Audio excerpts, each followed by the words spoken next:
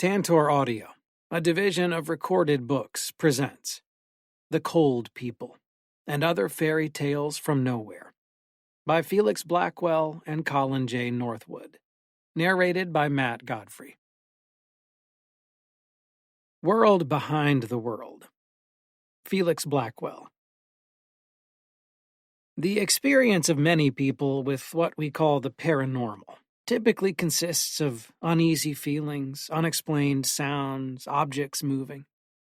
Sometimes it is a strange form, caught just in the periphery of one's vision, only to vanish when noticed.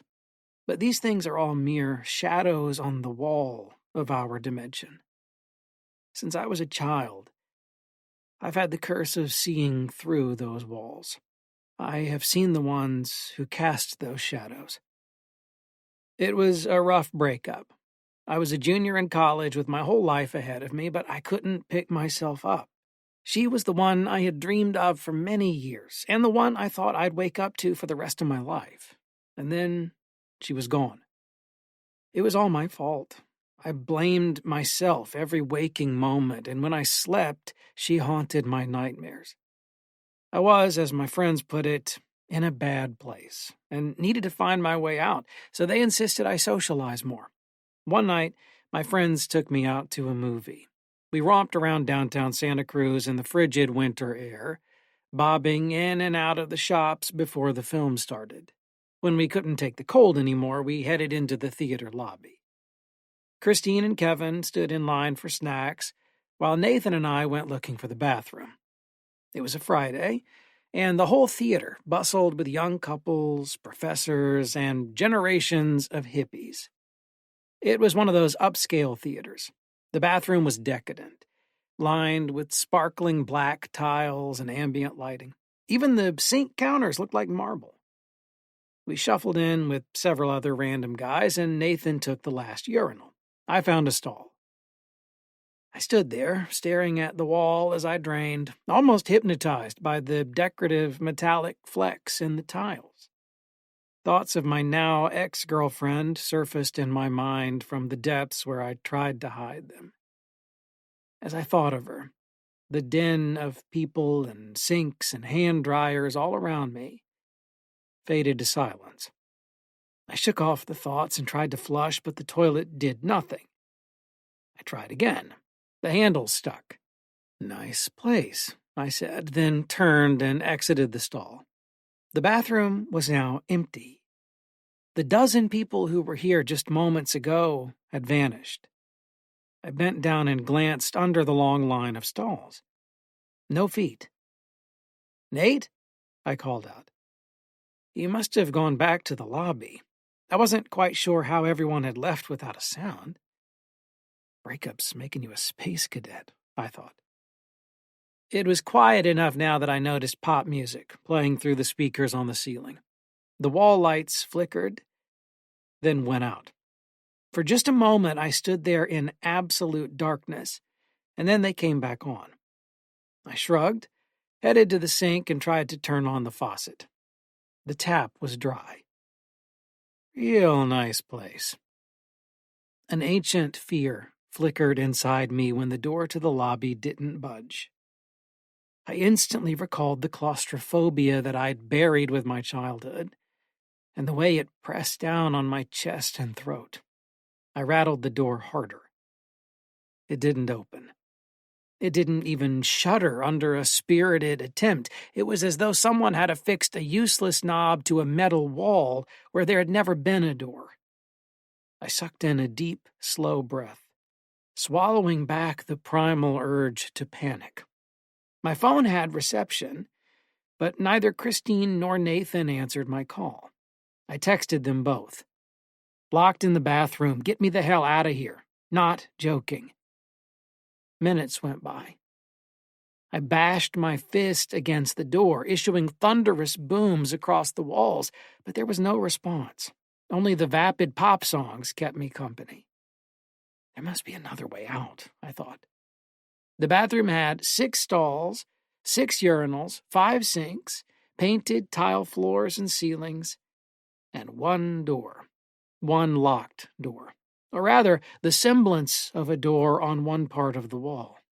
I examined every inch of the place, and beneath the long sink counter I found a vent panel.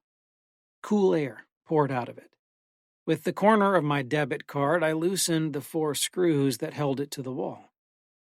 A 20-foot metal vent shaft lay before me, with faint light glowing at the far end. I ran a finger along the inside rim of the vent and studied the dust that caked it. Allergies be damned, I thought, trying not to imagine the legion of filthy bathroom germs I was about to wade through. I slipped into the duct head first, then propelled myself to the other side with my feet like a penguin on an ice sheet. There was not even enough room to crawl on all fours. There wasn't a vent panel on the far end of the tunnel. Instead, there was a wall of stench that hit me in the face before I reached the light. The stink was indescribable. Having lived in an old dorm hall with one giant bathroom, I was no stranger to foul odors. But this smelled less like a rancid bathroom and more like rotting meat. The room I emerged into was a mirror image of the bathroom I'd just escaped. I reasoned that this must be the ladies' restroom.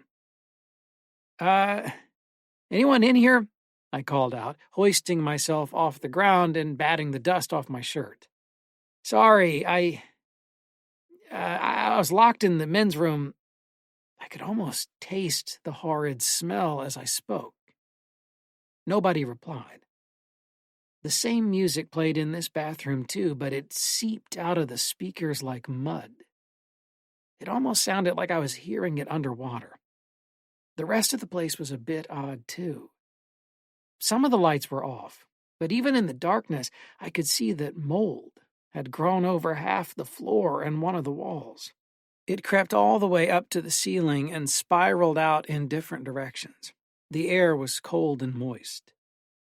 That claustrophobic flicker was blossoming into a robust fear within me. I went straight for the door, but as I approached, I noticed that it was completely overtaken by rust. The reddish-brown corruption took on the appearance of dried blood in the pale light. I reached out and yanked the doorknob. It snapped off in my hand and crumpled into little pieces. "Fuck!" I shouted. I threw the pieces to the ground and watched them skitter under the line of stalls. They collided with something wet. I knelt down and peered under the doors.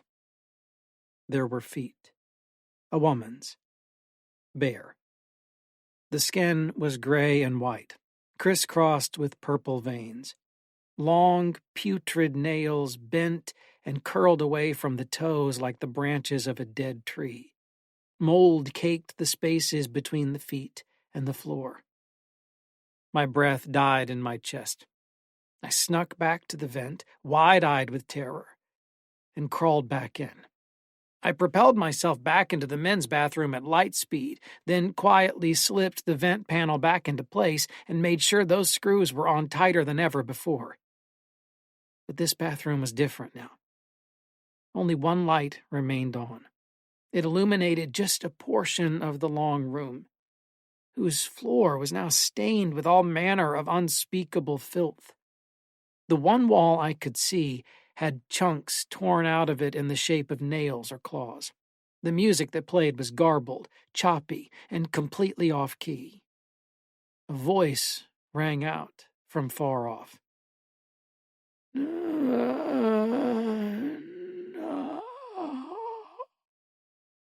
It echoed all around me.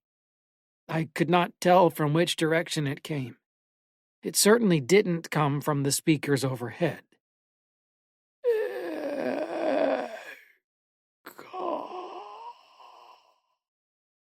It sounded like an animal waking up from hibernation. It was coming from the vent. I squatted down and pressed my ear against the panel. Something was stirring on the other side of the tunnel from the women's restroom I just escaped. The feet immediately came to mind. "You," the voice croaked. It was a woman's voice. She laughed a weak, wet chuckle, then began to grumble indecipherably. Her voice crept up to a high-pitched strain, then dropped down to a much lower octave, deeper than a man's. My intestines knotted up. "You," she groaned, enthusiasm building in her voice. The speech carried through the vent and bounced all around me. I leaped to my feet and tried the locked door again to no avail, then ran to the stall I had pissed in. My intention was to stand on the toilet and hide, in hopes that whatever was on the other side of that duct would not crawl in here and find me. I pulled the stall door open. The toilet was gone, seemingly ripped from the floor. In its place, a maw of darkness yawned before me.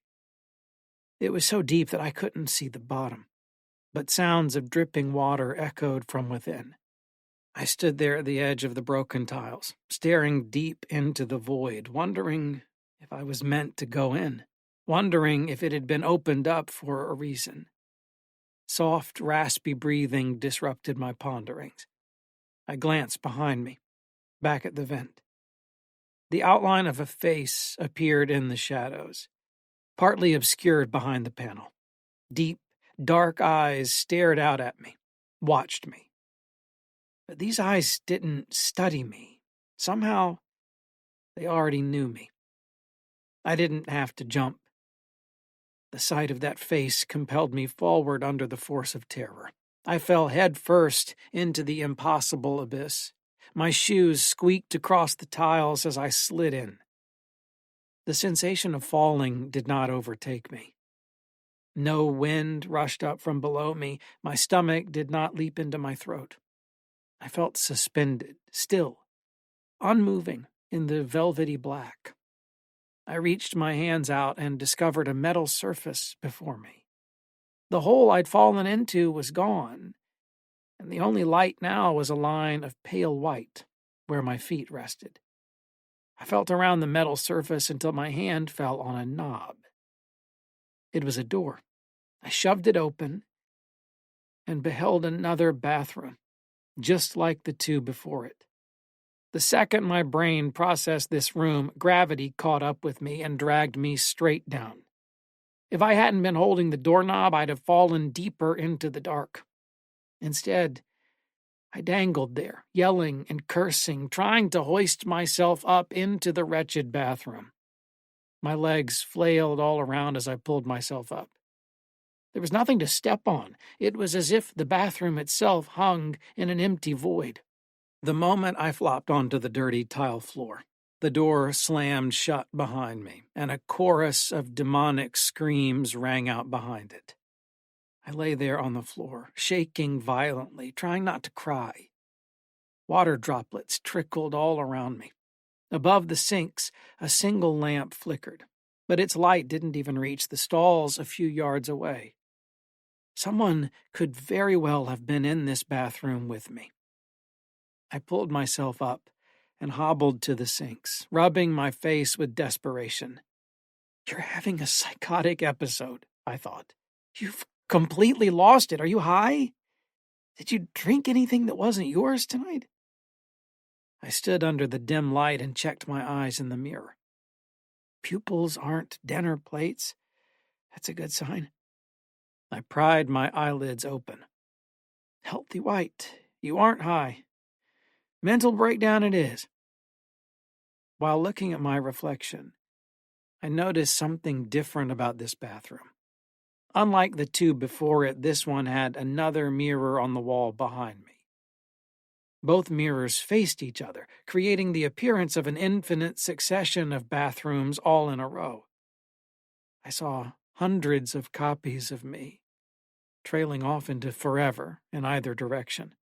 I studied the many copies of myself, how they grew dimmer and fainter as they withdrew into the apparent distance. The closer reflections of me were accurate, but the farther ones appeared more and more distorted.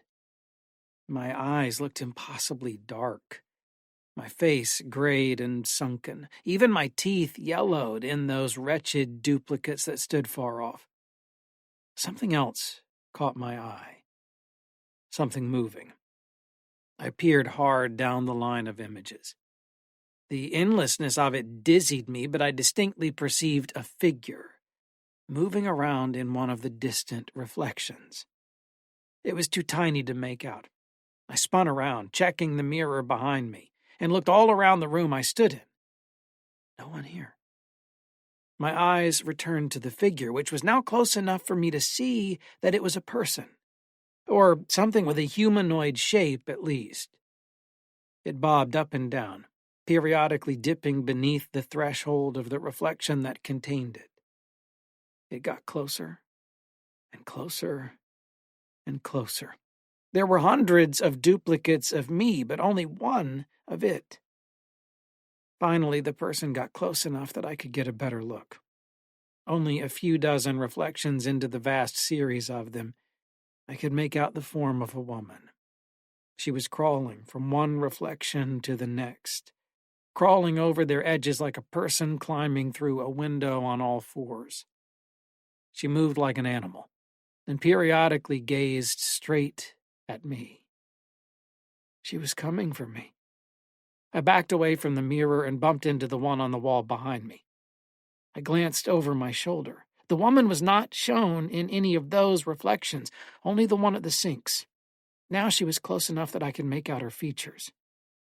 Her skin was gray and bruised, and instantly reminded me of the feet I'd seen before. The head was partly bald. Clumps of stringy brown hair drooped over her face.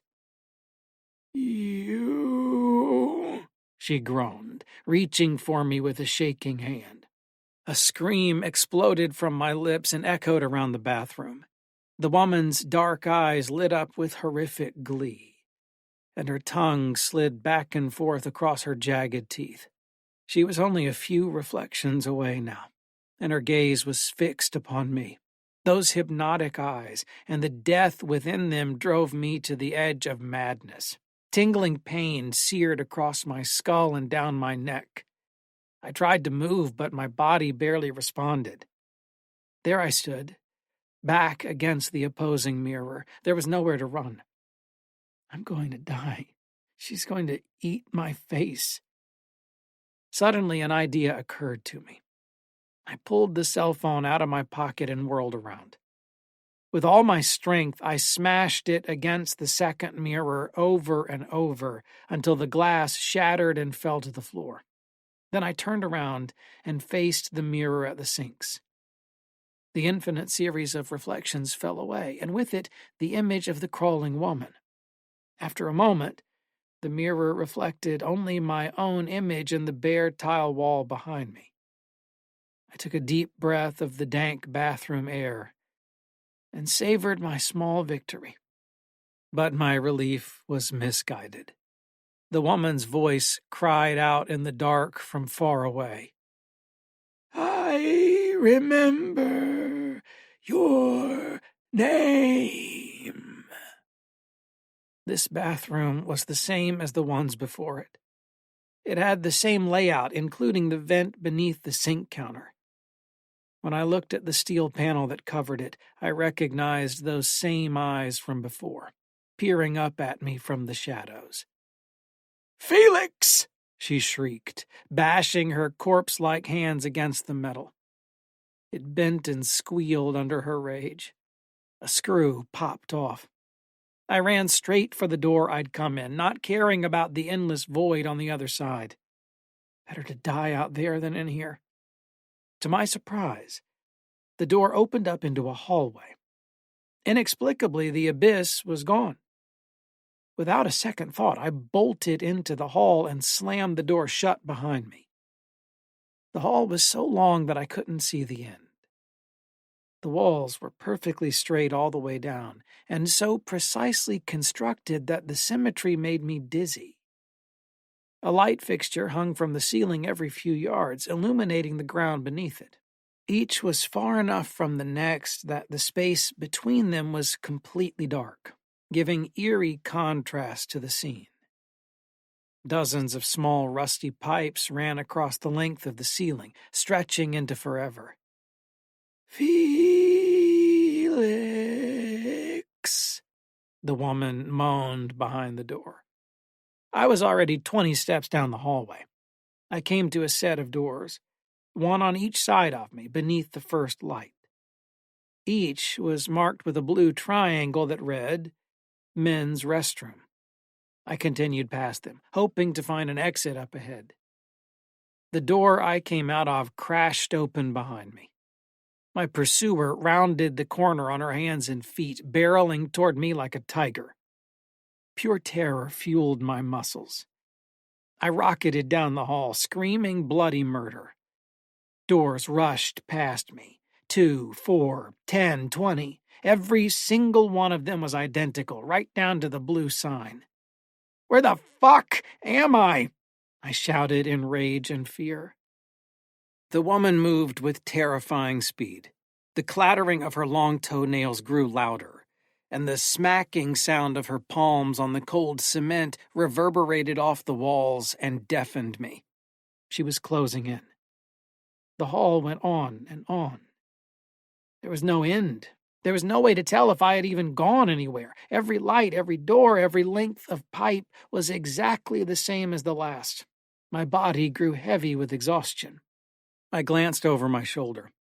The woman had reared up onto her legs and was running after me with her arms dangling at her sides. Her legs bowed and flailed inhumanly as she moved. Her head was craned up and to the side, like she was looking at the pipes above us, but her eyes were rolled all the way back as if she were in the midst of a seizure. The horrifying image of it all caused me to lose focus and trip over my own feet. I lost balance and started to wobble all over the hall, desperately trying not to lose speed. The woman was only 5 or 6 steps behind me and was closing in. In a last-ditch effort to escape her, I grabbed the handle of a random bathroom door and plowed into it shoulder first. My feet slipped out from under me. "That's it," I thought to myself. "You're dead." The door flew open under my weight, and I sailed through its frame, completely airborne.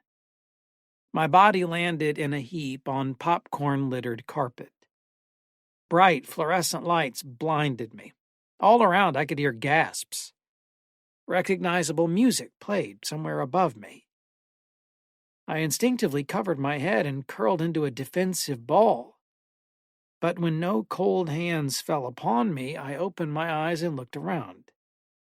It was the theater lobby. Patrons stood all around me, amazed at my display. Their worried faces lined the room. Even the teenager working the concession stand stopped scooping popcorn to examine me. I looked behind me. The men's room door was open, and inside were 3 guys trying to get a look at me. You all right there?" one of them called out. The light above him was bright and full. The walls around him were immaculate and free of the stains and mold I'd seen before. It took me a long moment to compose myself. "Yeah," I replied, brushing myself off and clambering to my feet. "I'm good."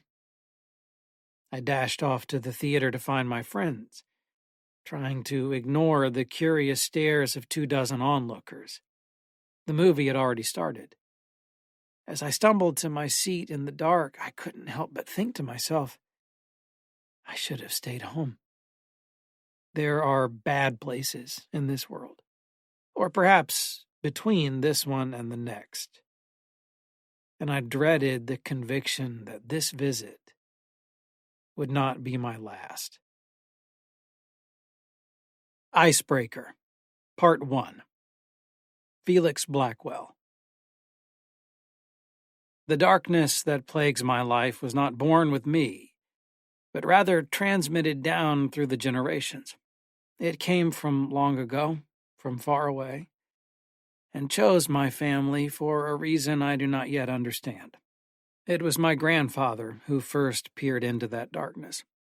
It peered back and saw something it liked, something it wanted.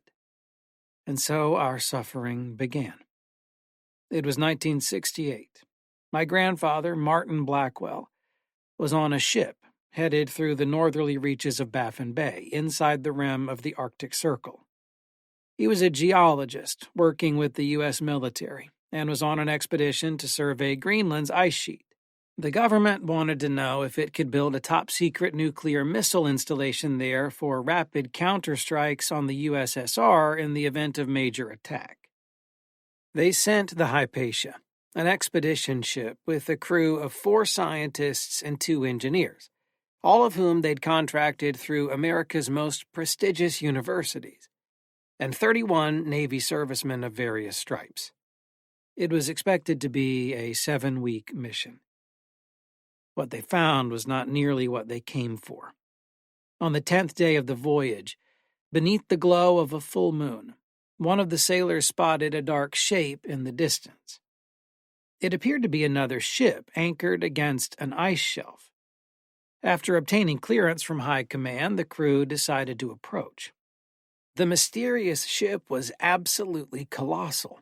The Hypatia rose only to its hull and could fit 6 of itself bowed astern alongside it.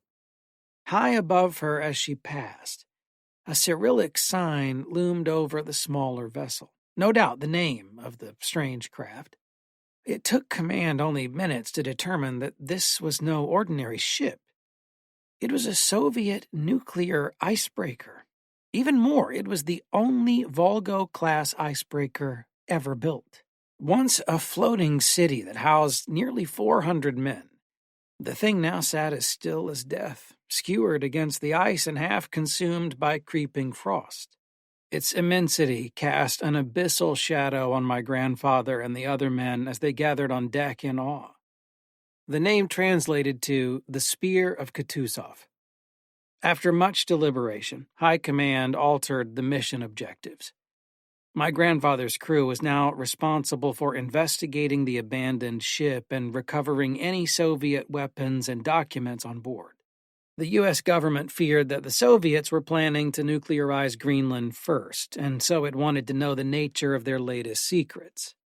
The enormity of the spear indicated that it might be carrying nuclear missiles, so it became America's top military priority overnight. Although unprepared for a task of this sort, Martin obeyed his orders and accompanied a party of 16 other men onto the icebreaker. They scaled its hull in the dark using a harpoon gun as a rappelling device, and found themselves on the deck of a perfectly seaworthy vessel. Aside from thick layers of ice that had conquered most of its surface, the spear looked to be rather new. The servicemen disassembled a door and made their way to the bridge, where they discovered the ship's logbook.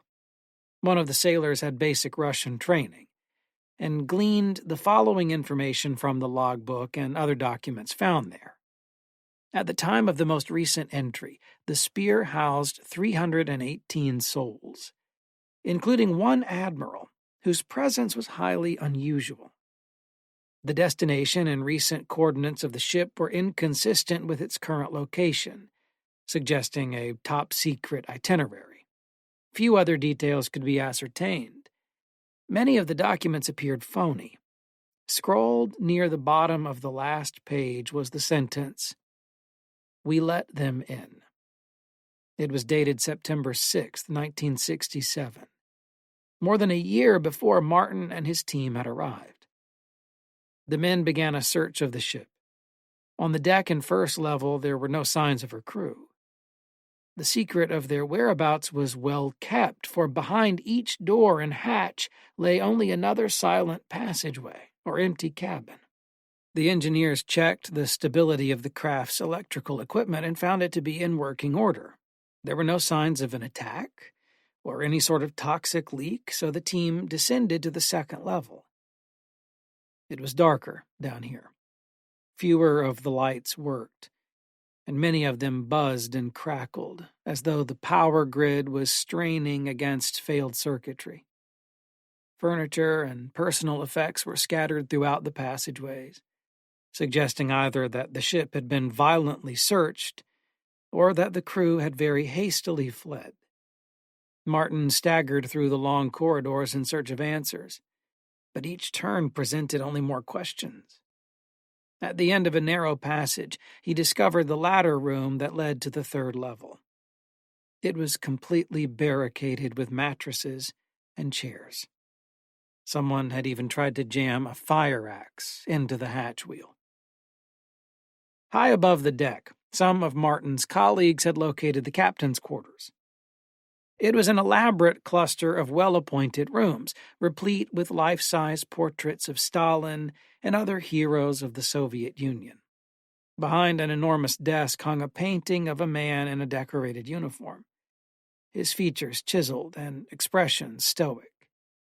His eyes bored downward into the sailors with a weathered bravery. Beneath the frame hung a plaque that read, Admiral Yuri Petrov. The engineer and 5 sailors moved deeper into Petrov's quarters, where they found a door that was poorly concealed behind another painting. It took 3 men and a crowbar to open it, but when they did, a wall of revolting stench assailed them. The door had been barricaded on the other side with mountains of trash and miscellaneous equipment. Empty cans lay scattered about, the putrefied remnants of their contents dripping everywhere, and pots filled with human waste lined the far wall. In the center of the room rested a bed once fit for a king, but its sheets were caked and crusted with dried stains of unspeakable origin. A lone chandelier dangled above it, most of its bulbs now burnt out. It cast a dim and ominous light across the scene. The men searched the room. They turned up several handguns whose bullets had all been spent, as well as a mysterious key. As they turned to leave, an emaciated hand reached out from beneath the bed and seized the engineer's ankle. The sailors grabbed onto the arm and ripped a man out from the darkness. He was filthy and shriveled, with an unkempt gray beard that snaked across his entire face. Long, brittle nails dangled off his fingers like icicles, and terrible sores lined the exposed parts of his flesh. It was Admiral Petrov. He groaned weakly and cried out in Russian, refusing to let go of anyone he could get his frail hands on. The only English phrase he could speak was, "No, down there. No, down there." He kept pointing to the floor. The men carried him back to the deck to prepare him for transfer. It took several minutes for Martin and his crewmates to clear the third-floor hatch. When they finally pried it open, a gust of unusually warm air hissed through the open space. They descended the ladder into a velvety darkness, moving against the rush of otherworldly groans and thunderous clanking that boomed throughout the passageways. Their flashlights illuminated a labyrinth of cramped halls, each lined with rooms whose doors were sealed shut from within. As Martin made his way down the black corridors, he noticed that the light bulbs on the ceiling had burst, or had been shattered. Along one of the walls, a batch of insulated wiring was cut, probably with an axe, and several cables had been ripped from their housing. The group approached a hatch with a large porthole at the end of a long passageway. Through it, they could make out several tall forms standing in a large room. It looked to be the crew, gathered ominously in the dark. As Martin and the others moved inside, they shined their flashlights on the figures. There were dozens of them, maybe 50, all well-dressed in clean uniforms. They dangled by their necks in silence. Their faces bore a haunting calmness. Unlike the rest of the level, this room was cold, and frost coated most of the bodies. Something moved behind them.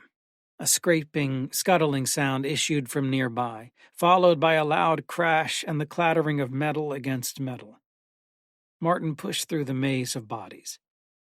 They swung to and fro, reminding him of cattle carcasses on meat hooks.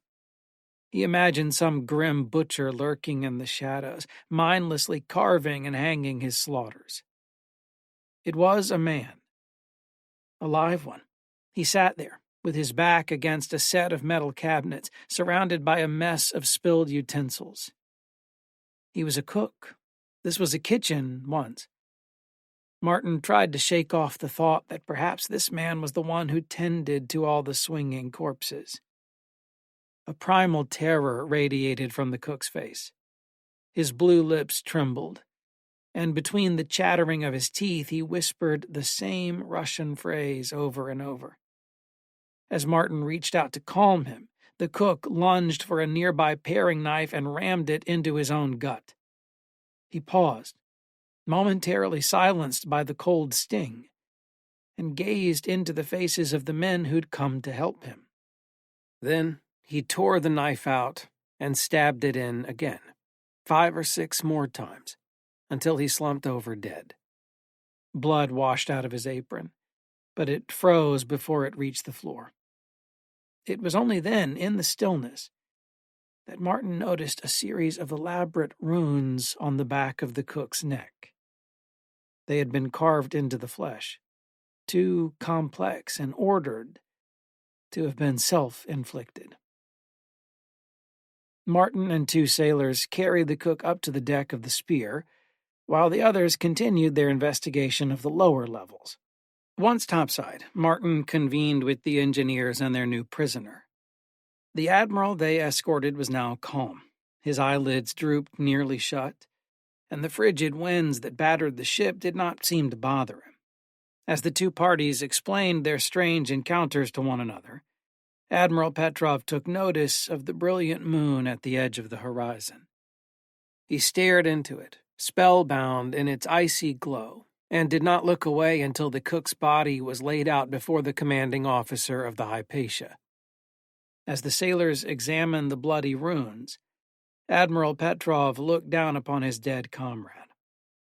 An instant, an electrifying horror fell over him. He began shrieking and babbling at the top of his lungs. His entire body shook, and he thrashed against the 2 sailors restraining him. A struggle ensued, and Petrov broke free of his captors long enough to rush toward the port edge of the Spear. He stopped briefly to gaze over his shoulder at the moon one last time, then wordlessly hurled himself off the icebreaker into the hopeless dark. The Americans used flashlights to peer over the edge of the ship, expecting to find the admiral's body. Instead, they found hundreds of them. Far, far below, splayed across the ice against which the ship leaned, was a mountain of corpses. They were long dead, and now the frost held them together in a solid mass of carnage. Whether they had been thrown off or jumped themselves was a mystery. In the distance, Petrov limped tenaciously toward the infinite expanse of Greenland's interior. It was a doomed quest. He would be dead within minutes. During the struggle, the admiral's key had fallen out of its finder's pocket. Martin palmed it as the other men scrambled about the deck, shouting orders at each other. He slipped away from the melee and investigated the captain's quarters as his crewmates had earlier, but went so far as to toss aside the mountains of rancid garbage in search of a locker or safe. What he found was a bedside table that had toppled over long ago, and on its underside a locked drawer. Martin removed his gloves and turned the table over. The key slid in perfectly. It took a bit of rattling, but the drawer screeched open, revealing a tattered journal. Its pages had yellowed and were beginning to curl, probably from the filthiness of Petrov's hands and the wretched staleness of the cabin's air. The contents were entirely in Russian, with no drawings or notable features. Spare one. As the pages progressed, the writing deteriorated from elegant script to hurried scribblings. Martin stuffed the book into his jacket and turned to exit the chamber. As he did, a faint banging sound echoed from somewhere in the room. He held still, listening as the sound repeated, and sank to his knees. With considerable effort, he slid the bed a few feet, revealing a small trap door. It was open. The Admiral must have crawled out of it. Peering down into it, Martin saw a dusty ladder that descended into the dark. Freezing air wafted up from it, carrying a strange scent that Martin did not recognize. Against his better judgment, he clambered down, hands stinging from the bite of the ladder's cold rungs. This was a secret passage, perhaps an emergency hideaway for the Admiral if the ship were ever boarded by an enemy. He counted his steps as he descended. A perfect 100. The ladder finally ended in a narrow corridor. It was short. From the ladder to the opposite end, it was only another 20 steps. No doors lined the sides. Only a single large hatch rested at the far end, with a small porthole fixed upon it. The entire corridor was completely dark, spare the pale beam of light that glowed through the porthole, guiding Martin toward it like a hypnotized moth. As he approached, he saw a large radiation hazard symbol painted on the door, and the number 5 beneath it. The nuclear reactor, he thought. He moved his face close to the porthole. A bitter coldness emanated from it, freezing the tip of his nose and burning his eyes. It took a moment for his vision to adjust. At first, there was only a white glow. It was so hazy that Martin couldn't tell if he was looking at frost on the other side of the glass or a room full of fog. As his gaze moved across the vacant space, a form came into view. It was roughly the shape and size of a man, and appeared naked behind the fog. The skin looked dull and lifeless. It clung like crumpled paper around a bony torso. The arms, nearly human, dangled at his sides and bent at multiple joints. Its face was stretched taut by the cold, with lidless blue eyes that screamed from their shallow sockets and sunken divots where the cheeks had once been. A maw of mismatched teeth that should have been hidden beneath lips lay bare, escaping in every direction from rotten gums. The eyebrows, hair, and nose were absent. As the man, or whatever it was, lurched forward, its eyes fell on Martin through the porthole, and immediately it dashed forward with inhuman speed. Its face stopped mere inches from Martin's, separated only by a few inches of glass. Martin was so shocked by the thing's horrific visage that he froze in place, unable to tear away his gaze. His quickening breath fogged the porthole, obscuring the view, but the thing's ghastly eyes still shone through and pierced into Martin. The dead skin around its face receded further and the pupils narrowed. A dark tongue flicked behind the teeth.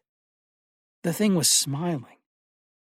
And what a ghastly smile it was. Martin had never felt so afraid in his life. As he peered back, he saw in those eyes a grim longing. They didn't examine or interrogate him. They weren't curious. They knew him, and they wanted something. The poor geologist ripped himself away from the porthole and staggered backward in the gloom. He struggled up the ladder, desperately trying to catch his breath. It had been stolen from him, along with something deeper. Something was missing now. A heavy darkness was there in place of it. The rest of the men had returned from the depths of the ship. They had found their way into the 4th level, where they discovered the remnants of a bloodbath. Human gore was streaked and splashed and slathered all across the rooms and corridors. But no bodies or bones were present. The grotesque stains all led to one place, the 5th and final floor, where the engine room and cargo hold lay. The way in was shut. The hatch seemed frozen to its metal frame. Through the portholes on either side of it, only the creeping frost could be seen. Whatever was down there would remain locked in. The crew returned to the States empty-handed, spare the bizarre tales they reluctantly shared with their superiors. Martin was forbidden from ever discussing the Spear of Kutuzov, and was ordered to carry on, as though the whole event had never transpired. He did, however, dream of it. He dreamed of being dragged across the deck by a pale figure, dragged down ladders and corridors until he saw the 6th-floor hatch swinging wide open. He always woke up before its white glow swallowed him whole. I've told this story, as it was told to me by my father, and I have many more to tell. As my grandfather passed on his experiences, so too shall I. Perhaps there are more like me. Perhaps I am not alone. And perhaps my grandfather's curse will not bury me as it did him. Clean. Colin J. Northwood. Dominic and Laura were silent as they drove up the country road to their new vacation home. Their marriage counselor had suggested that a quieter environment might help to reduce their stress, but neither of them was convinced. Their urban apartment was just a few hours' drive from here, but it may as well have been another planet. Every few minutes they'd pass by an old farmhouse or a few cows. Dominic gawked at these sights from the passenger seat of their luxury car, recalling a trip through the same area that his family had taken when he was a child. Laura gripped her hands tightly around the wheel as if to strangle it. The smell of fertilizer was overpowering at times, and it made her dizzy. She reached over to the door and pushed the button to roll up the window, but it was already closed. This was going to be a long summer. Their apartment back in New York was immaculate. Dominic had always been an irascible neat freak, but still had trouble coping with Laura's compulsive cleanliness. Fights would erupt daily about whether he had missed a spot when scrubbing the dishes, or left one of his shoes sticking slightly out of its cubbyhole. Their dog, Cooper, had been a particular point of contention. Cooper was well-trained and well-groomed, but couldn't help shedding his yellow fur on the blue carpet.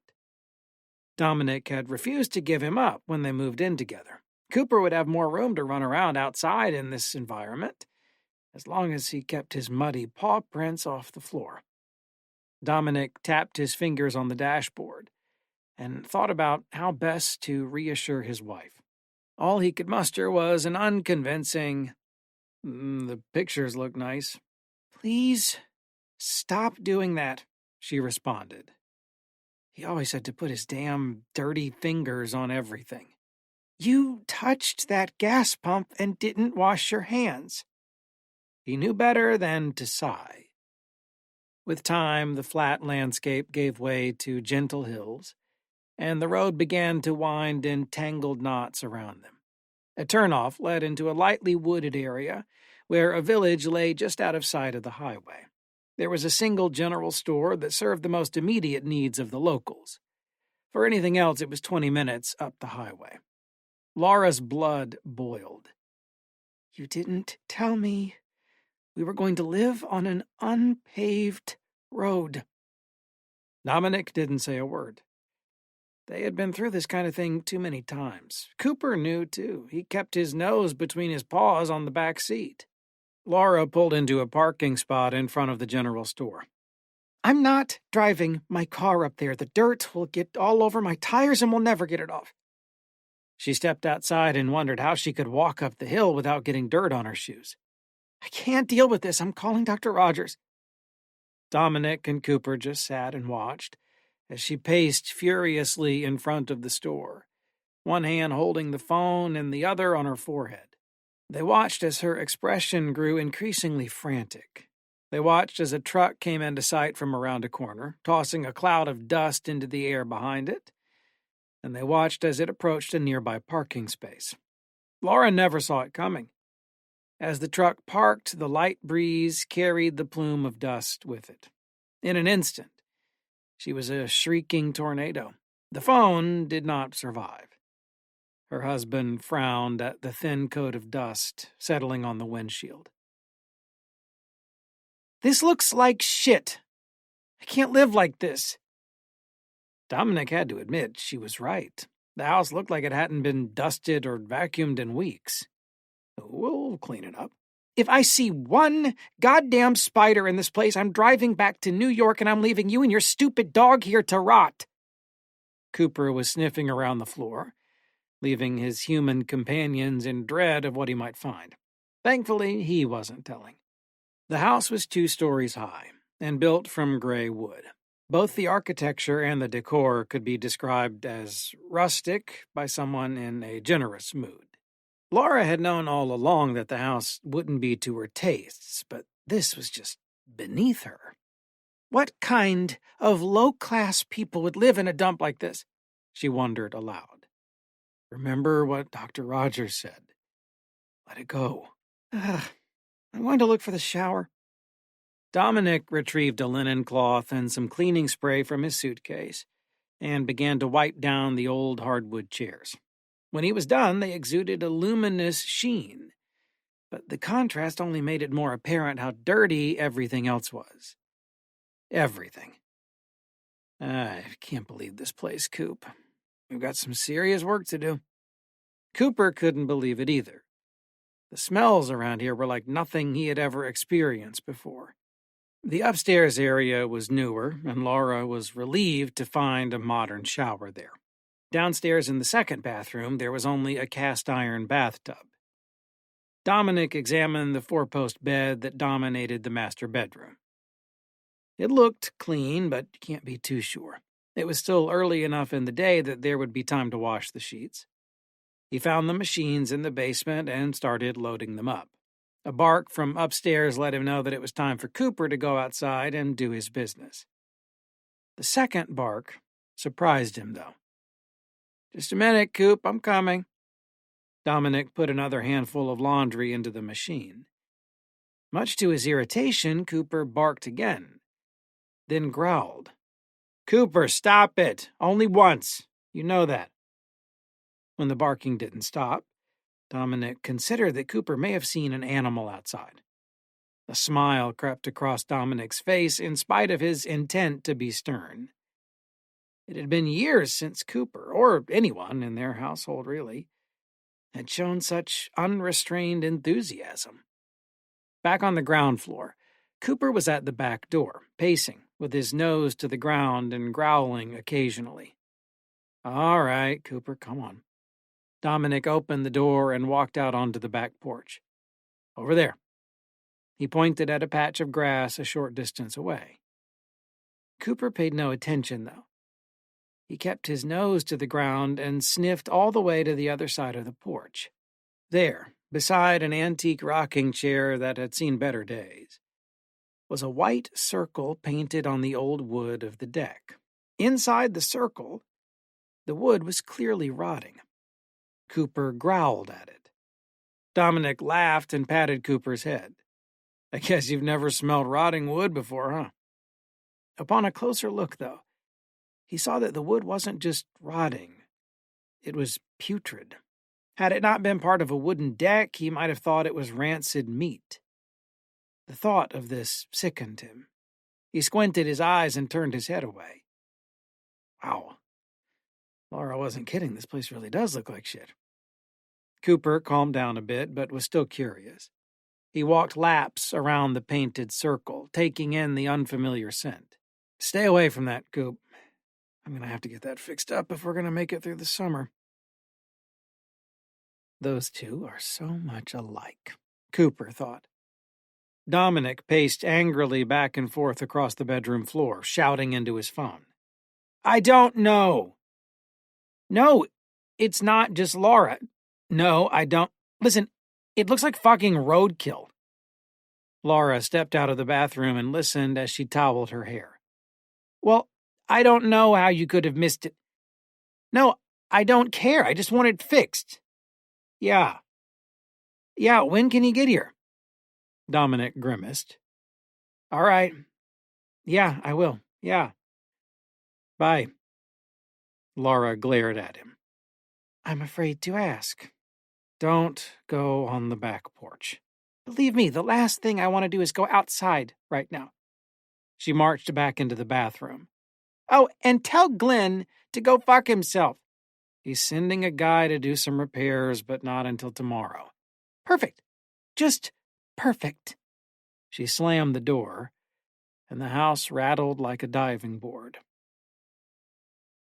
After finishing the laundry, Dominic decided to take another look at the backyard. None of it was paved, so Cooper would not be allowed to come directly inside without having his feet washed. Even so, there was plenty of space, so it would be good for a quick romp once in a while. Cooper thought this looked much more fun than the park back in New York. There were no fences, so the neighbors' houses were visible through the pine trees on either side. Dominic wondered how the locals knew where the boundaries of their property lay. A strange feeling overtook Dominic as he considered how distant they were from any other people. He stood on the wooden steps. A dozen yards of space suddenly seemed very consequential. If something happened here, no one would ever... Don't you get that dirt on your shoes, Laura shouted from the upstairs window. She waited for him to take a step back, then she disappeared back into the bedroom.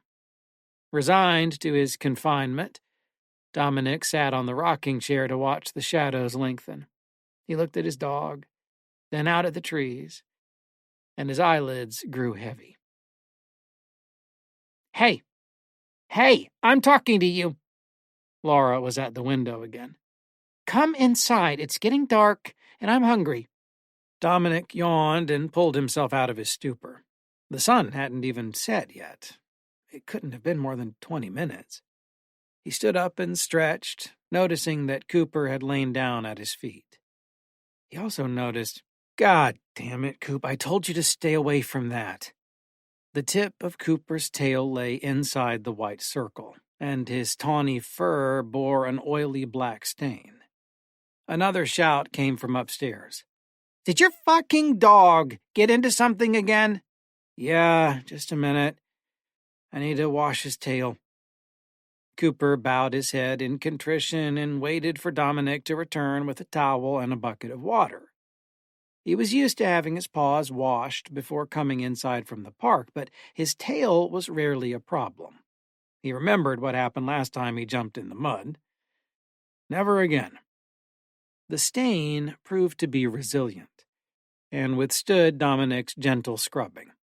A black spot formed on the towel, but Cooper's tail still wasn't clean. Dominic scowled at the cloth. I just washed this, Cooper. Look at this. It's filthy. He scrubbed harder, and Cooper protested with a whine. Fur began to come off in clumps. Still, the skin beneath was stained. Damn, Cooper. I'm sorry, but you really need to listen to me next time. Laura peeked her head out the door and apprehended the situation with disgust. You are not letting him back in like that. I know. Give me just a minute, babe. This shit is really stubborn. Suddenly, a ring of flesh came loose from Cooper's tail and fell to the ground, eliciting a yelp. Dominic sat in stunned silence, forgetting to breathe. Laura shrieked, Get it off the porch! Get that thing off the goddamn porch! Dominic snapped back to reality when he noticed the oblong pool of blood forming on the porch. Shit. I need to take him to the vet. You're going to put that in my car? Tears were beginning to well from her eyes. Even the raw, exposed bone of Cooper's tail was discolored. It's our car, he grumbled at her before leading Cooper around the house so as not to stain the hardwood floors. And I'll use a towel. The doctor says to keep him inside. Cooper had returned after a few hours with a thick bundle of bandages around the tip of his tail. Dominic was crouching next to him and stroking his head. So you're going to let him shit in the house? Laura's arms were crossed so tightly that Dominic wondered if she was hurting herself. I'll put some newspapers in the basement. That's disgusting. She aimed a reproachful gaze at Dominic and bit her tongue for the moment, remembering that Dr. Rogers had advised her to keep the worst of her anger to herself. Her nails dug into her skin, but she was careful not to draw blood. The last thing she needed right now was another mess to clean up. "Babe, please." She groaned loudly and stomped halfway up the stairs before turning around to face him again. "Fine. But clean up that shit outside tonight." "The guy's coming tomorrow." "I know goddamn well when the guy's coming, and that's why you're doing it tonight. Don't you dare embarrass us by showing him that filth." She took another step up the stairs, then turned around again. "And wash your hands afterwards, for Christ's sake. You're a grown man, and you get dirt everywhere like a fucking child." Cooper lay motionless on his bed of towels, drifting in and out of his medicated haze. Dominic envied him sometimes.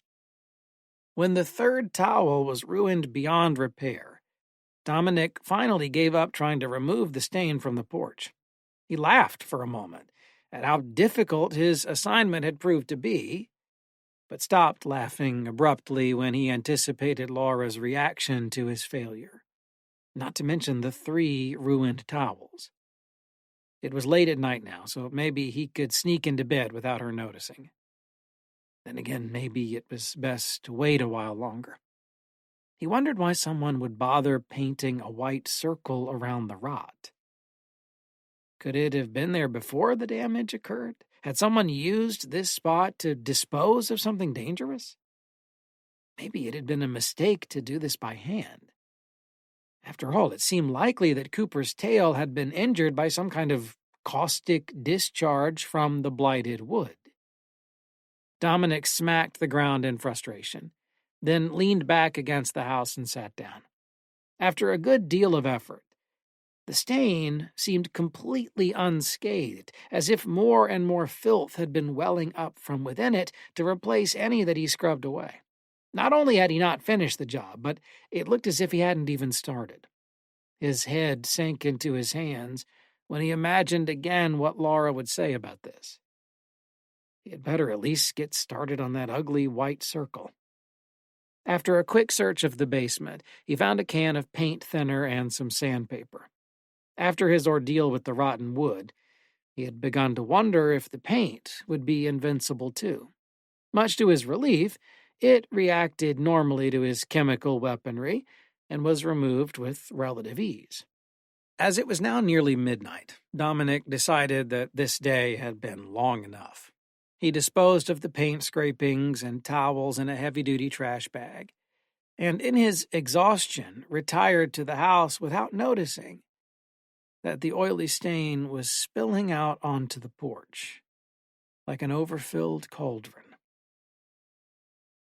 Laura awoke to find her room dimly lit, and was surprised to see that it was already 7:06 a.m. "The weather must be really bad," she reasoned. After all, the sun should have risen well over an hour ago at this time of year. She pulled the covers over her head and decided to make the most of her summer vacation by sleeping another hour. However, a faint noise kept intruding. It sounded like the crackling of a small bonfire, or perhaps a newspaper being gently crumpled. "Knock it off. I'm trying to sleep," she said, before realizing that it wasn't coming from any particular direction. Dominic wasn't ready to wake up just yet, but he heard the noise too. Is it raining? It wasn't. When Cooper started barking downstairs, Laura had had enough. She groaned and sat up to see that the outer wall of the bedroom had taken on the likeness of bruised flesh. The window through which the dim light was entering was no longer glass. Instead, a sickly yellow translucent tissue, crisscrossed with pulsing veins, stretched uneasily across a misshapen portal and shivered as if in a bitter freezing rain.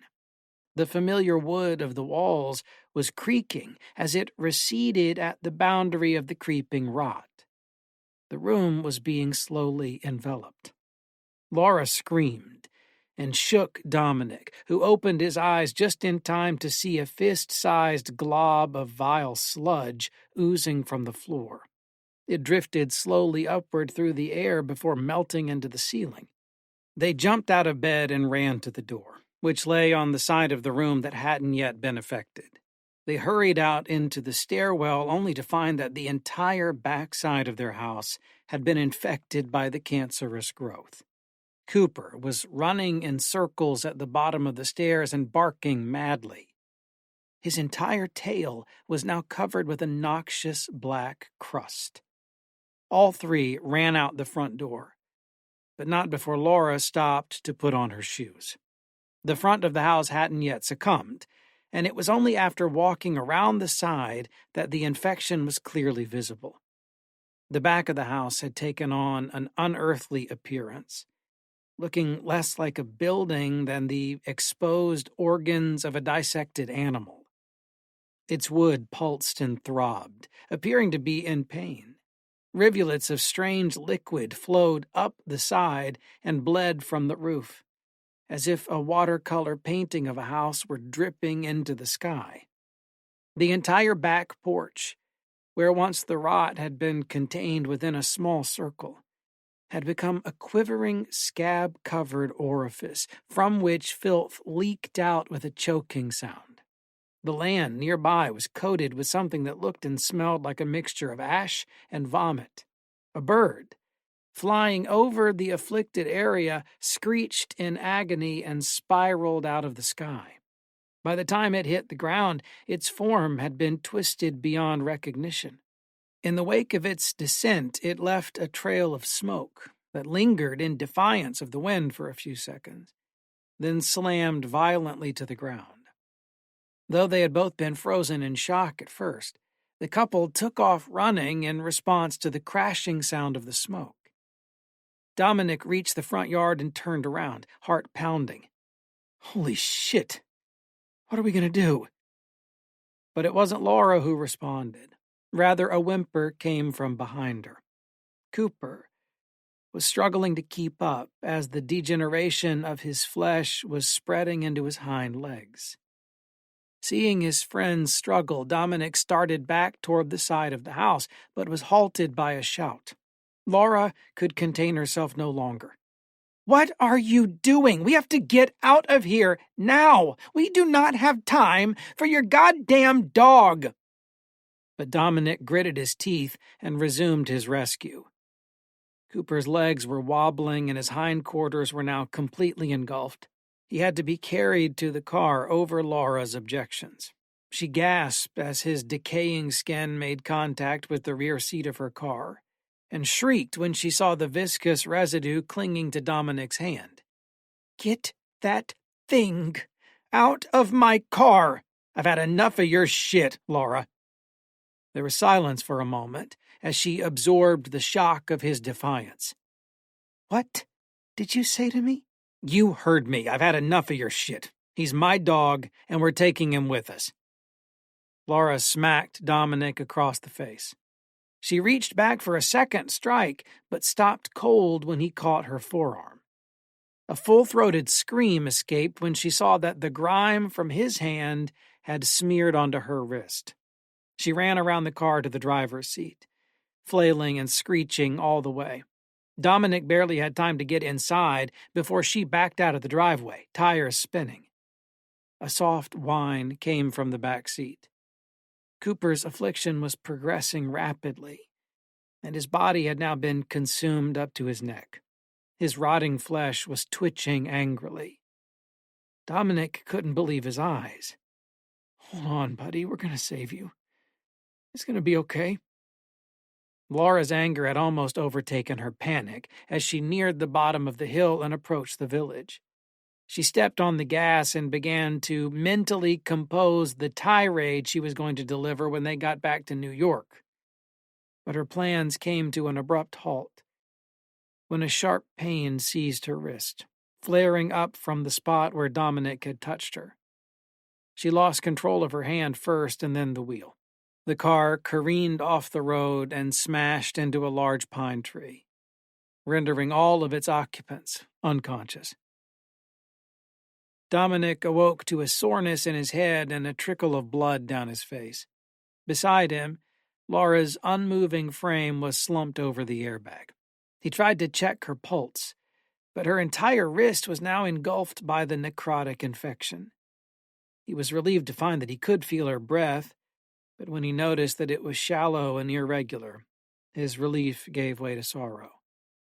The back seat was empty. The left window was shattered, and along its rim lay specks of blood and tufts of fur. After a brief struggle, Dominic forced his door open and limped back out into the world. The dull ache in his head had left him so disoriented that he didn't immediately notice the road in plain sight. His ears rang, and his eyes traced circles around the rocks on the ground. Slowly, he regained his composure and resolved to make the short hike back to civilization. In that moment, from behind him, came an ominous but familiar growl. It was Cooper, or what was left of Cooper. His decaying flesh was now swollen and red, and seemed to be bubbling with a ferocity that his undulating skin could scarcely contain. When his bleeding eyes made contact with Dominic's, he let loose a soulless howl that thundered through all of Dominic's senses and banished the ringing from his ears. Perhaps most surprisingly, Dominic felt a strange resonance in his hand, where his earlier contact with Cooper had left behind a residue which was now eating through his skin like acid. The thin strands of tissue which remained seemed to vibrate in sympathy. Instruments in an orchestra of pain with Cooper as its conductor. Dominic instinctively recoiled in fear, betraying his attempts to exude calm for Cooper's sake. Oh my God. Cooper, what's happening to you? He took a step backward and watched as one of the last bits of yellow fur slid down his dog's exposed ribs and hit the ground with a sizzle. Cooper lowered his head and squinted his eyes, squeezing a fresh spurt of blood from each of them. He issued another growl, and this time it seemed to come from everywhere at once, echoing through the universe in search of a home it could never find.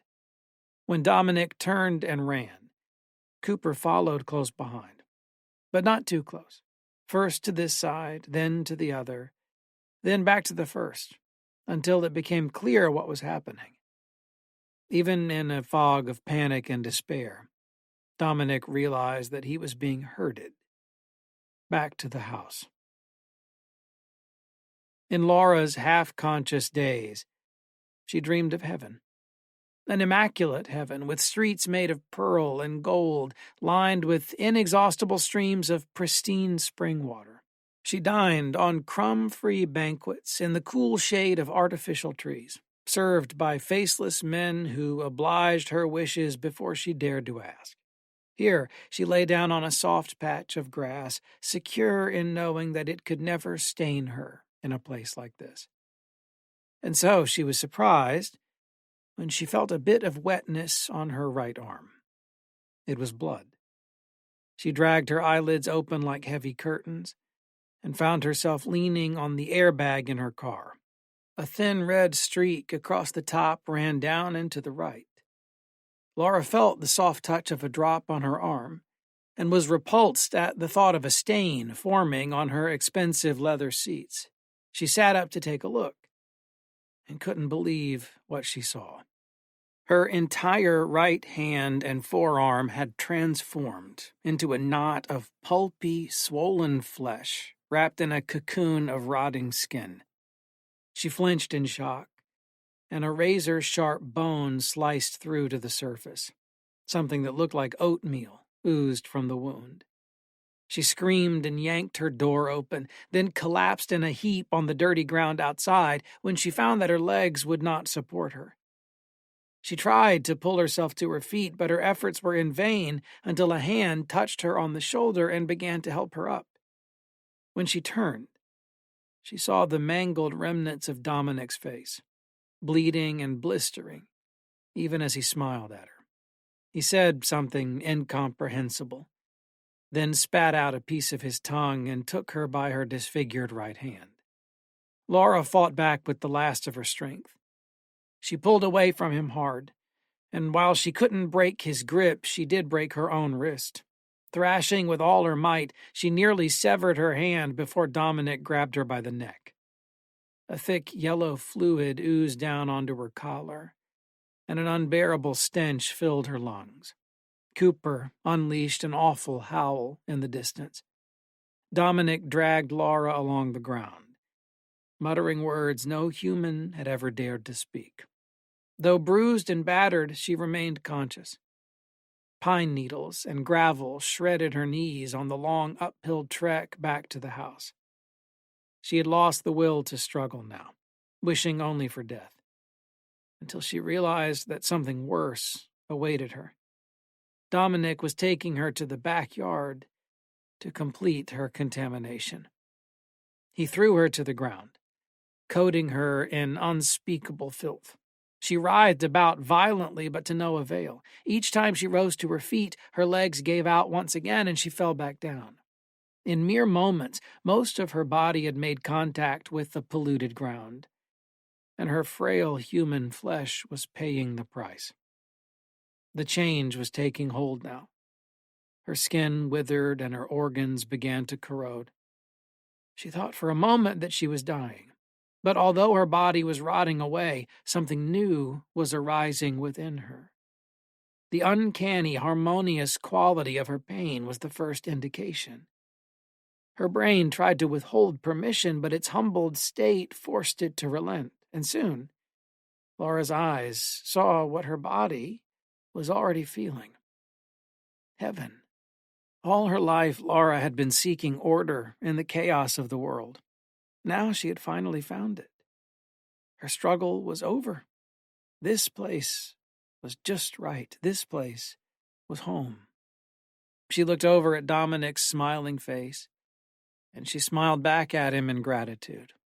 Cooper ran to her side, and she wiped the last of his sickly earth flesh away.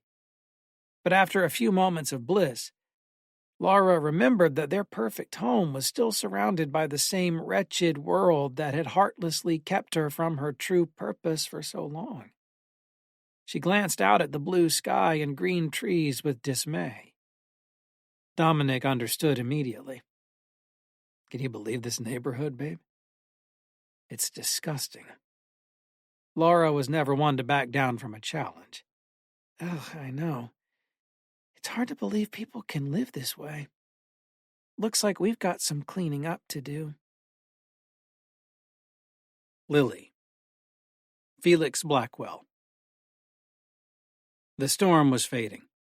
Maddie stared out her bedroom window, waiting for another lightning strike. Her breath fogged the glass. She drew a sad face on it. It rained all the time here, not like back home in Tucson. In 2 weeks at this house, she'd seen the sun only twice. Maddie's mom was in rehab again. It was the first time in 5 years, but this time it was bad. She was set to complete a 60-day program as part of a plea deal that saved her from prison. So here Maddie was, marooned on an old farm in rural Connecticut, with only her grandparents to keep her company. She slipped on her shoes and grabbed the soccer ball. With no friends for 1,000 miles, and some of the crappiest cell reception in the state, Maddie maintained her sanity by practicing in the huge backyard. "I'll be out back, Grandma," she yelled, barreling down the stairs. "It's muddy," Grandma called from another room. "Don't track any in here or your grandfather will lay an egg." Maddie planned to be back inside and cleaned up before Grandpa got home from work at 5. He always found something to be mad about, so she had learned to sneak around in his absence. For all he knew, she was sequestered in her room, studying for Monday's tutoring appointment. It was nice out. Yesterday's warmth clung in the late spring air. Rain clouds floated away to reveal a low-hanging sun. Maddie dropped the ball onto the porch and booted it into the field. It sailed over the yard and bounced off the old barn. She chased after it, dodging imaginary players as she went. When she got back to Arizona, she'd be more than ready for the new season to begin. About a half hour into her footwork drills, Maddie heard the back door swing open. She instinctively cringed, knowing that she was in trouble. Grandma never came out here, so it could only be one person. "Madison," a gruff voice rang out. "Yes, Grandpa?" she replied flatly. "Get inside," he said. "Don't need you mucking up the place. Wait till the sun come out a few days." Maddie picked up the ball and sulked back to the porch. She took off her shoes and dropped them and the ball near the door. Grandpa stood in the doorway. A scowl of disapproval hung on his weathered face. Maddie tried to squeeze by him as she entered the house. She kept her gaze on the ground. "What'd I tell you about that goddamn barn?" he said over her as she passed. His breath stunk of chewing tobacco. "I've never gone near it," Maddie protested. "All right."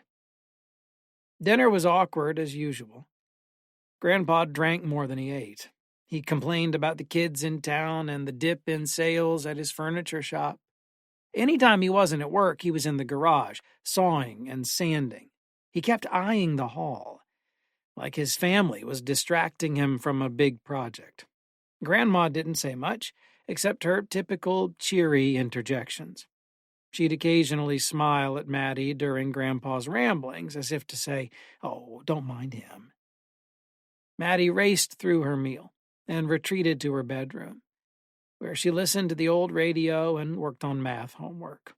Occasionally, she'd glance out the window and down at the barn. It was an eerie thing at night, towering there in the dark. She wondered why Grandpa was so touchy about it. It's probably where he keeps his porn, she thought. The next morning, Maddie went straight back to practicing in the yard. She gambled that Grandpa might come home unexpectedly early again, so it was best not to wait until the afternoon to get started. She circled the barn, so that it was between her and the porch, then practiced her defense there. She shuffled around the ball, guarding and manipulating it with different points on her shoes. "Not in my house," she yelled triumphantly, and kicked the ball against the side of the barn as hard as she could. There was a noise, a strange, muffled noise. Maddie walked up to the wall and studied it. The wood was old and rotting. The paint had been stripped off in several places. The colossal building had withstood the onslaught of 100 grueling winters. But there was something inside. Maddie's mom told her all about the horses she had as a kid. She told her about riding in the summer competitions and how she once fell off and broke her wrist. Her mom told her about how Grandpa's farm fell on hard times back when she was 13, Maddie's age, and how he had to sell the horses off to save the house. Mom never forgave Grandpa for it. That was over 30 years ago. There hadn't been horses in this barn since. The building was totally sealed off with an old rust-caked padlock and chains. It looked like nobody had been inside for almost as long, not even Grandpa himself. Maddie's curiosity compelled her to knock on the wall. After a long pause, a faint knock responded from the other side. "Oh my God," she thought. "Someone's in there." She circled the barn, examining the rotten wood. She noticed 2 small windows up above near the roof. One had wiggled its way open over the years of neglect.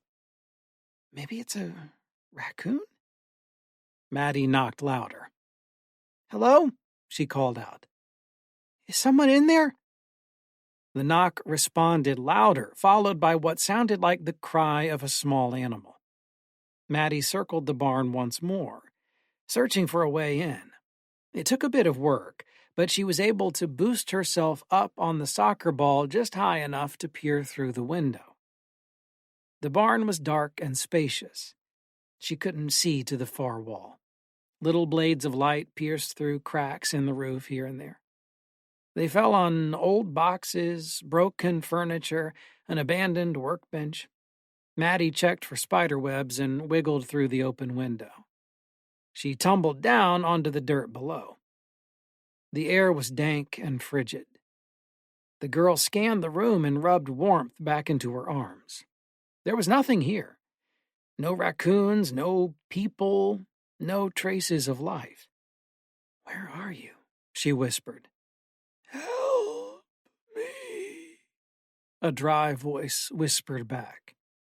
A tingling wave of fear washed over Maddie's back. The sound came from somewhere near the workbench.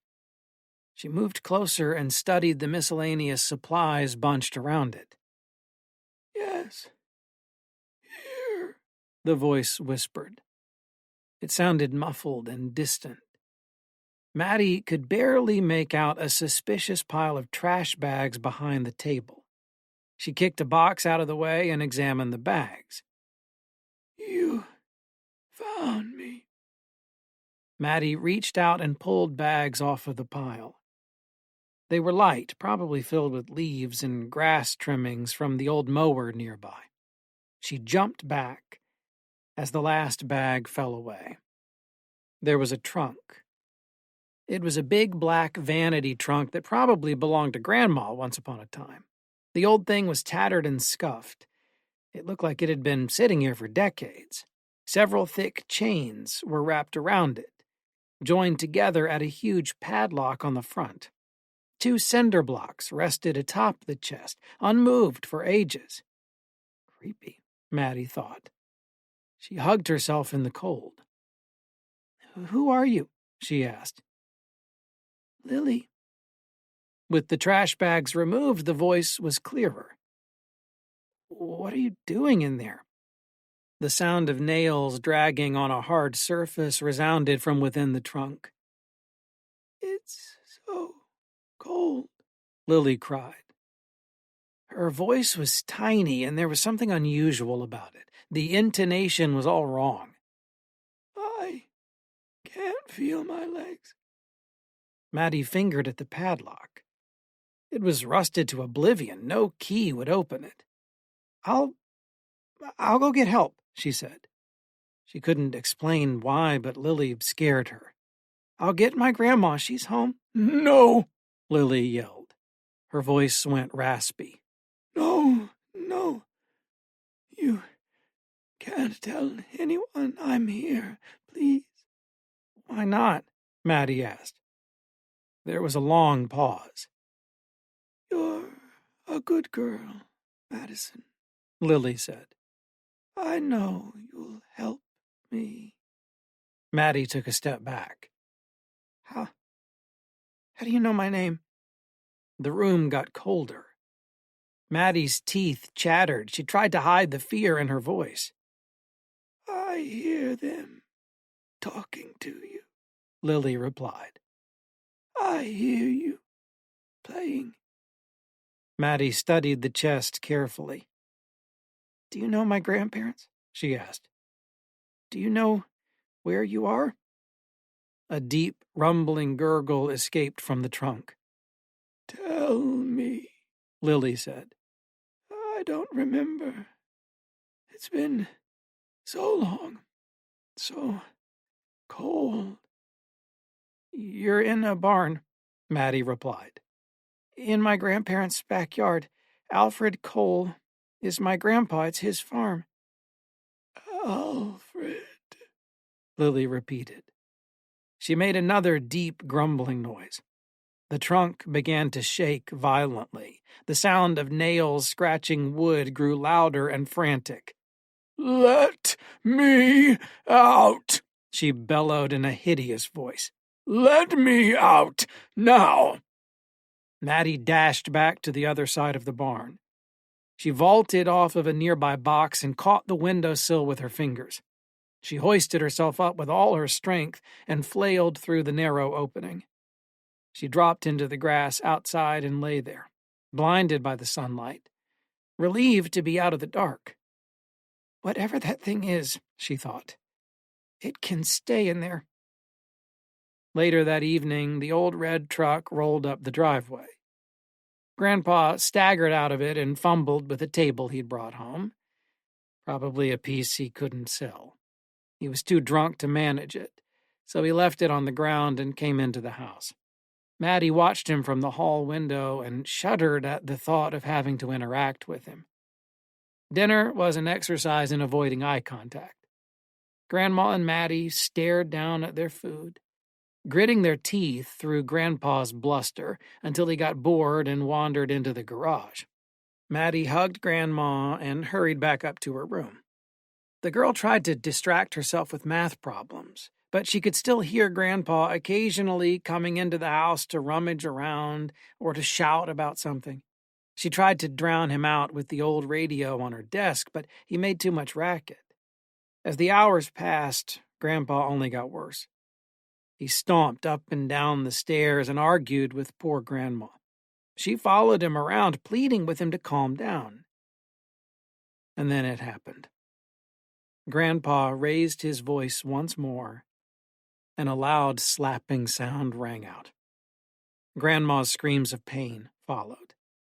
The clamor shocked Maddie and broke her heart.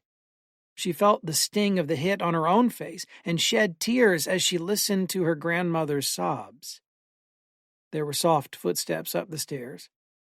A door closed, and then it was over. Grandpa returned to the garage. Maddie wanted to check on Grandma, but she was frozen to her chair, too afraid to make a sound.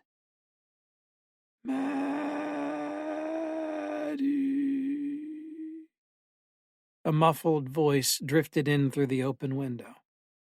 The crickets fell silent. Maddie looked out the window to the barn. Its dim form perforated the blackness. She stared at it, almost hypnotized.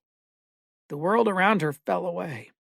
She didn't hear the clumsy footsteps coming up the stairs. "Madison!" Grandpa's voice boomed. He was right outside the bedroom. Maddie jolted out of her stupor. The door creaked open. She risked a glance. Grandpa stood there, his crystal blue eyes piercing through her. He lurched in and closed the door behind him. Maddie's heart raced. Grandpa shuffled toward her. He loomed over her and examined her homework. The reek of booze and cigar smoke hit Maddie like a brick wall. "Writing poetry, eh?" he asked, feigning interest. "It's math," she thought. He can't even see straight. "Hope I didn't scare you," Grandpa said, resting his hands on her shoulders. They were dry and calloused and heavy. "Grandma and I had an argument, that's all." He burped. His stomach burbled. "Okay," Maddie said, cringing under her grandfather's touch. He ran his fingers down her arms. His hands felt like leather belts against her skin. The sound of that awful slap reverberated through Maddie's mind. Grandpa stumbled backward and sat on the bed. "Come, sit next to your old grandpa," he said, eyes drooping. "You're becoming a very beautiful young lady. Do you know that?" Every hair on Maddie's neck stood on end. She couldn't swallow the giant knot in her throat. "I have to go to the bathroom," she said, slipping past him. Grandpa reached out a lazy hand and grabbed Maddie's wrist as she went past. "Wait a minute," he said. Maddie instinctively slapped his hand away and went for the door. "You little bitch," he shouted. He tried to stand up from the bed, but fell back onto it. "Get back here." Maddie whipped the door open and flew down the hall. She raced down the stairs and hid in the dark kitchen, trying to figure out what to do. Grandma won't be able to stop him, she thought. She rushed over to the old rotary phone on the wall and tried to dial 911, but Grandpa was already making his way down the stairs. "Madison," he bellowed. Maddie grabbed the old flashlight in the drawer near the sink. She snuck out the back door and crouched down on the porch, hoping Grandpa wouldn't spot her. He ambled around the bottom floor, flicking lights on and off, calling out to her. He grew more and more angry as the seconds ticked by. "Maddie," the voice called out from the barn.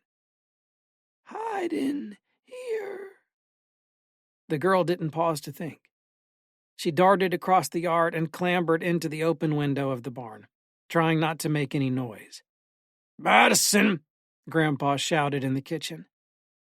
The barn air was freezing cold.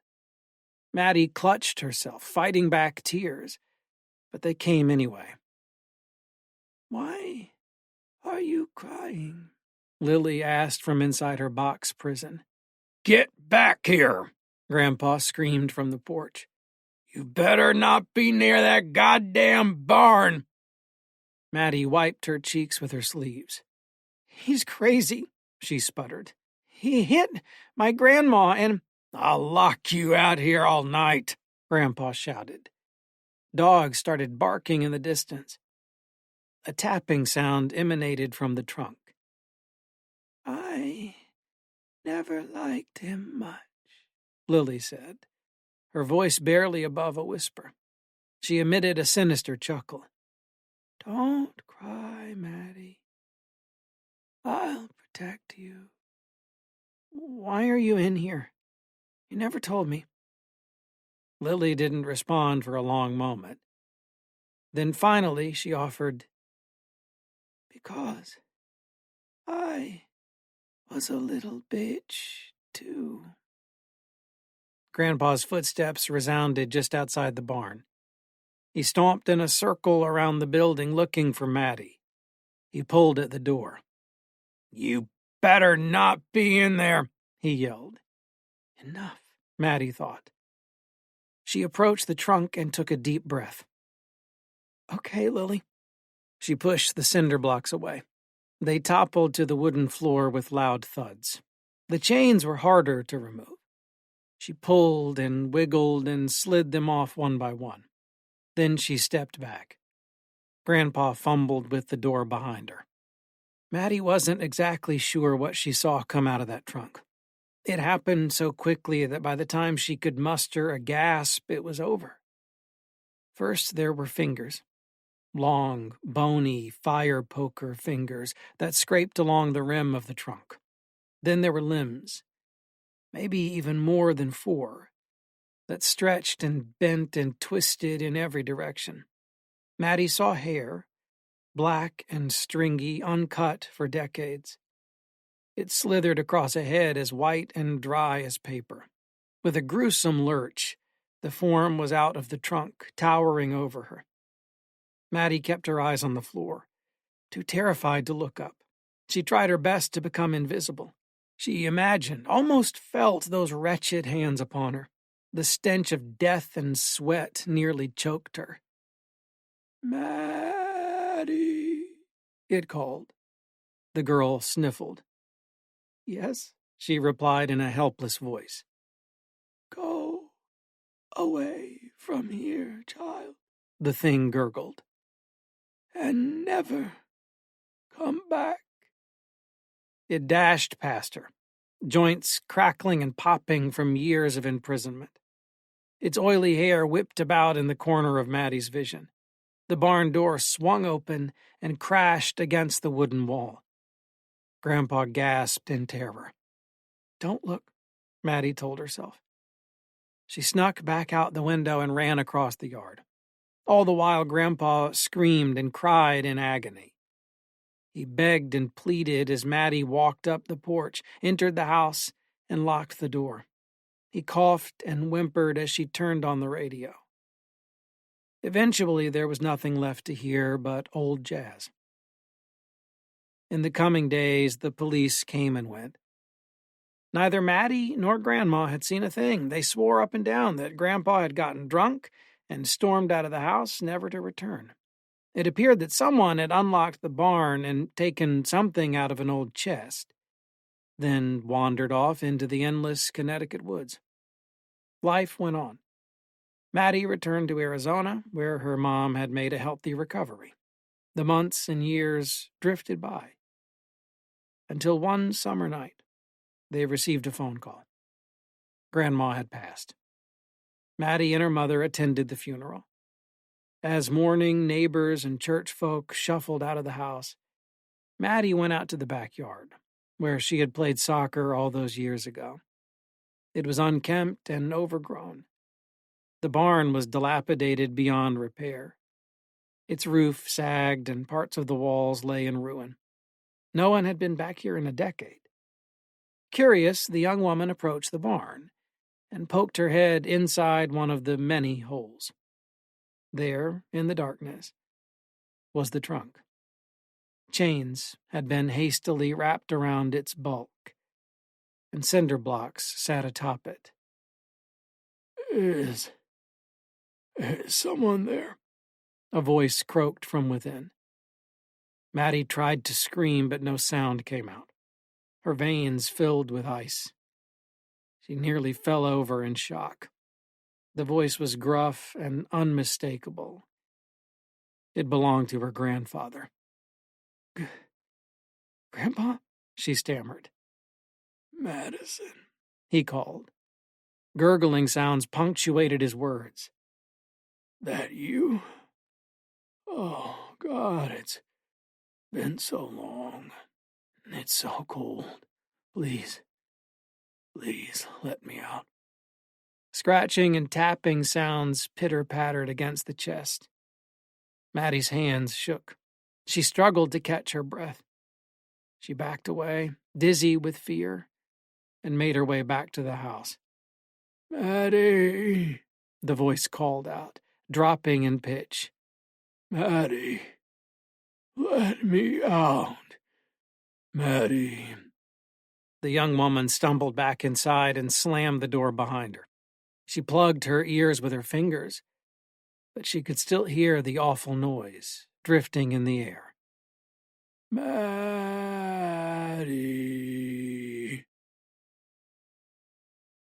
Spare Parts. Colin J. Northwood. Someday you're going to put us all out of business, said Dr. Yang with an uneasy grin. He glanced out the window and across the river to see the last drops of sunlight trickling over the horizon. His shift was almost over. This phone call would have to be his last. The door opened slightly, and Dr. Bartlett peeked inside. James, do you have a minute? A quick glance and a single raised finger were the only answers he received. He hadn't noticed the phone at first, but when he did, he knew immediately what this was about. His questions about the night shift could wait. He took a seat. Don't be so modest, Yang continued. It's already got an encyclopedic knowledge of human anatomy and a steadier hand than any surgeon alive today. Just imagine what you'll be making 10 years from now. As the conversation went on, Bartlett detected a rare glimpse of excitement in Yang's expression. He answered a few questions from the manufacturer, then hung up with a smile. Are we getting one? Bartlett asked. I think we're getting one. The following weekend, the truck arrived. Out came a wooden crate the size of a refrigerator. A forklift brought it into one of the operating rooms. It took the better part of an hour to unbox and reveal the machine. It consisted of a barrel-sized main computer on wheeled treads and 4 spider-like arms that could reach the ceiling if extended vertically. On each arm was a small camera and a pair of mechanical grips resembling pliers. Several other tools, such as saws and drills, could unfold from within the arms. The ultra-modern device seemed out of place in the hospital's old wood and brick structure. Dr. Bartlett had spent months following the development of the prototype, so his hospital was among the first to acquire a finished copy. He had been in touch with the engineers and had contributed to the conceptual design of the artificial intelligence, although not to its programming. While not quite adequate for independently performing the most intricate operations, it was quite adept at recognizing and repairing damaged human tissue. It had been tested on cadavers, and the latest versions had performed flawlessly. It was capable of rapid and precise movements that no human could replicate, and it could quickly detect internal injuries. Future models were planned that would be capable of blood work and DNA testing on site. Dr. Yang noticed a logo on the machine's rear panel. A cartoon bear, on a silvery label, sat contentedly above a line of blue text reading, URSA, Eucratech Robotic Surgical Assistant. He was slightly annoyed at the attempt to humanize the appearance of such a device. It was not only futile, but unnecessary. This thing was going to save lives. Bartlett, however, took quickly to the Ursine branding and, much to Yang's chagrin, had all the office staff calling it the Bear within the first week. Eventually, Yang gave in. Perhaps it wasn't such a bad idea to make automated surgery seem less intimidating. The team immediately incorporated the Bear into its emergency response routine. When a wounded patient would arrive, the surgeons would boot it up. When the surgery was over, it would shut down automatically and return to its station to recharge and check for software updates. Over the following weeks, URSA proved its worth. Initially, the hospital's board of trustees had balked at the expense, but it soon became clear that the surgical team had become much more efficient thanks to its new addition. For some operations, it was simply an added convenience, but for others, it was essential. Eventually, even the skeptics admitted to Yang and Bartlett that their doubts had been unfounded. URSA was available at all times of day, and its powerful battery allowed it to work long hours. It was able to quickly respond to emergencies and persevere tirelessly through protracted operations. One night, it provided critical assistance in the treatment of 6 people involved in a 4-car pileup, saving all of them. After that, URSA had gained the full confidence of the entire staff, and was even allowed to perform some simple operations by itself. Only on the most complex operations did it require guidance from the human surgeons. 6 months after URSA's arrival, a major train crash occurred just outside the city. There were dozens of deaths and hundreds of injuries. The doctors and their mechanical assistant worked tirelessly to accommodate the injured. URSA was as efficient as ever, quickly repairing broken bones all day and night. It never tired, but the human doctors did. The following day, rescue workers were still pulling bodies, alive and dead, from the wreckage. More and more of the injured kept pouring through the doors, and eventually it became clear that only URSA was keeping up with its workload. After their second night with no sleep, the human doctors knew they could not continue at this pace. If they stayed awake any longer, they would do more harm than good. Even URSA had to stop and recharge after a full day, but it resumed work soon after. Though it resided on the rim of a large city, this was a small hospital, and the staff was simply not adequate for a disaster of this scale. The other hospitals in the area helped out by taking on a greater share of the routine workload, but they weren't as close to the site of the crash, and they didn't have URSA. On the second night, it was decided that Dr. Bartlett would have to stay up alone for a few hours with only the assistance of URSA and 2 nurses, while the remaining staff got some rest. Dr. Yang stayed on site and slept in his office. 2 hours into Bartlett's shift, a major earthquake hit the city, and the old hospital was damaged badly. Bartlett was knocked unconscious in a room full of the most grievously injured patients, all of whom were already incapacitated. The 2 nurses were outside the room when this happened, and found themselves unable to get back inside due to rubble blocking the door. They shouted for Dr. Bartlett, but could hear only the whirring of URSA as it worked on and on and on. Without the assistance of a human guide, URSA did the only thing it knew how to do: find and repair damaged tissue. It was unable to revive Bartlett, and without the guidance of a human surgeon, it was not competent to save the lives of the patients. Yet, it did not entirely fail at its mission. Humans tend to think of bodies as singular organisms and of death as a singular event, a point of no return. URSA, somewhere in its silicon brain, had a more accurate understanding. Humans are colonies of cells, which live and die together only because their symbiosis allows them the luxury of depending on the wholeness of the system. The rate at which this arrangement fails is just slightly low enough to allow for survival. Humans think of machines as conglomerations of spare parts. Ursa knew that the same is true of humans. And so, without supervision and surrounded by damaged human tissue, Ursa trudged heroically onward. When it found itself unable to save an entire patient, it did not give up. When there were no more lives to be saved, there was still life to save. It had performed organ transplants before, and it salvaged as many parts as it could. Using microscopic sutures, it stitched skin to muscle, muscle to sinew, and sinew to bone. It stitched nerves onto limbs, limbs onto bodies, and bodies onto Bartlett.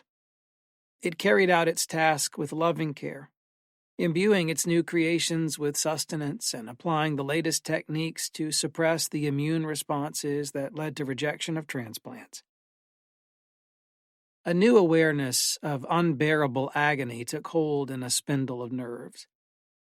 Reaching out across the strange mesh of its neighbors, it explored its own body. It could find no memories to help it steer the unwieldy mass it now occupied. The pain was constant and sharp. Every moment was torturous. The creature flailed and struggled to interpret this flood of exquisite sensation. Rancid smells filled its noses, and blinding light assailed its many eyes.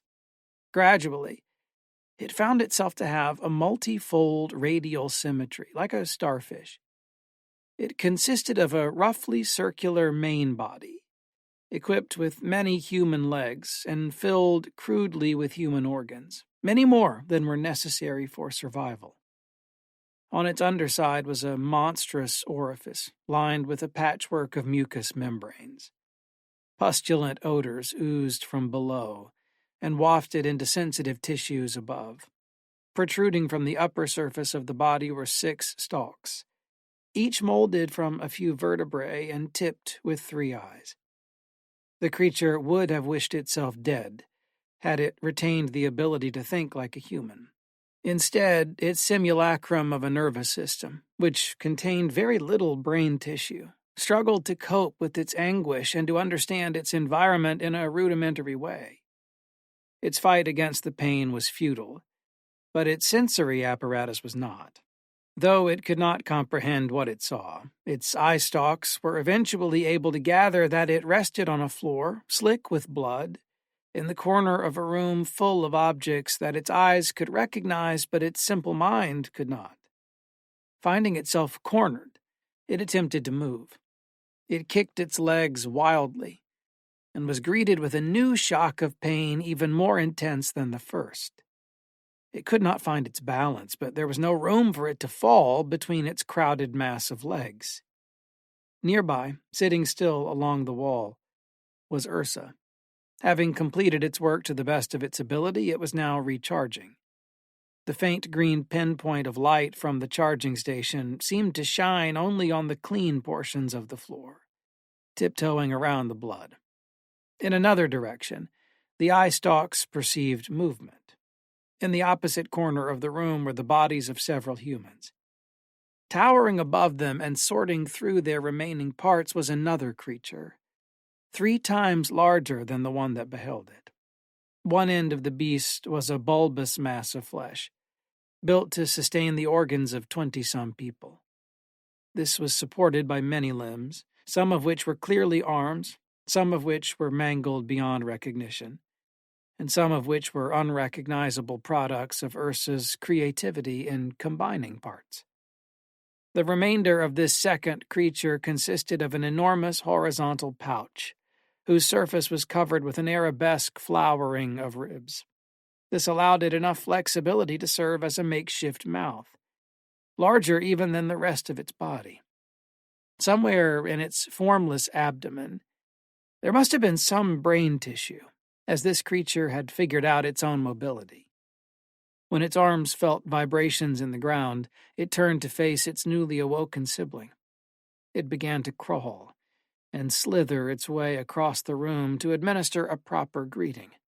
Upon reaching the younger creature, The great beast found the smell of living flesh irresistible. Its starved internal organs issued a command, and the maw stretched open with a sound like the cracking of knuckles. Within, where one would expect to find teeth in a naturally birthed creature, were many mismatched arms grabbing at the darkness. With a gagging motion, the arms parted and revealed, far in the back of the creature's throat, a human skull, wagging about on a swollen, fleshy neck. Affixed to the top of the skull was a layer of retinal tissue, its curvature granting a wider field of vision than the shape of the mouth would allow. When it saw the flailing of its sibling, its fluids began to gurgle. Several of its arms reached out from within the maw and grabbed onto two of the legs. For one soothing moment, the unwitting prey relaxed, as its skin responded to a familiar comfort, the touch of human skin. The kicking ceased and the eye stalks stood still. But hunger is an impatient master, and the tight grip of the arms began to widen.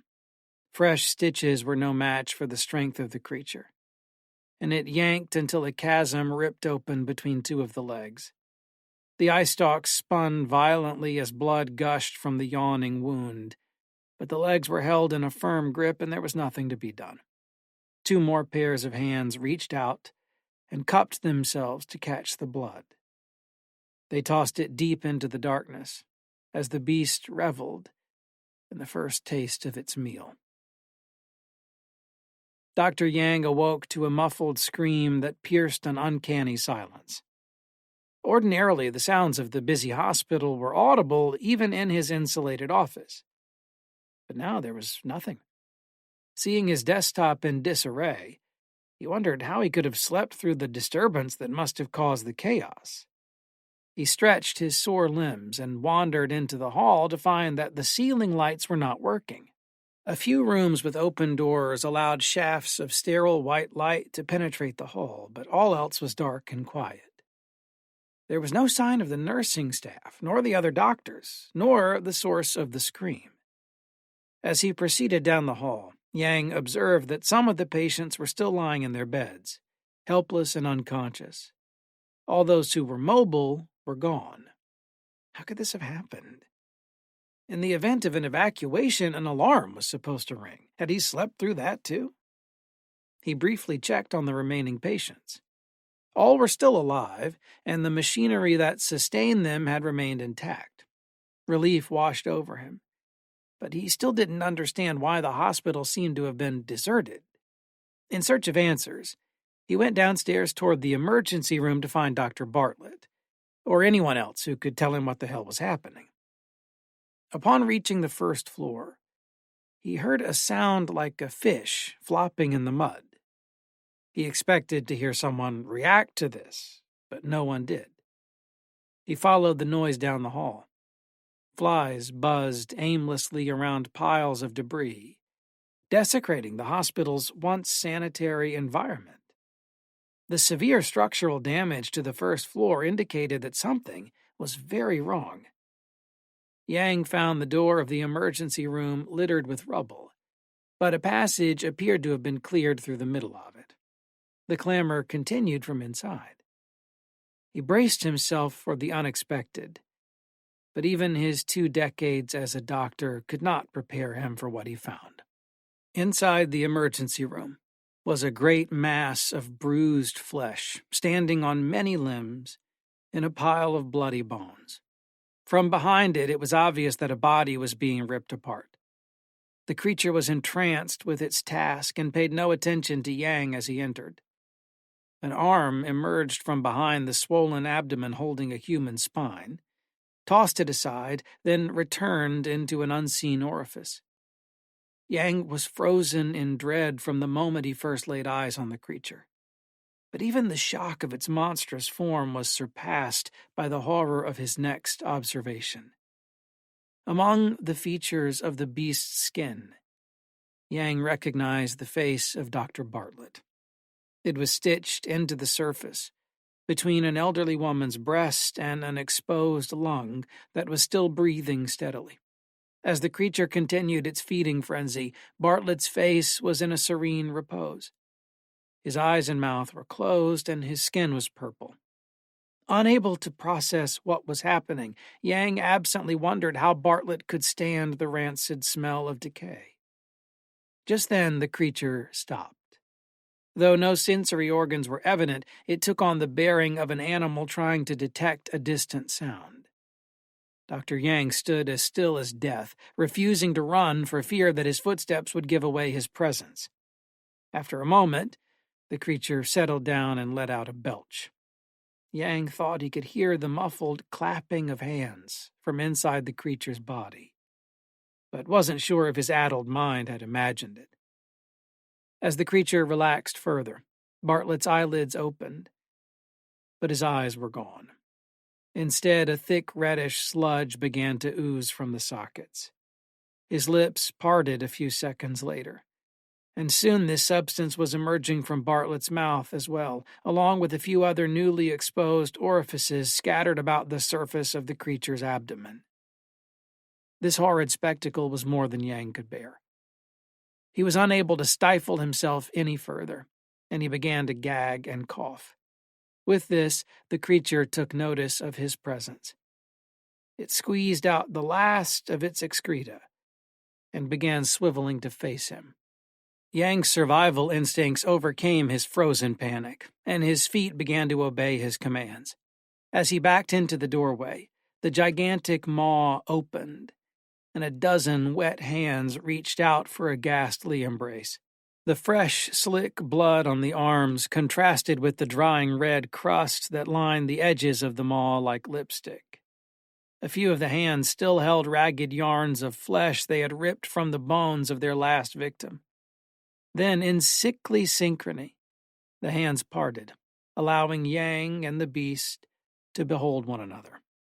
The creature's skull eye twitched excitedly as it began to lumber forward. Scrambling into the hall, Yang summoned a surge of energy and clambered over the rubble. He took a deep breath and began to sprint toward the front door. He ran past empty desks, open doors, and pock-marked walls until he rounded the corner. The crashing of debris rang out behind him as the monster shoved obstacles aside. Yang wished he had done a little more cardio in recent years. But there was the front door, visible as he rounded the corner. Yang wasn't sure he'd be safe outside, but he couldn't risk staying in here with that thing. The wet hands slapping the floor behind him drummed out a steady and eerily soothing rhythm, but he could allow himself no relief, not yet, not until he made it out that door. And so he charged on until he burst through the front entrance into the night. A glance behind him confirmed that he had indeed outpaced the creature, which had just now rounded the corner. Maybe he would be safe outside after all. Dr. Yang caught his breath for a moment and spun around, surveying his surroundings. He was in the parking lot behind the hospital, overlooking the riverbank. There was no one else in sight. Even the security post had been abandoned. A single ambulance remained in the lot, watching over a few empty cars. Yang's tired mind imagined a dog herding sheep. The damage to the hospital was extensive. It had been built from wood and brick several decades ago, and had never experienced a quake like this one. But still it stood. Most of the lights were still on, too. Yang looked up at the second floor and spotted his office. Down by the riverbank, the crickets chirped their sonata under a haze of moonlight. People were born at this hospital, suffered here, and died here. The crickets sang on, unmoved. For them, today was no different. The world still turned, the trees still grew, and the river still flowed. The serenity of it all was a siren song to Dr. Yang's weary heart. The familiar starry sky lulled him, and his pulse slowed. He stifled a mad cackle and wiped the sweat from his brow. The monster had not followed him outdoors. His shaky hands groped his pockets, turning up his keys but no phone. Maybe it was in the office. He realized he would have to find someone else to call for help and began jogging toward his parking space. He'd have to lie about what happened. No one would believe this. But then, just as he was approaching his car, crash. A window on the second floor of the hospital shattered, and a chair tumbled out. The patients were still inside. Yang grappled with his fear for a moment. He thought about the ordeal he had escaped. He thought about Bartlett's face. He thought about the Hippocratic Oath and the serene embrace of the cold night air on his skin as he hesitated. He remembered seeing his dog run over by a car when he was 8 years old, and watching helplessly as she groaned her last breath. Not this time. He turned back toward the old hospital and headed inside. Yang burst through the front door in a rage. The racket upstairs echoed through the halls, but by now it was clear that there was no struggle. No matter, Yang decided. There was going to be a struggle soon enough. He dashed past the front desk, down the hall, and back around the corner, just as quickly as the first time, to convince himself of the courage he knew he was going to need. Over the rubble, past the emergency room, into the stairwell. Here, Yang found what he was seeking. On the wall was a dusty glass case. Inside it, resting against a fire hose, was an old red axe. In case of fire, break glass, the front of the case advised. Close enough. With a surge of adrenaline, Yang drew back his fist and took a mighty swing at the glass, shattering it to a dozen pieces. The commotion upstairs was intensifying. Yang didn't know if the beast could hear the glass breaking, but he was pretty sure it was too engrossed in its feeding frenzy to pay attention. He had to strike soon, while it was distracted. He grabbed the axe and continued up the stairs, barely noticing the shallow cut etched into his hand by a stray shard of glass. No time for pain. Not right now. Up the stairs and out the door. There was no doubt about where the creature had gone. Even in the hall's dim light, it was easy to see the trail of wet handprints leading directly to the end of the hall, where a pair of double doors were still swinging from a recent disturbance. This was a room where a woman in a coma had been convalescing since the day of the train accident. 2 windows, smeared with blood, allowed the light from inside to penetrate the hallway, and red shadows danced on the wall like a fire. Yang quivered with fear but did not slow down. He burst through the doors and into the room, where the creature was feeding on the woman's remains. He had hoped to approach it from behind. No such luck. Its maw faced directly toward the door, with its hands gripping the dismembered corpse. Her severed head lay in the corner, looking down, as if in shame. Noticing Yang's entrance, the creature spread its arms apart to take a look. The ravenous hands would not release their prize and simply ripped the woman's torso in half. There behind it was the single eye, swaying gently back and forth. There was a pause as the doctor and the beast regarded one another. 2 aliens from the same earth. Yang knew he had to strike now. He raised the axe above his head. Then, whack. He brought the axe down with all his might. His strike landed with a satisfying crunch, crippling one of the arms. The beast thrashed in pain, tossing the woman's body to both sides. The arms recoiled as it realized its predicament. Whack. Again, Yang hacked at the creature. This time he left a gash on the side of the maw. But now the creature was enraged and began to charge. Yang pulled the axe back, preparing for a third swing, but was caught off guard by the suddenness of the beast's movement. This time, when he brought the axe forward, the arms were ready for him. They lunged at him with unnatural speed, and 2 of them grabbed his forearm. Within seconds, 4 more arms had grabbed the axe and were trying to yank it out of his hands. Yang resisted with all his might, but there were too many arms. As they squeezed his wrist, he finally noticed the stream of blood that had been running from the gash on his hand. When 2 more hands arrived to pry his fingers apart, he could no longer maintain his grip. He released the axe and yanked his hand away, nearly escaping. But by now another hand had snatched his ankle. When another seized his neck, the fight was all but over. Yang thought he felt a shiver of pain run through the creature's body.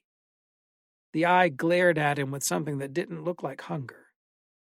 He spat defiantly as the fingers tightened around his neck. A warm feeling washed over him for a few seconds, and then his consciousness was gone. At first, there was only a blur, and then a dim green light. Dr. Yang hadn't expected to remain alive after his encounter with the creature. Now he was confused and disoriented. He tried to move, but his limbs didn't seem to respond. The green light was blinking. Yang was lying on a cold, hard floor. Everything felt wet. He struggled to focus his eyes. He coughed, but could hear nothing. Gradually, the world came back into focus. There, standing above him, was Ursa, its blinking green light indicating that it was almost done recharging. The meter read 97%, and the blood-smeared bear logo gave off a cheerful smile. It seemed like a miracle. Just when he most needed medical help, here was Ursa to provide it. Yang gasped with relief, not understanding how he could have lived or why the creature had declined to kill and consume him. But then he felt a gentle drip on his head and slowly looked upward. There, right next to Ursa, was the creature, perfectly still. Blood trickled from the weeping wound on the monster's side, joining a gentle cascade down the rim of the maw. An occasional drop landed softly on Yang's forehead. With a panic, he wondered what was going on. Had the creature brought them both for repairs? Did it understand what Ursa could do? 98%. Looking to his other side, Yang saw that a few arms were reaching toward his torso. One arm dangled limply, bleeding. Here, Yang recognized his own handiwork. And then, following the arms, he looked at the rest of his body. There was so much blood that he could not see his skin. The arms, which he had expected to see holding him down, were instead holding on to some limp objects above him. He surmised that the thing must have removed his bloody clothing in order to allow Ursa access to his body. 99%. For a few confused seconds, Yang relaxed a bit, still wondering why the creature had wanted to save him. But then he looked more closely, and his medical expertise kicked in. Those weren't his clothes. The creature was holding large sections of his skin, which it appeared to have ripped directly from his torso. In a panic, he tried to get up and run, but his body remained completely still. He realized why the creature wasn't bothering to restrain him. He was paralyzed from the neck down. He tried to scream, but his voice was gone. One more drip on his forehead, and then 100%. Ursa whirred and started to boot up. The creature squirmed excitedly, pulling Yang aside. As the spidery metallic arms came to life, the beast exposed its wounds and presented Ursa with a gift of freshly plucked skin. A disaster relief crew arrived at the hospital the following morning, prepared for the worst. They were relieved to find that many of the patients on the second floor were still alive. These survivors were quickly transferred to other hospitals in the nearby city. None of the hospital's staff were found alive, and no one knew what had become of most of the patients who had been recently admitted to the emergency room. A few were identified from their partial remains, along with one of the nurses. Dr. James Yang was found with his skin flayed, his neck broken, and an arm missing. It was a seemingly implausible set of injuries for an earthquake victim, but no other explanation was forthcoming. Dr. Sidney Bartlett was never found at all. Ursa was gone, presumably looted overnight. Even the charging station had been removed. Many bloody handprints were found inside the hospital, but the trail outside, leading down to the river, had been washed away at dawn by a heavy rain. The Cold People. Felix Blackwell. The rain came down so hard it appeared not to move at all. Instead, it painted the world a soupy gray that darkened everything it touched, including the winding little road that led up to Daniel's house. It was autumn of the year 2000, long before humanity had been conquered by its smartphone overlords, a time when Incubus dominated every rock station on air. I was 14 years old, and had just entered that sacred interlude between dueling action figures and pining for my classmates of the fairer sex. Beside me sat my mom. She kept one hand on the steering wheel and fumbled through a CD booklet with the other.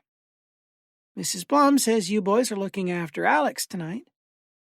Damn. Daniel and I had only known each other for 6 months, but were fast becoming something like brothers. We had both come from faraway middle schools and thus had bonded over our status as loner freshmen in a new high school. I was on my way to sleep over at his new house for the weekend. The rain made the houses look older than they were. My mom had driven me to Dove Canyon, a little town with big homes nestled in the empty foothills of South Orange County. To this day, I can't remember what Daniel's father did for a living, but I do remember that he was always away on business. To make up for his absence, he lavished expensive things on his family, so I was always envious of Daniel's video game systems and surfboards. When we rolled up to the place, I couldn't believe its size. 3 copies of my house could have fit inside with ease, and there appeared to be a backyard big enough to fit a pool. The rear of the house overlooked a huge, sweeping valley. "Looks like Dan's father does all right," my mom said. Daniel's mother came out and hurried us in from the rain, squeezing my shoulder as we ducked into the front door. "I'm so glad you're here," she chirped. Her tiny frame was clad in a tight spandex outfit, and she clutched a tennis racket under her arm. Tennis court, no pool, I guessed. My mom politely introduced herself, and Mrs. Blum immediately insisted that we call her Carrie. Daniel and Alex came bounding down the stairs as our moms chatted. Dan was the tallest freshman in school, and he always wore green Celtics jerseys, so we called him the Jolly Green Giant. Just like his brother, Alex was a tow-headed, blue-eyed Viking child, but was far less shy. He never stopped talking, screaming, laughing, moving. It exhausted me to be in the same room with him, so it wasn't hard to guess why Dan was always so quiet and lethargic. "Hey, guys," I said, dropping my backpack against the shoe rack. I noticed a plastic box affixed to the wall above it. It looked like a speaker. "Hey, dude," Dan said, barely above a murmur. "Hi, Felix," Alex shrieked. He leaped off the 5th stair and landed on the tile floor at the bottom. We had met once before. The little twerp had tagged along once when Dan and I went to the skate park. "Damn it, Alex," Carrie said, scowling at her son. She resumed her conversation with my mom, but kept an eye on him. "What's this?" I asked, pointing at the box on the wall. It reminded me of the security system in our house, but didn't have a screen, only a little button. "That's the intercom," Dan said, pointing up the stairs. "They're all over the house, so my mom doesn't have to come up to tell us dinner's ready." Carrie laughed. "I should disconnect that thing and whip these back into shape," she said, slapping one of her thighs. My mom smiled. Alex sprinted out of the hall and into another room. "I'll show you, Felix," he called. A moment later, the intercom button lit up. "Fuck you!" it cried in Alex's voice. The curse echoed through every speaker in the house and assaulted my ears from all directions. "God damn it, Alex!" Carrie screamed at the top of her lungs. Obnoxious laughter poured through the intercom. My mom started cracking up. After a few minutes, I said goodbye to my mom and watched her race out into the rain. "Okay, boys," Carrie said, ushering us into the kitchen. "Money's on the counter. Order a pizza. Don't go outside. Don't bother the neighbors. Don't have visitors." Your dad and I will be home late. Our car phone number is on the fridge, and Ted's number is on there too. He's the guy throwing the party."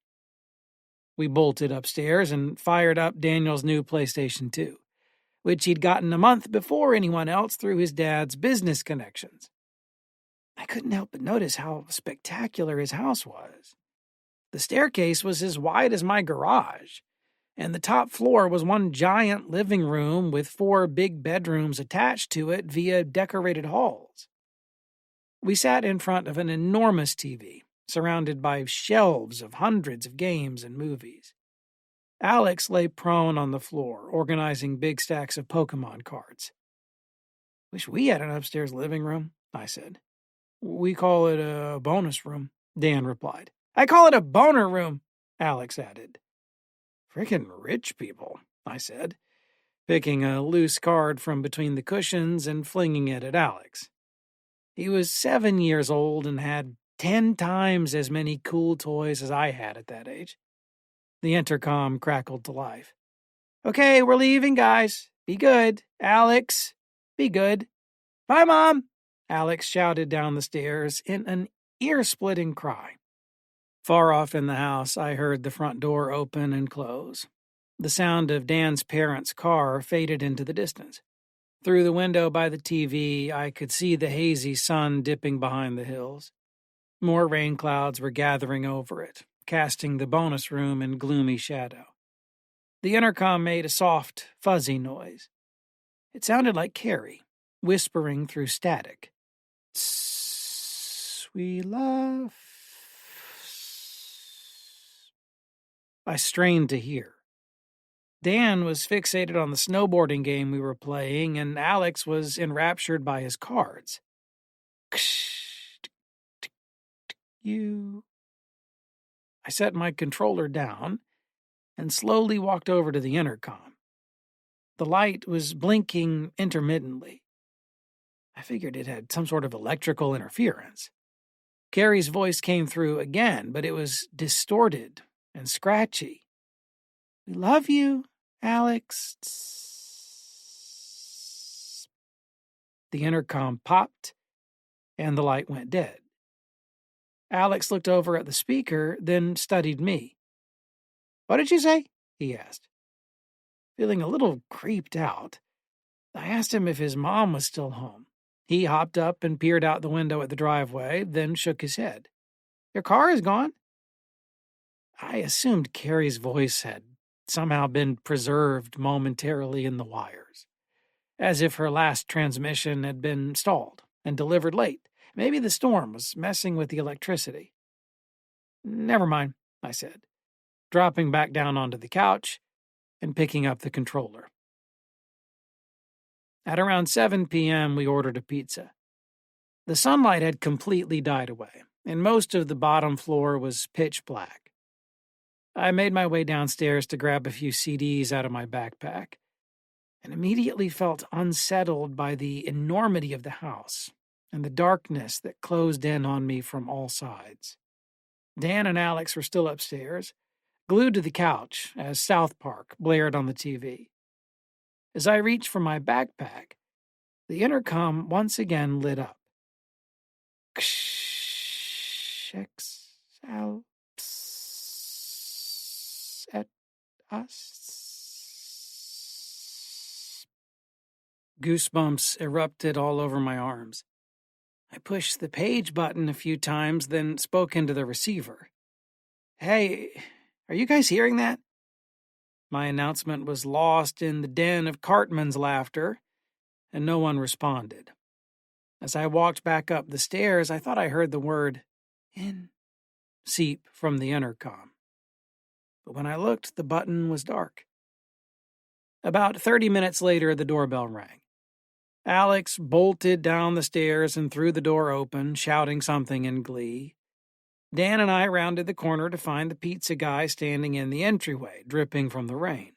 We traded a handful of bills for 2 boxes of pizza, then watched the guy run back to his car. Alex just stood there with a dumbfounded look on his face. He didn't move or blink the entire time. He just stared at the teenage delivery boy throughout the exchange. Dan carried the pizzas to the kitchen and I followed him, leaving Alex in the dark hallway. The little creep suddenly burst out laughing. He howled like he just met Cartman in real life. "You coming?" I asked. Alex just looked over at me and said while laughing, "That guy." "The hell's wrong with you?" Dan called from behind me. Alex ignored him and exploded into more hysterics. He ran past us, ignoring the food, and headed back upstairs. As he moved away from the front door, I noticed that his head had been right by the intercom, and the light was on. Dan and I wolfed down a whole pizza. We sat at the kitchen bar talking about people from school and watching the rain slam against the glass door that led to the backyard. Alex was somewhere upstairs, up there in the dark, doing God knows what. The gigantic house felt more claustrophobic as the night wore on. It seemed like the shadows were slowly taking over, like water rising in a ship. Laughter suddenly pierced the silence upstairs and interrupted my conversation with Daniel. I know, Alex said, his voice faint and far off. "Who the fuck you talking to?" Dan yelled. He got no response. We marched up the stairs to find Alex on the couch, staring up at the ceiling. His feet dangled off the armrest and bobbed back and forth as he laughed. "What's the deal?" Dan asked. Alex calmed himself enough to make out words. "Pizza boy gonna die," he said. "Pizza boy gonna die." He issued another howl of laughter, then suddenly fell quiet. His gaze snapped toward the intercom on the far wall. Dan and I looked at each other, both of us unsure as to what was going on. Alex stretched and yawned. At around 10 p.m., Dan told his brother to go to bed, and surprisingly, Alex didn't argue. The little bastard trudged off down the dark hall and disappeared into his room. He never ate a single bite of pizza. Dan and I remained in the bonus room, watching old horror flicks and shoveling handfuls of peanut M&Ms into our mouths. Dan said his mom had a weak spot for them and usually bought the industrial-sized bags, so the house was always well-stocked. At some point, Dan broke out a handle of vodka from his father's stash. For the first and last time in my life, I drank, and did not enjoy myself one bit. That awful cocktail of scary movies and too much chocolate and hard liquor set my stomach at the edge of my mouth, so I went into Dan's bedroom to unroll my sleeping bag and lie down. My head spun, and an evil tide of pizza and booze swirled in my gut. I prayed that I would just fall asleep and be done with this strange night. I lay there for a half hour in the dark, but no matter how hard I tried, I couldn't force the voices in the intercom out of my memory.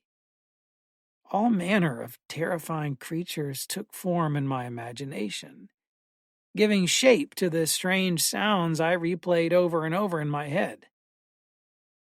"We love you, Alex."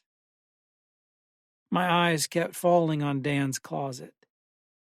There was nothing strange about it, but the creature I had dreamed up needed a place to live, and the door near my feet seemed like the worst place for it. I imagined that door creaking open, and a black, slimy claw reaching out and grabbing my foot and pulling me in. For several minutes, this morbid thought danced in my head alongside other scenarios, until finally I jumped to my feet and threw the door open with a surge of bravery. It was pitch black inside. I half expected something to reach out of the shadows and grab me, but nothing happened. I pulled the string that dangled from the ceiling. The dim light above lit up a fancy walk-in closet filled with clothes, a snowboard, a box, and a stuffed shark with a smiley face. "That's Alex's," Dan said behind me, staggering through the doorway. I jumped at the sound of his voice. "He got it when we visited SeaWorld. Tell that little prick to stay out of my closet. I hesitantly grabbed the stuffed animal and inspected it, then made my way out of the room as Dan climbed into his bed. The world spun around me as I moved. Darkness washed over the halls like oil, and the moonlight seeped and swirled in from the windows as I passed. Alex's door was cracked open, and I stumbled inside without knocking. "Alex," I whispered. "Yeah," he replied. There was no sleepiness in his voice. The nightlight in the corner revealed the outline of a bunk bed, and a boy sitting on the top bunk. Dan wanted me to give this to you." I handed the shark to him. "Mom?" he asked. I leaned against the bed. "She won't be home until really late tonight," I said. "No," Alex replied. "I just saw her." The way he said it set my arm hairs on end. "You saw her?" He shifted under his covers. "Yeah, she was right there." Alex pointed to the doorway behind me. I looked over my shoulder, almost expecting to see someone there. "I asked her for some water." "What did she say?" I asked, glancing around the room to make sure no one was with us. "Nothing," he replied. "She walked up to the bed and stood right where you are now. She just looked at me. All I could see was her eyes."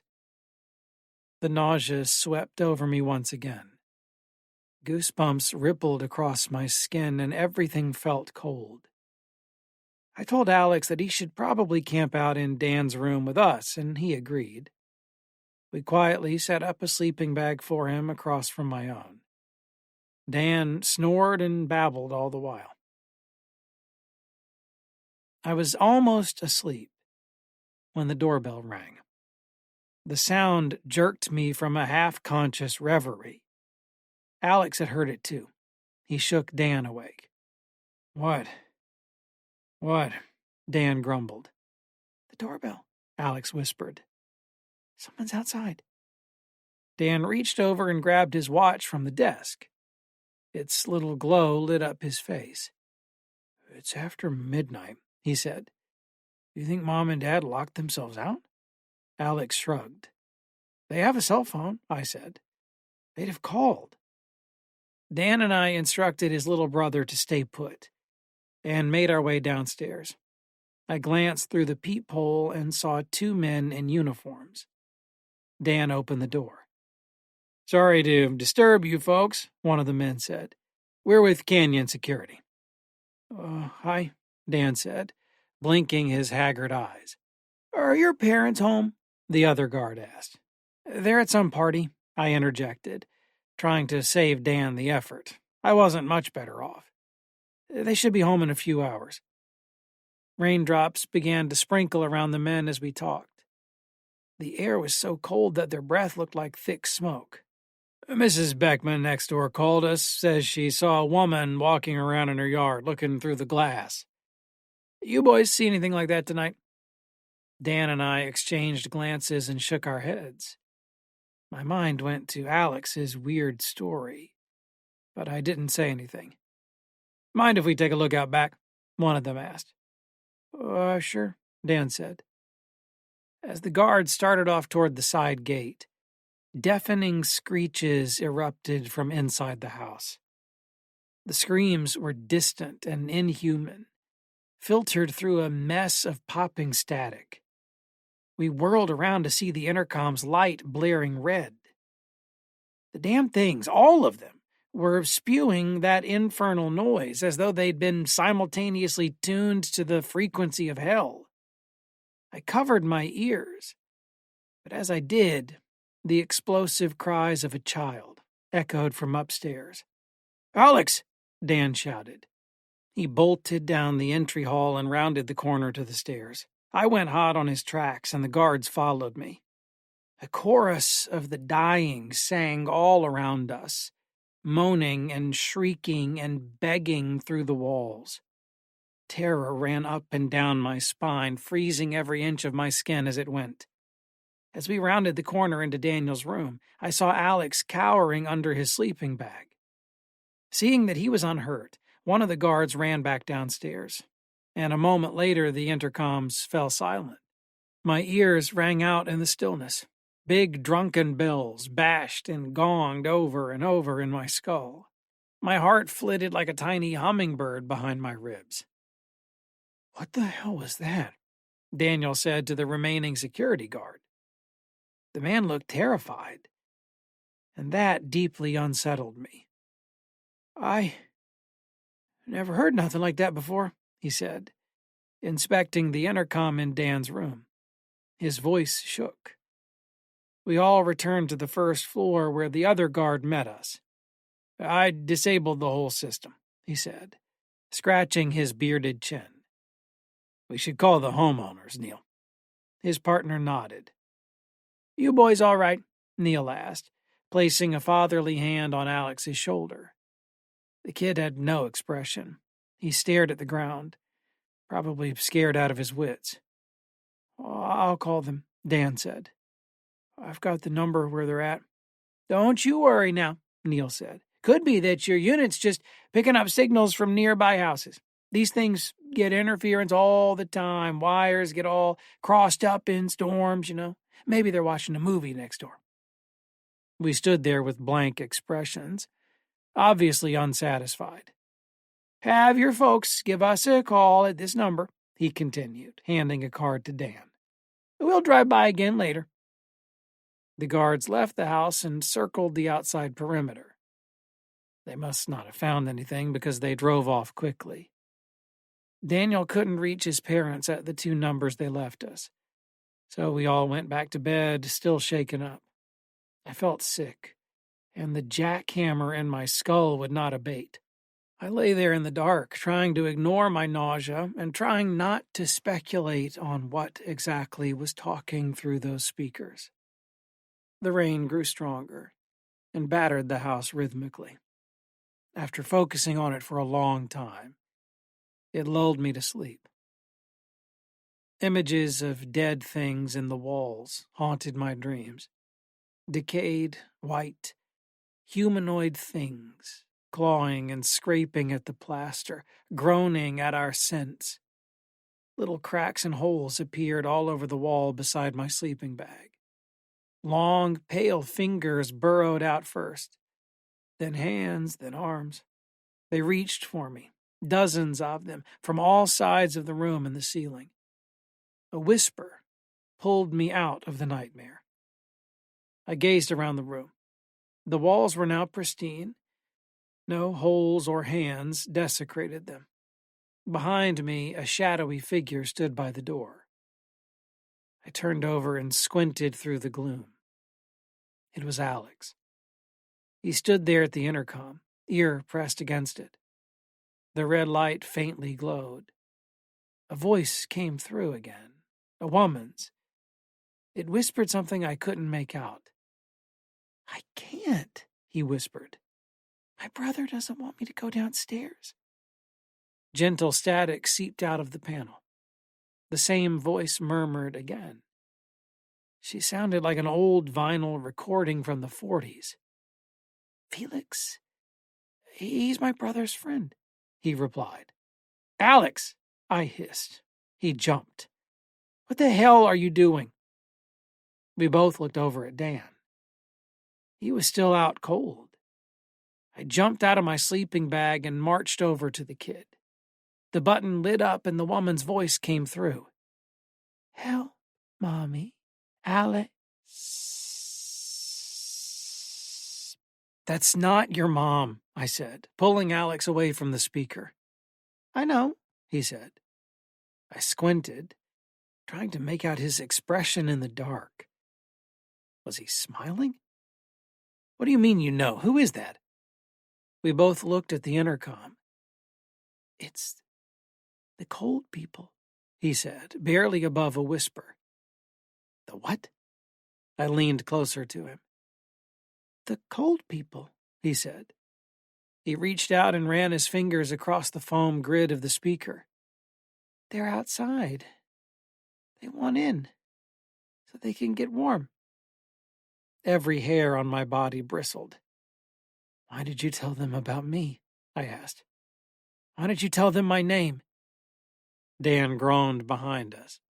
Alex took his eyes off the intercom and looked at me for a long time, studying my face. "They keep asking," he said. I'd had enough. This freak show had finally gotten to me, and my last resort was to call my parents. I hadn't failed a sleepover in years, but I was now beside myself with fear. I moved past Alex and headed for the door. The bonus room was pitch dark. Images of the cold people bombarded my mind. My eyes darted around in a futile effort to spot one of them in the shadows. Before I could reach the stairs, the whole room was suddenly bathed in an eerie red glow. The intercom crackled to life, and heavy breathing rushed out of it and flooded the house. I stormed up to the light, smashing my foot against a vase table in the process. The breathing cut out just before I smacked the page button. "Who the fuck are you?" I shouted into the speaker. "What do you want?" A deep buzzing noise came out of it, followed by a voice that was so garbled and choppy that I couldn't make out a single word. I hurried to the stairs, more distraught than I'd ever been. Just before I set foot on the wood floor at the bottom of the stairs, I saw a woman at the end of the hall. She was there for only a second and turned the corner toward the kitchen. It was too dark to make out more than her shape. "Carrie?" I called out in a mousy voice. I wanted so desperately to believe that Daniel's parents had come home, but I knew deep down that they hadn't. Whoever was in this house with us, they did not belong. I shambled forward in the choking dark, arms out in front of me, guided by the little bits of light that fell through the windows on the vaulted ceiling. "Who's there?" I whispered, unsure of whether I wanted an answer. The phone was just ahead, somewhere in the kitchen. I took a deep breath and rounded the corner, following the path of the mysterious woman. The kitchen was big. A huge marble island sat at its center, pizza boxes still strewn upon it. The far wall was pocked with huge windows that overlooked the tennis court, and beyond that the valley below. The moon poured in through the glass, bathing the room in faint silver. Rain clouds wandered across the sky. The woman was standing there, in the only corner untouched by the light. She was not much more than a shadow, impossibly dark and featureless, but I could feel her gaze searing into me. She looked me over, tilting her head slowly as she did, then began to move. She walked past the big table and toward the sliding glass door that led outside. When the woman stepped into the moonlight, she began to fade into the air around her, and the moment she reached the door, she completely vanished. I just stood there, anchored to the floor by leaden legs. My body shook so hard it could not be commanded to move or be still. I tried to scream, but the last ounce of breath had been wrung out of my chest. The phone sat at the table in front of me, either a foot or 1,000 miles away. I'd never reach it. And then they came. 4 figures, veiled by the night, approached the sliding glass door from outside. At their center, a 5th emerged from seemingly nowhere, a woman, the one who had just been inside. Yet she looked different. They all looked different from the phantom I had seen moments ago. The moonlight did not pass through their bodies, but rather fell upon them from behind and traced their outlines. These were real, corporeal bodies, not ghosts, staring in at me. The woman approached the glass and pressed herself against it, hands cupped around her eyes as she peered inward at me.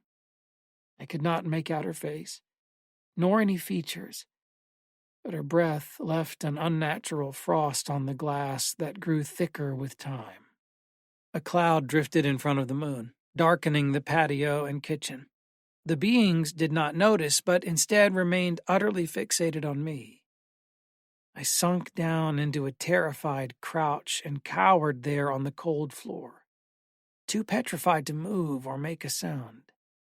All I could do was stare back, stare into those lonely pits of darkness where their faces should have been. Terror is a curious thing. In short bursts, it can give strength, speed, or heightened awareness. It can elicit a scream, or stop a man dead in his tracks. But when applied over many hours, it can break down the mind and render the body catatonic. It weakens the spirit and puts every flaw on stark display, so as to salt the wounds it inflicts at its onset. So there I sat, neither awake nor asleep. Pure and exquisite terror, unlike anything I'd ever known, paralyzed my body and hypnotized my mind. Hours passed. I stared at them staring back at me and watched them dissect and devour me with their lifeless gazes. Clouds slogged across the vacant deep, and little else broke the deathly stillness between us. On occasion, the woman knocked her bony knuckles against the glass, always in threes. My terror rotted me from the inside. It hollowed me out, left me less than I was before, took something from me. I could feel it changing me on a very base level. The slow realization that these things had found what they were looking for and were determined to take the rest of what their horror had left behind. Their eyes did not behold me with new fascination. Instead, they regarded me with grim relief. They had searched many faces for mine, and at long last their hunt was over. They knew me and had dark plans for me. All of this could be read across their faces, which burned into me with baleful satisfaction. It was a pitiful thing for a 13-year-old to understand that he was doomed. But I did not cry that night. In all the hours that I sat and watched my tormentors looking down at me, I did not shed a tear. I just let them take with their stares whatever they could. When the sun finally crept up over the valley, I caught a better glimpse of my new acquaintances. The yellow light struck them harshly, revealing things that very much looked like people. Eyes, noses, hair. But each of these familiar features bore the mark of corruption. The eyes had sunken deep and died there, yellowed with decay.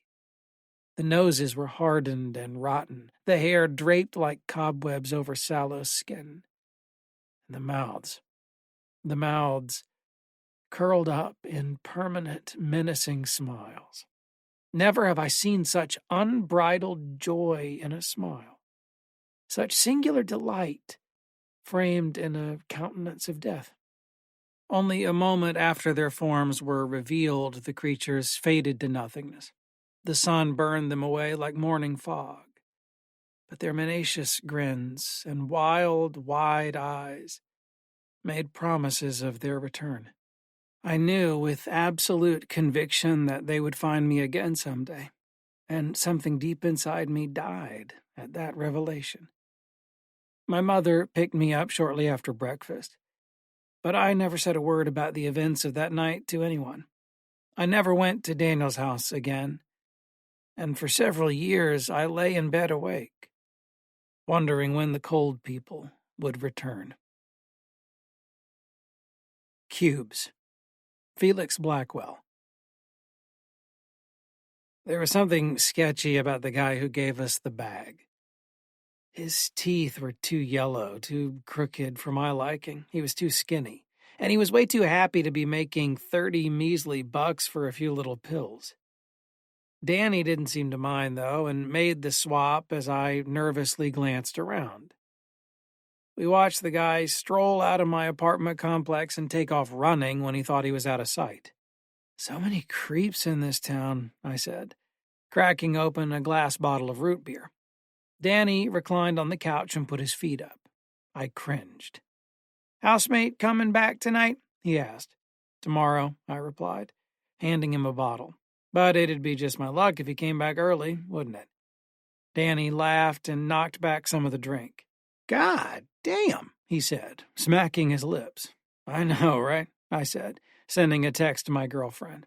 Puts IBC in the shade.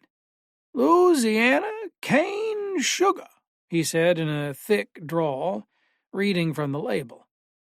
I fumbled around in the kitchen looking for a snack, while intermittently responding to Faye's messages. They say you should eat something light just before. I followed the online guide carefully in preparation for this little experiment. Danny was an experienced psychonaut, but I had only recently become interested in exploring other worlds through hallucinogens.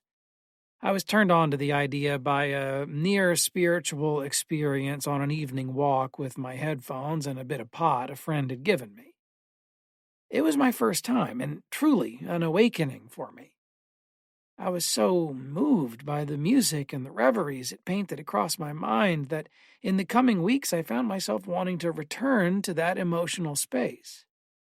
So here we were, in my college apartment with 6 hits of ecstasy and a couple of gourmet sodas.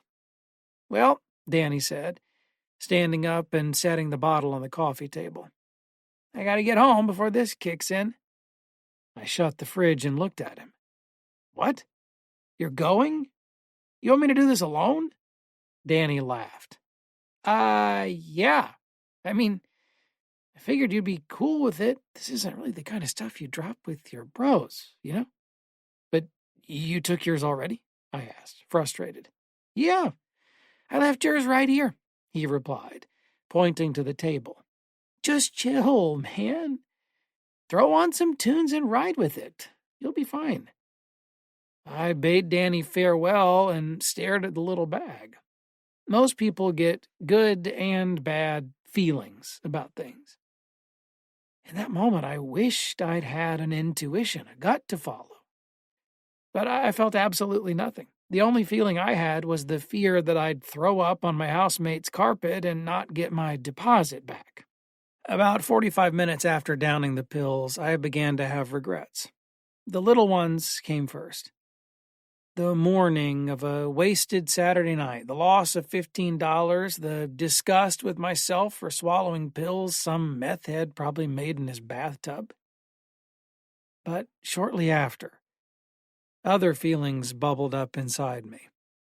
A coldness slithered over my skin as though the blood was receding from my fingers, up my arms, into my torso. This was followed by mild nausea, tightness of the chest, and other minor symptoms of anxiety I'd read about online. I swallowed back my fears and tried to remain optimistic. The sunlight crept across the room and vanished shortly after. The crickets began their sonatas. Tremendous waves of warmth and cold strobed through my body. They came and went so intensely that I had to pull my headphones out of my ears and pace around the living room. Sweat dripped from my pores and seemed to freeze the moment it contacted the air. It felt like I was coming down with a bad flu. My phone buzzed on the coffee table. It was Danny. For just a brief moment, I thought to myself, I don't know a Danny. Felix, he said, panting heavily. Felix. What's up, man? I asked, instantly aware of the dread in his voice. Danny burst into tears. He sobbed into the phone, mumbling gibberish beneath his breath. In the background, I could hear his girlfriend panicking. What is it? What's wrong? My heart jackhammered in my ears. He began howling with laughter, punctuated occasionally by tearful whimpers and wails. He struggled to breathe. What did you do? His girlfriend screamed. It's not E, he screamed into the phone, crying hysterically. It's not ecstasy. My heart seemed to stop beating altogether. I took a pill, Danny said to his girlfriend. Throw these away! Throw away! Danny, I shouted, trying to get his attention. What do you mean you took a pill? We bought 6, Danny. He laughed and cried and hyperventilated. I think I'm losing my mind, he whispered. I can see into hell. It isn't like they say. Danny, how many pills did you take? I demanded. This is important. Pay attention. His girlfriend screamed something in the background. Yes, 1 dose, he said. 1 dose. Took the pill, 1 dose. Visions of death invaded my mind. Danny, I said, trying to maintain composure, listen to me. I took all 3. I thought that was the dose. He began screaming. They were screams of pure terror. The screams of a dying man. Put it down, his girlfriend yelled. The phone cut out. I stood there in the silence of my empty living room, staring down at the phone. Cold sweat waterfalled down my back. My skin crawled. I was on a rocket ship that was just taking off, and the G-force of panic multiplied with each passing minute. In my loosening grip on reality, I reasoned that sitting in the armchair in absolute silence would keep me safe and understimulated. My sole objective now was to deprive the drug of fuel that it could use to drag me into a waking 6-hour nightmare. I turned off the TV, set down the iPod, and threw the block of kitchen knives into a cabinet. I poured a glass of water with a shaking hand and stumbled back to the sofa. The moment I sat down, utter silence overtook my senses, and I became hyper-aware of the physical sensations in my body. My stomach growled. It promised me untold havoc the next morning, and gurgled angrily at the poison I had sent to it. It burbled in patterns. It was trying to communicate with me. I tried to make out the words. It's not E! Danny's voice rang in my memory. My stomach matched the syllables. The very thought catapulted me into a new state of terror, reaffirming how utterly doomed I was. My blood thickened to sludge and strained through my veins, slowing my movements and breathing. I tried to turn my attention away from my failing body and outward into the room. The cream-white ceiling rippled like the surface of a pond, then went taut and rigid. It repeated this over and over until thick white gobs of it began dripping down onto the carpet. I held my hands out and caught some, then rubbed it between my fingers. It dried quickly and caked my palms in brittle plaster, then disappeared. My ability to control my own thoughts waxed and waned. One moment I was capable of surmising that I had ingested LSD. The next I was totally unaware that I was on drugs at all. Meaningful consciousness flickered on and off in my brain like a crackling bulb. Before long I realized that the entire living room had dried out. It no longer possessed the likeness of melting wax, but instead appeared dehydrated, like the facade of a Roman tower. My body had fossilized into sandstone and fused with the chair, and only my eyes were wet enough to move.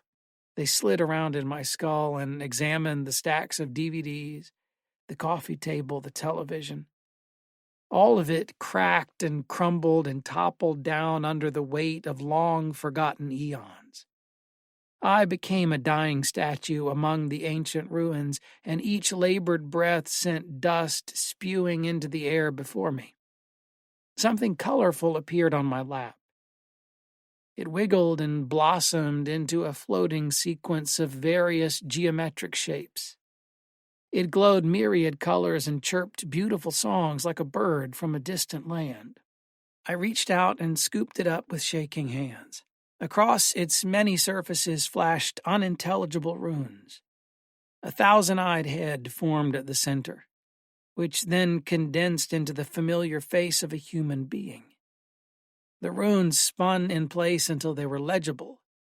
They became Danny. I don't know, Danny, I said, dropping the object back onto my lap. I looked to the window and noticed the blackness radiating from it. A terrible realization dawned on me. The world outside had fallen away, and the little room I sat in was everything that existed. I peered into the vacant face of the deep, trying desperately to prove myself wrong, but only darkness peered back. It was not the darkness of empty space, but rather the surface of a textured nothingness. The universe simply did not extend past the glass. There was no outside. The room went hot and claustrophobic at this revelation. I touched the window and felt its bitter cold, which brought me some measure of comfort. I breathed across its surface and traced little runes on it with my fingers. My hand droned along with purpose, and although I had no idea what I was writing, it calmed me to do it. When I ran out of space, I moved to another, larger window nearby. The carpet clung to my feet and sloshed back to the ground as I walked. In this window, I could see my own reflection. My ghostly doppelganger peered back at me, mimicking all of my movements with a slight delay. He looked aged, more sinister, colder. A white veil obscured the details of his face. At first I thought it was fog on the window, but after sliding my hands across it, it felt like spider's silk. "Cobwebs," I mouthed, flicking my tongue all around as I did. Web, web. As I spoke, I watched hundreds of tiny gray spiders march their way across my reflection's face, obscuring it further with more webbing.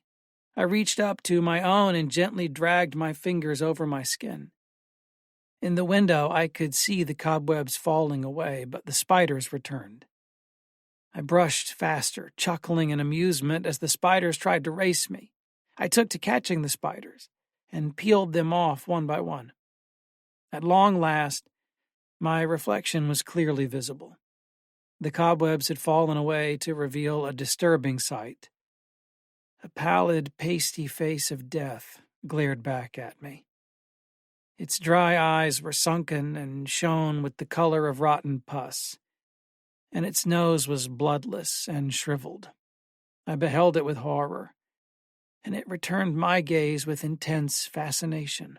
My heart flopped around and spasmed in my chest. I could not tear my eyes away from the wretched sight. We stared into each other for 1,000 years. The room aged all around me and shifted to purples and grays and blacks. It spoiled and decayed and died away in my peripheries, then budded and bloomed once more. I felt compelled to reach out again and draw more runes on the glass. But as I did, my reflection's fingers copied me and smeared the window with blood.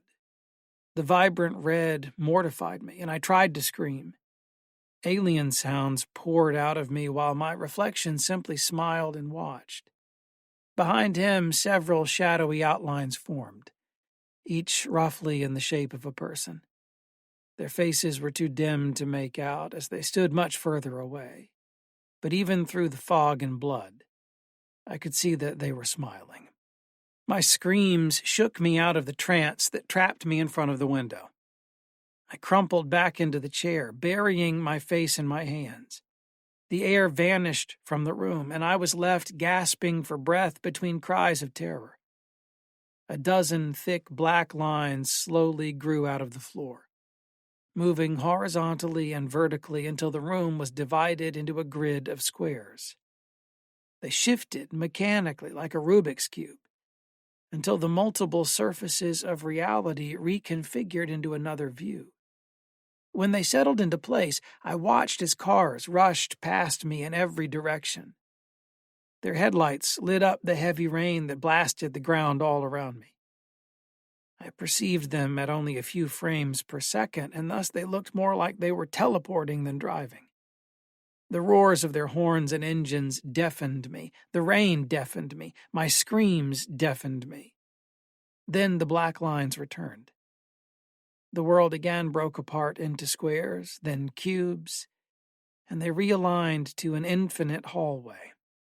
Wild creatures in blue rags danced all around me, touching my face and hair, pulling at my shirt. They spoke in unintelligible tongues and forced me back down into the chair when I tried to escape. Although I was seated, my chair slid down the hallway and rounded several corners. Larger creatures in white occasionally peered down at me as we went. Severe lacerations, I thought I heard a voice say. Fragments of things I could understand echoed around me. In shock, said another. Weapon. Blood test. What did swallow, Mr. Blackwell? Felix? I spent 2 days in that hospital. Faye was beside me when I woke up. She wept as they changed my bandages, begging me to tell her why I did it. The nurse drew more blood now and then, and always shook her head at the charts afterward.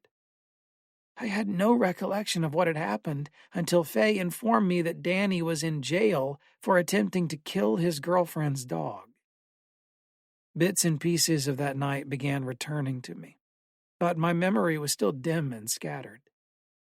Then Faye opened her cell phone and showed a photo to me that she had taken the night I ended up in the emergency room. It was a picture of a window. Smeared across it in dried, flaky blood, it read, "Let us in." The words were written on the glass from the outside. The Bleeding Window. Colin J. Northwood. We shouldn't have split up. We came running when we heard Father calling for help, but it was too late. Tol Senta, the old shaman, was the first to arrive, but he did not have a weapon and was also attacked.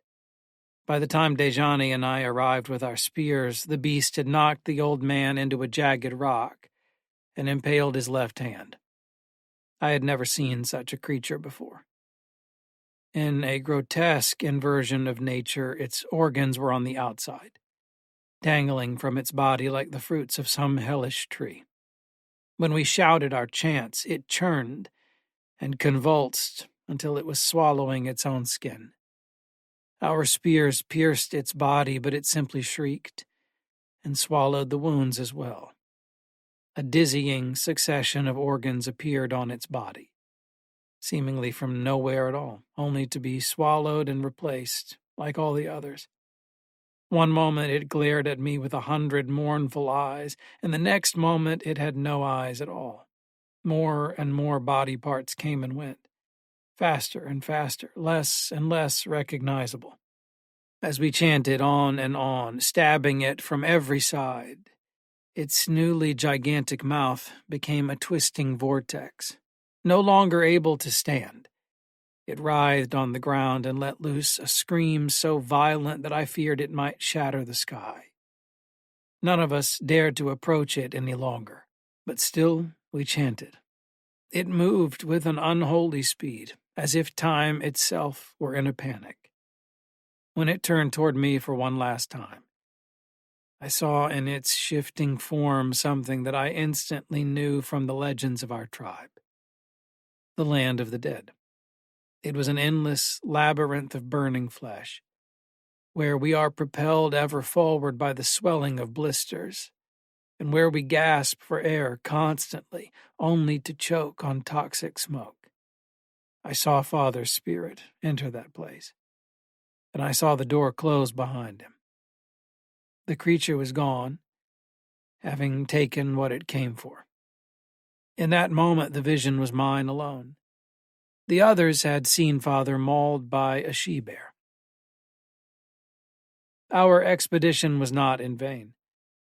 The land here was lush. The rest of our tribe would be relieved that our days of famine were over. Winter was beginning, so our discovery was crucial. Father's remains were not in suitable condition for a proper burial.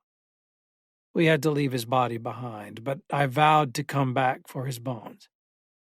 Tol Senta's hand had been impaled clean through, but the wound was not fatal. Despite the pain, he promised that he could still lead the memorial ceremony. We returned to our camp, built a fire, and began our prayers for Father's soul. May the tenderness of your welts cushion you from the beatings you receive on your journey, and may your blackened lungs go numb to spare you from the pain. May the 3,000 evils show you no mercy, so that your destruction will not linger incomplete. Father, please forgive me. I looked across the fire at Tol Senta. His eyes remained closed as he held up his hands and hummed the final refrain of the funeral dirge. And so, I saw it first. Through the hole in the old man's hand, I could see a dark landscape strewn with snow. It was still daylight where we stood. The eye of the master had just begun its descent toward the horizon. But through the shaman's hand, I saw the night sky. The pristine snow and gleaming stars might have been beautiful had the previous winter not killed so many of our kind. But in the very emptiness of the scene, I regarded the menacing face of death. A ghostly green flame floated in the sky, and strange figures crept about on the horizon. Tol Senta felt the sting of ice in his wound, and turned his palm to face his eyes. His expression of stern bewilderment confirmed for me that this was no dream. Dejani watched in wonder, and I in terror, as Tol Senta stood entranced. Icy wind flowed from the palm of the old man's hand. Blood dripped from the back and sizzled as it landed in the fire. None of us dared move. And so it was that we stood paralyzed, while a single thin claw emerged from the wound and impaled the old man through his right eye. It stirred the contents of his head at a leisurely pace as if digging for something unseen, then retreated back from whence it came. Dejani and I regained our composure and ran to Tol Senta's side, but it was too late. A soup of blood and brain dribbled down his face, and he mustered only a single grunt before falling to his knees, never to stand again. I know not the essence of the magics that I've witnessed, nor the machinations that take place in the spirit world. I know only that in those dark and icy lands lies something wicked. The old man had been slain by a claw, but not with the savagery of a wild animal. The killing was done with grace, elegance, and an unmistakable murderous intent. I saw in the movements of that claw, and felt in those icy winds, a malice too pure to belong to any mortal creature. I will tell my people of this evil, and search my dreams for omens of its coming. Going Down. Felix Blackwell. Preston Lyle closed the manila folder and pushed himself away from his desk. The chair rolled backward a foot or so and stopped. He spun around to face the big window. A sickly orange Philadelphia sky loomed beyond it. Minutes before, the sun had dipped behind the ring of distant skyscrapers. It was 7:20 p.m. Preston peeled off his glasses and wiped a forearm across his oily face.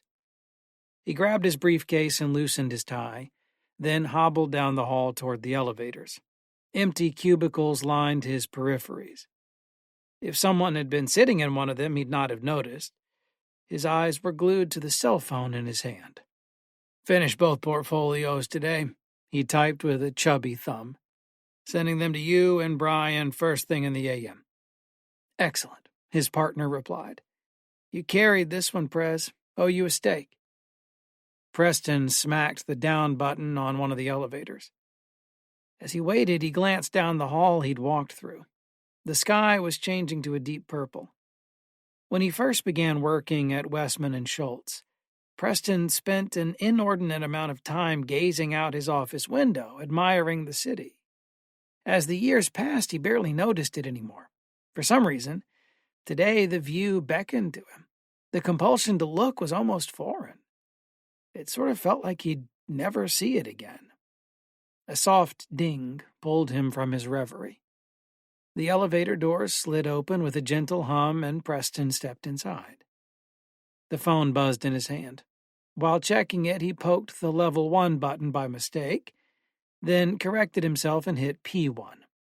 It was a text from his wife, Beth. "Are you still at work?" "On my way home," he typed.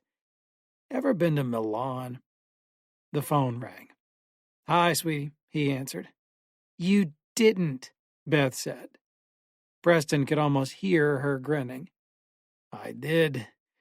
Booked him today. Figured it was about time. Closed a major project today." Beth squealed in excitement. "Get home quick," she said. "Let's go out to celebrate." Preston obliged and hung up the phone. He glanced up at the digital readout above the button panel. 21, 20, 19. He compulsively scrolled through the emails on his phone. There was a message from Allison Briggs in management. He stuck the phone back in his pocket. "Not tonight, you old hag," he muttered. 13, 12, 11. He tried to clear work from his mind, but ended up going through mental lists of things he had to finish the next day. The job was never far from his thoughts. It was medication to him. The busyness of it all helped him avoid the things in life he couldn't control, the memories he tried to bury. Preston found himself instinctively reaching back into his pocket for the phone. The elevator lurched. 3, 2, 1. The doors slid open. The ground floor of Westman and Schultz was empty, spare a lone security guard reading his paper. A set of huge glass windows near the entrance framed a scene of twilight streets. People in suits walked by, laughing and chatting. Cars passed now and then. Preston stared out for a while, longing to be outside, then tapped the closed door button repeatedly. He wanted to get home as fast as possible. The doors slid shut, and the elevator lurched again. As it descended, its mechanical hum made Preston feel anxious. Too much coffee today, he thought. The readout glowed its soft blue light. 1, P1, P2. Preston's brow furrowed. He pressed P1 repeatedly, but the elevator did not stop. "What the hell?" he complained. "Parking, you stupid shit, parking!" The elevator didn't respond to his command. He tried pressing several other buttons, but none of them lit up. B1, B2. Great, this is great. He smacked P1 over and over with his fist to no avail. He loathed the idea of walking up several flights of stairs to get back to the underground car park. C1, C2, C3. Preston stared in disbelief at the display above the button panel. He had no idea there were this many floors beneath the parking structure. He didn't even know what C stood for. A shrieking sound of metal on metal deafened Preston. He clutched his ears, then nervously paced around the little room. The elevator seemed to speed up as it descended. It almost felt like it was in free fall. The metallic sounds alternated between high-pitched whines and deep, shuddering groans. Floors flew by. C18, C19, C20. A waterfall of sweat poured off of Preston's head, smearing down his face and glasses.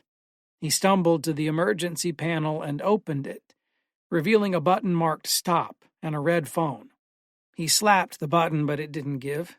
Upon further inspection, it was stuck. When he picked up the phone, it rang and rang endlessly, but no one ever answered. C36, C37, C38. The air went out of the room. Preston's old claustrophobia crept back into his conscious thoughts. He smoldered under his heavy suit. He couldn't breathe.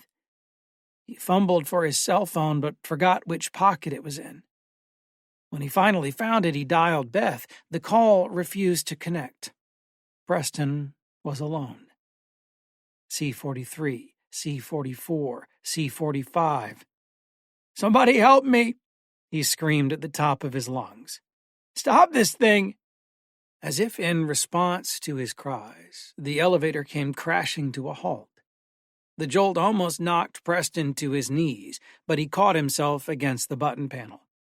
The readout flashed in bright red letters inches from his face.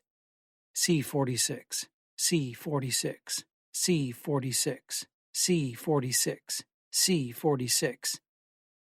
The doors struggled to open, but finally did so with a loud rumble. A single drop of water collected on the carriage's metal ceiling and dripped onto his neck. He didn't notice. Preston practically threw himself out of that godforsaken elevator. A wall of musty air assailed his nostrils. He strained to catch his breath. Before him lay a long, dark hallway, dimly lit with yellow tube lights every few yards. The hall was strangely, incomprehensibly, terrifyingly long. It vanished into a distant, dark point. He could hear water dripping somewhere far ahead. Preston found his phone in his hand again. He couldn't remember reaching for it. No service. He whirled around as the elevator door slammed shut behind him. He heard the carriage heading back to the upper floors. "Wait!" he shouted, bashing his palm against the metal. There was no button panel on this floor. He could not recall the elevator. Shaking and sniffling, Preston shuffled down the hallway, wondering where on earth he was. His footsteps echoed all around him, the sound of Italian leather scraping on concrete. The ground and walls were unmarked gray surfaces. He walked for what seemed like a mile. After a long time, he reached the distant point. It was a single door in the otherwise barren hallway. Preston pushed the door open. Beyond it lay a wooden staircase that descended down, further into the dark. There were no lights here. The dripping noises grew more intense, but he still couldn't see any water. "Hello?" he called out. His voice bounced off the unseen bottom and returned to him warped and faded. "Anybody here? I have no idea where I am." Again, the cell phone appeared in his hand. Preston used it to illuminate the stairs as he made his way down. He clutched the railing with his other hand. Its metal surface was warm to the touch. The stairs, like the hallway before them, seemed to go on forever. He made his way down, counting the steps as he went. 72, 73, 74, 75. With each step, Preston felt the growing urge to turn around and run back to the elevator. It felt like he was heading the wrong direction, like he was going to a bad place. The sense of doom grew with each footfall. After 100 stairs, the wooden thuds beneath Preston's feet turned back to concrete scrapes. There at the bottom, the light from his phone revealed a metal door. Rust had nearly conquered it. The handle looked unturned for centuries. With a bit of strain, he forced it open. It was another dimly lit hallway, similar to the one before the staircase, only this one made a left turn. A frantic fear now gripped Preston. He walked faster. There were little metal pieces strewn everywhere, as if some appliance had been disassembled and tossed onto the ground. As Preston rounded the corner, a strange sight came into view. An ancient, rusted bicycle leaned against the wall in front of him. It was badly damaged.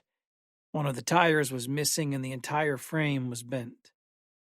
For a moment, Preston imagined some sort of animal crawling around down here, powerful enough to crush a bike and eat its rider whole.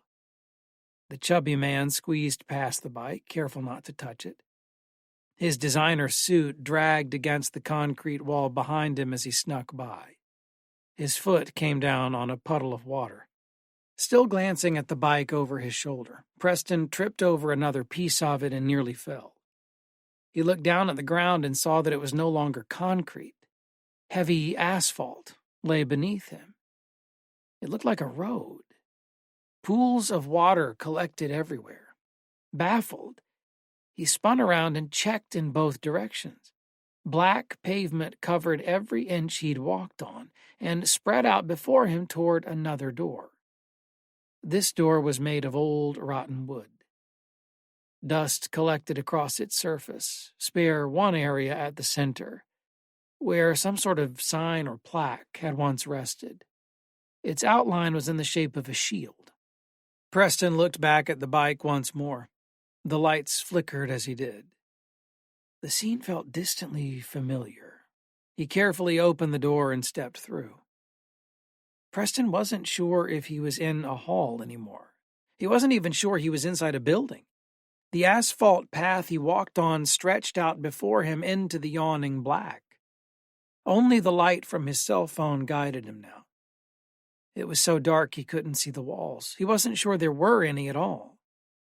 The air smelled like rain, and the sound of rushing water met his ears from far off.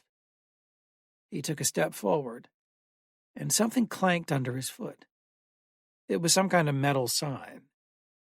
Preston bent over and scooped it up. It was soaking wet. Its familiar shape fit the outline on the door he'd just come through. He studied its blank surface, then turned it over. California Highway 46. Preston gasped and instinctively dropped the sign. It clattered to the floor, but the noise did not echo. A breeze kicked up. Heart thundering, Preston turned around and went back for the door. Its lock clicked audibly as he did. The sound sent him into a panic. "Let me out!" he screamed. "I didn't want this!" His voice was drowned out by the rising sound of water. He bashed his fists against the door, but it didn't give at all. It felt like a brick wall now. The handle broke off when he grabbed it. It had been glued on. "No, please," he panted, trying to avert an anxiety attack. He didn't have his medication. It was back at his desk, far, far up above somewhere, in another world. "Please, God. Please, no." Preston stood there in the dark, cell phone clasped in one shaking hand, the other brushing cold sweat from his face. Repressed memories rushed to the surface of his mind, things he'd trained himself for years to forget. The watery cacophony died away, leaving him in silence. He plodded onward, sucking in huge breaths in an attempt to maintain composure. The highway marker clattered under his foot once more. He didn't look down. Preston's round face went flush. His glasses fogged with perspiration. His heart boomed inside his chest. He imagined himself walking a plank. The scraping sound of his good shoes on asphalt gave way to stickier, wetter noises. The sickly smell of metal overwhelmed him as he pressed on. The dying phone's light reflected off the wet ground.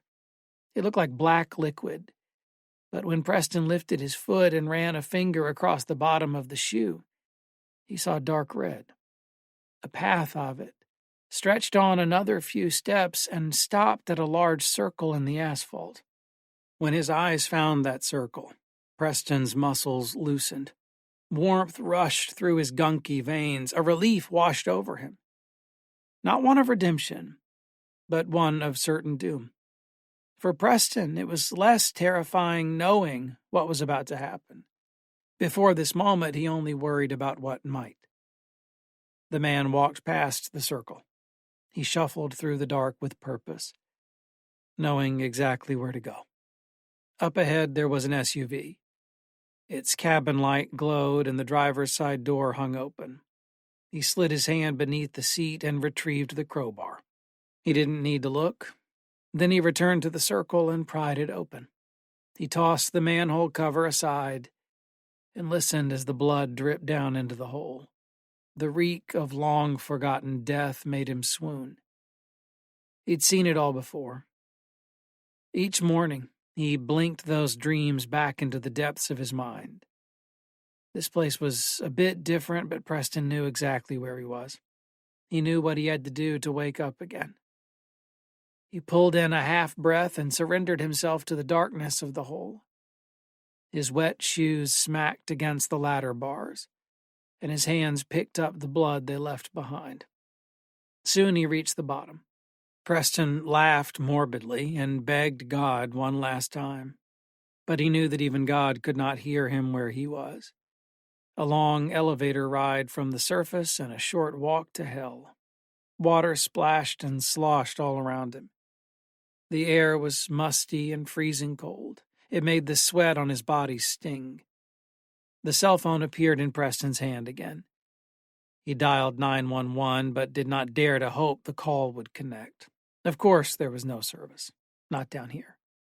But then, the phone lit up brightly, and a name flashed across the screen. Beth.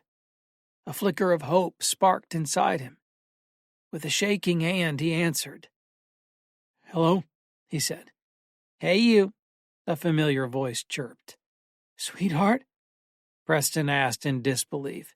"How are the boys?" she asked. "Sorry to bother you. I just wanted to let you know that I'm still out with my mom." There was something strange about Beth's voice. Beneath the static and poor reception, her speech was different.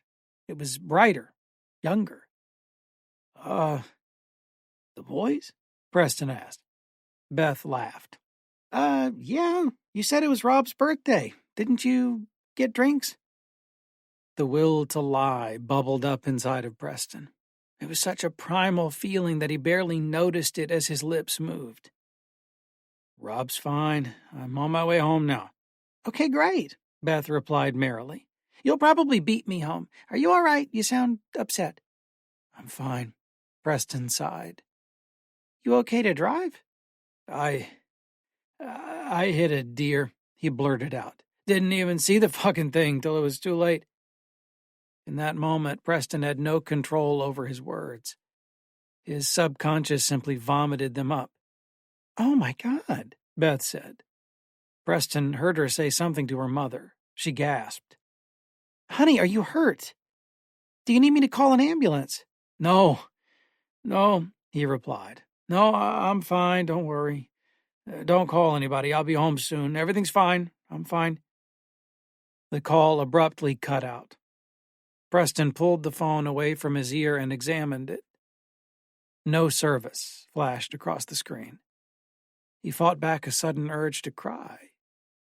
For all these years, he'd carried on in silence, wearing a thin smile over his terrible desperation. A hair-raising sound erupted from behind him. It was the sound of someone taking a deep breath. Someone who hadn't breathed in ages. Every inch of Preston's skin crawled when he heard that noise. He turned around and shined the phone's light out in front of him. Filthy water rushed past his ankles and flowed through a giant metal grate. Its smell was overpowered by the stink of rotting meat. Above him, something metal scraped and dragged, then clunked into place. The manhole cover had been replaced. The way out was shut. 12 feet away, illuminated in faint blue light, a torso rose from the water. It looked like a young woman, or what used to be one. She groaned and sputtered and threw up black water. Her face was dark and mangled. The cheekbones were crushed and jutting beneath her bloated skin. The head sat wrong on the shoulders, indicating a broken neck. The form rose to its feet and lurched toward Preston. Jesus Christ, help me!" he screamed. He backed into a wet cement wall and pressed himself against it, as if trying to disappear into one of the little cracks. He shrieked uncontrollably as the woman came within arm's length. "Please don't hurt me," he begged. He held the phone out in front of him defensively. Its light revealed a face like rotten porridge. with two cloudy eyes set deep beneath the surface. They peered into Preston's. They gazed past them, right down into his soul. The woman reached a flayed arm out and traced the lapel of the man's suit. She ran a brittle finger across his lips. "What is your name?" she gurgled. Stinking water dribbled down her lips as she spoke. He tried to speak. His teeth chattered and chopped up the words. "What is your name?" the woman asked again, drawing even closer. Her face stopped inches from his. "Preston," he managed to get out. My name is Preston." "Ah," she breathed. "I never knew." The man stood rigid and kept his eyes closed. "What is my name?" she asked. Preston whimpered and opened his eyes. "Katie," he said, after a long pause. "Katie Alvarez." The woman inhaled sharply. "Now I remember," she said. Her daisy-slaying breath did to Preston's nose what her appearance did to his eyes. She smiled, revealing a set of broken teeth, and laughed a nightmarish laugh. Water droplets splashed and sprayed all over Preston's face. "Please," he whispered. Katie's hands ran all over his face as if to help her remember him. Her fingers felt like slimy eels as they glided across his skin. "How long?" she whispered back. Her eyes widened. She wrapped those fingers around his throat. 13. Preston choked. 13 years. She replied, digging her nails into his neck. She jumped backward, dragging Preston with her, and threw him down with unholy strength. The chubby man collided with the water and the mossy cement beneath it. "Why did you come back?" she demanded, striding toward him. Her wet hair slapped her bare skin as she moved. Some of it fell into the water. "I'm so sorry, Katie," Preston said, shielding himself with his arms. 13 years, she screamed. Her voice boomed across the dark sewer and portended a horrific vengeance. 13 years. "Please don't," Preston sobbed.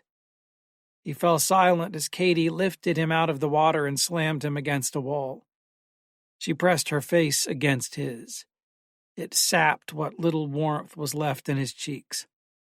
"I want to hear it," she commanded. Preston desperately wanted to lie to her and to himself, but the force in her voice pulled the words right out of his mouth. "Okay," he breathed, shaking violently. Okay. I was coming home. It was late. It was the last year of my master's program. One of my friends had a birthday. I was visiting him way out in Paso Robles. We drank. I'm so sorry, Katie. I'm so sorry." Preston began to cry. "Tell me," she pressed. I didn't see your bike until it was too late. I swear I didn't do it on purpose. It was raining so hard that night. So hard I couldn't see. I'd been drinking. I was going fast, too fast." Katie growled. Her lidless eyes bore into Preston. They yearned for his blood. I didn't know what to do. It happened right off the exit. I thought about calling the police, but it was too late. The second it happened, you were gone." "And then what?" she asked, baring her shattered teeth. "I got your bike off the road. Kicked all the little pieces into the tall grass. The rain took care of the blood." Preston dreaded the words spilling out of his mouth. but he couldn't hold them back. There was a sewer line, so I got my crowbar. I put you down there, Katie. I put you down there in the dark. I didn't know what else to do. I'm so sorry." Katie did not respond. She stood there, holding her victim, frozen in thought. "Every time I saw you on the news, I wanted to die," he added. "The feeling never left me. They stopped searching after a while, but I thought about you every day. Every time I shut my eyes, every time I dream. I wish I could take it all back." Katie sat Preston down gently and took a step back. She examined her hands, her arms, the bones that protruded from them. "You broke me," she said, rage and anguish intersecting on her voice. Preston sobbed. Her words sliced into him like claws. "And you put me here," she continued. The woman dry heaved suddenly, then spewed black water all over herself. She wiped an arm across her lips. The skin sloughed off like wet dough. Katie's pathetic state, her misery, broke Preston's heart. His disgust with himself overtook his terror of her. He cried harder. "And while you were off living your life," she said, "getting promotions and nice suits, I was down here in the cold where my mother would never find me. For a long time, it was all black. I felt nothing, like a deep sleep. But then I began to dream. You lay in your bed and dreamed of me, Preston, while I lay here in the water. I dreamed of you. I never saw your face, but somehow I knew you all along. And though the water washed away my body over time and scattered my bones over all those dark miles, I keep coming back to this place over and over." Preston's cries fell to silence. He wished for the relief of death. He sank down into the water and sat against the sticky sewer wall.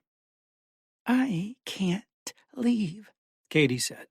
"I have nowhere to go, and so I keep waking up right here. Maybe it happens each time you dream of me and what you did. For so long, I dreamed you'd come back and carry me out of here, up into the sunlight. But you never came back." "Katie," Preston breathed. "No," she interrupted. She waded toward him through the water. Preston still held the wet cell phone in his hand. Its light flickered. "I can take you out of here now," he said, desperation welling in his voice. "I'll show you the sun. I'll tell everyone what I did." "It's too late," she replied. "It's my turn to show you something. I want to show you what 13 years in the dark feels like." Preston burst into tears and begged for his life. "Don't cry," she whispered. "I won't do what you did to me. I won't abandon you." Katie sat down on Preston's lap and put her arms around him. She leaned her wet and rigid body against his and nuzzled her rotting face into his neck. The cell phone flickered once more, then went off. A veil of inconceivable darkness fell, and Preston's cries of anguish were muffled by the sound of running water. Edwin. Felix Blackwell. 5th November, 1987. There's a little boy living in my house. He's been here for 60 years. His name is Edwin. I'm writing this to nobody in particular. I just hope that after I'm gone, whoever comes to the house is gentle with him. He needs a loving family, and I won't be able to provide for him forever. I inherited this house from my father, Gary Orion Orenthal, a decorated Army sergeant who lost both his legs following the botched removal of Kraut shrapnel. At least that's the official story. He died shortly after, and this house and a bit of money were the only things he left to my mother and me. She succumbed to a rare skin disease when I was 20, so now I'm all alone. Well, not entirely alone. I've got Edwin, and he's got me. We grew up, or I grew up, in this house, side by side. For the past 35 years, we've laughed and played and told ghost stories. We've explored the woods that cut this house off from the world.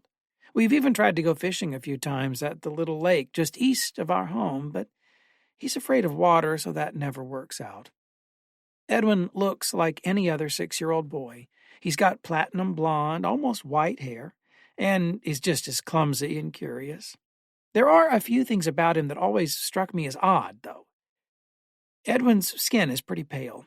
Sometimes it even gets pink and patchy, so he's always got it covered with this ancient-looking schoolboy uniform. I have no idea what era that outfit is from, but it's got to be as old as this house. Edwin gets upset. Like any child, he's prone to tantrums, especially when he's hungry. So I try to keep him fed and entertained. I simply can't deal with the screeching and the stomping and the growling. If I come home late from work, I own a small grocery store in town, and haven't fed him, Edwin will take to pitching ungodly fits and skulking around in the shadows, clawing on the walls, making messes of my father's antiques. And if he goes too long without food, his eyes get dark and sunken, his skin gets feverish and blotchy, and his teeth, well, I don't really know how to explain it. His teeth get longer and crooked. I worry about Edwin's limbs as well. They take to bending in strange ways, reminding me of a gnarled winter tree. I've tried to get him to a doctor, but he refuses to leave the property and gets violent if forced. I once brought the town doctor over for a checkup. He's never had one. And he screamed so loud I had to ask the doctor to leave. I thought the kid would give himself an aneurysm. Fortunately, Edwin doesn't have to eat often. About once a month is all he needs, depending on what I feed him. You have to understand, he doesn't like anything from the grocery store. He doesn't like anything I can cook. The regular food you give to kids makes him violently ill. I tried to give him SpaghettiOs when we were kids, and he threw the bowl at me, leaving burns all over my neck and hands. No, what Edwin needs is a bit stranger than that. He's fond of hair and skin, and will take what he can get. When I was 12, after my mom told him to leave for good, he skinned our dog Gunner and ate until the color came back to his face. Edwin tried to explain it to me. He says he was just born this way, and it isn't something he necessarily likes, but as long as he's being fed, he doesn't have to hurt anyone. He didn't want to hurt my father and my mother, and he doesn't want to hurt me. We have an understanding now. And although that understanding has largely left me bald, my scalp scarred, and my arms permanently consigned to long sleeves, Edwin doesn't throw tantrums, and he doesn't sleep in the bed next to me anymore. We keep a regular feeding schedule, and everybody's happy. I never have to see what he becomes when he's feeling sick, as he calls it, and I don't have to worry about my safety when I can't find him in the house at night. But recently things have sort of fallen apart around here. Edwin and I haven't been getting along. His fits are worse. His attitude has changed, and he just isn't the same kid I grew up with. He barely laughs anymore, and his eyes are always a tad sunken. His blonde little head is silver-graying just a bit, and he's deviating from the schedule. I can't ask him to go. Who would take care of him anyways? And I can't myself leave. I'm pretty much stuck here. He's constantly accusing me of not loving him anymore, and it breaks my heart. I've given a lot to Edwin over the past year. Our friendship has left me with 7 fingers, 1 ear, and most of my toes, and now he's really starting to get on my nerves. He wants more all the time. This morning, before heading to work, he asked me for my leg. "Only up to the knee," he said. "I promise, and we can wait till the weekend, so you have time to rest for work. Please." He gets me with those charming little eyes. I've been thinking about it all day, and I've decided that this is my opportunity to really prove to him that I care. Edwin can have both my legs as a show of my appreciation for him. But if he asks me for anything else this month, I'm going to be really sore with him. Thomas O. Nothing Goes to Waste. Colin J. Northwood. They say the most common fear is public speaking, but it's just about the only thing that doesn't scare me. I'm afraid of spiders, snakes, food poisoning, earthquakes, and places that are too high or too enclosed. But I can give a speech, so I get to deliver the eulogy. Sometimes I blame the old man for my phobias. He thought it was funny to scare me as a child. In his mind, it must have been innocent, just a father playing with his son. I guess it makes sense. He grew up in a different time. I exposed my arm, twisted my valve, and put 4 drops onto the shower's control panel. It used to be only 3 drops, but there's a drought. I opened the window before stepping into the shower. Enclosed spaces. As the warm water flowed over me, it rinsed away the sweat from my last anxiety attack. Usually I can make it through the night with only mild jitters, but I guess my father's death was beginning to sink in. I recited my speech to myself while scrubbing. My father had seen the old world crumble all around him, and had never quite adapted to the new one. In his final years, he had quietly confided to me that the blood economy had always made him uneasy. The old man didn't want to risk his reputation, so I was the only one who knew about his misgivings. Someone a little younger than me might have been ashamed to hear him say something so crazy, but I found it endearing. After all, doubts like his were still commonly spoken in public just a few decades ago. His confession was a sign of the trust we built as he became dependent on me. But that wasn't the side of him that I had to show in the eulogy. He was a war hero. The shower ran dry after a few minutes, but I was clean enough. I decided not to reactivate. As I got dressed, I thought about the kind of funeral I would have wanted for him. Just me, my wife, my sister, and her husband. The people who knew him best. We could all come together to share memories and comfort each other. I think Mom would have wanted it that way too. But not Dad. Dad was too proud for that. He was a pillar of the community, so it had to be a big public affair. I had to present him as a soldier and talk about how valiant his deeds were long before we were born. I would most likely not be able to hide my shame while extolling his bravery to the crowd. Even in his old age, Dad hadn't given up glaring at me whenever I used the poison detector. "That's a waste of blood," he would often say, and was unmoved when I'd respond that it was only 1 drop per use. "It adds up. It may be 1 drop per use, but you've been doing this 3 times a day for years. Think of all the blood you could have saved." "Yeah, I know," I would sometimes say just to shut him up. But I had no intention of stopping. All that blood wasn't going to do me any good if I wasn't alive to spend it. When I was a kid, he used to tell me about the way machines worked before the war. Fuel from under the ground, electricity from holes in the wall. I hadn't been to school yet, so it sounded crazy to me at the time. It probably didn't help that most of his stories really were his own fanciful inventions. That's the dad I wanted to remember, not the hero from before I was born. Not the shell of his former self that he became in his later years. The dad who told us stories when we were kids. I tied my shoes, double-checked that my valve was tightly sealed, and headed down the hall to have breakfast. With no poison in it, thanks to one more drop of blood. Screw you, Dad. My sister and I spent our childhood on an isolated farm and had little contact with city folk. Dad had insisted on that. He wasn't happy with the direction the world was taking. In private moments, he'd sometimes talk to Mom about how the blood economy was like something out of a horror story. But I didn't know that at the time. I guess horror stories were pretty different when he was a kid. In fact, I'm certain that all kinds of stories were different in his time, because Roxy and I were raised on them.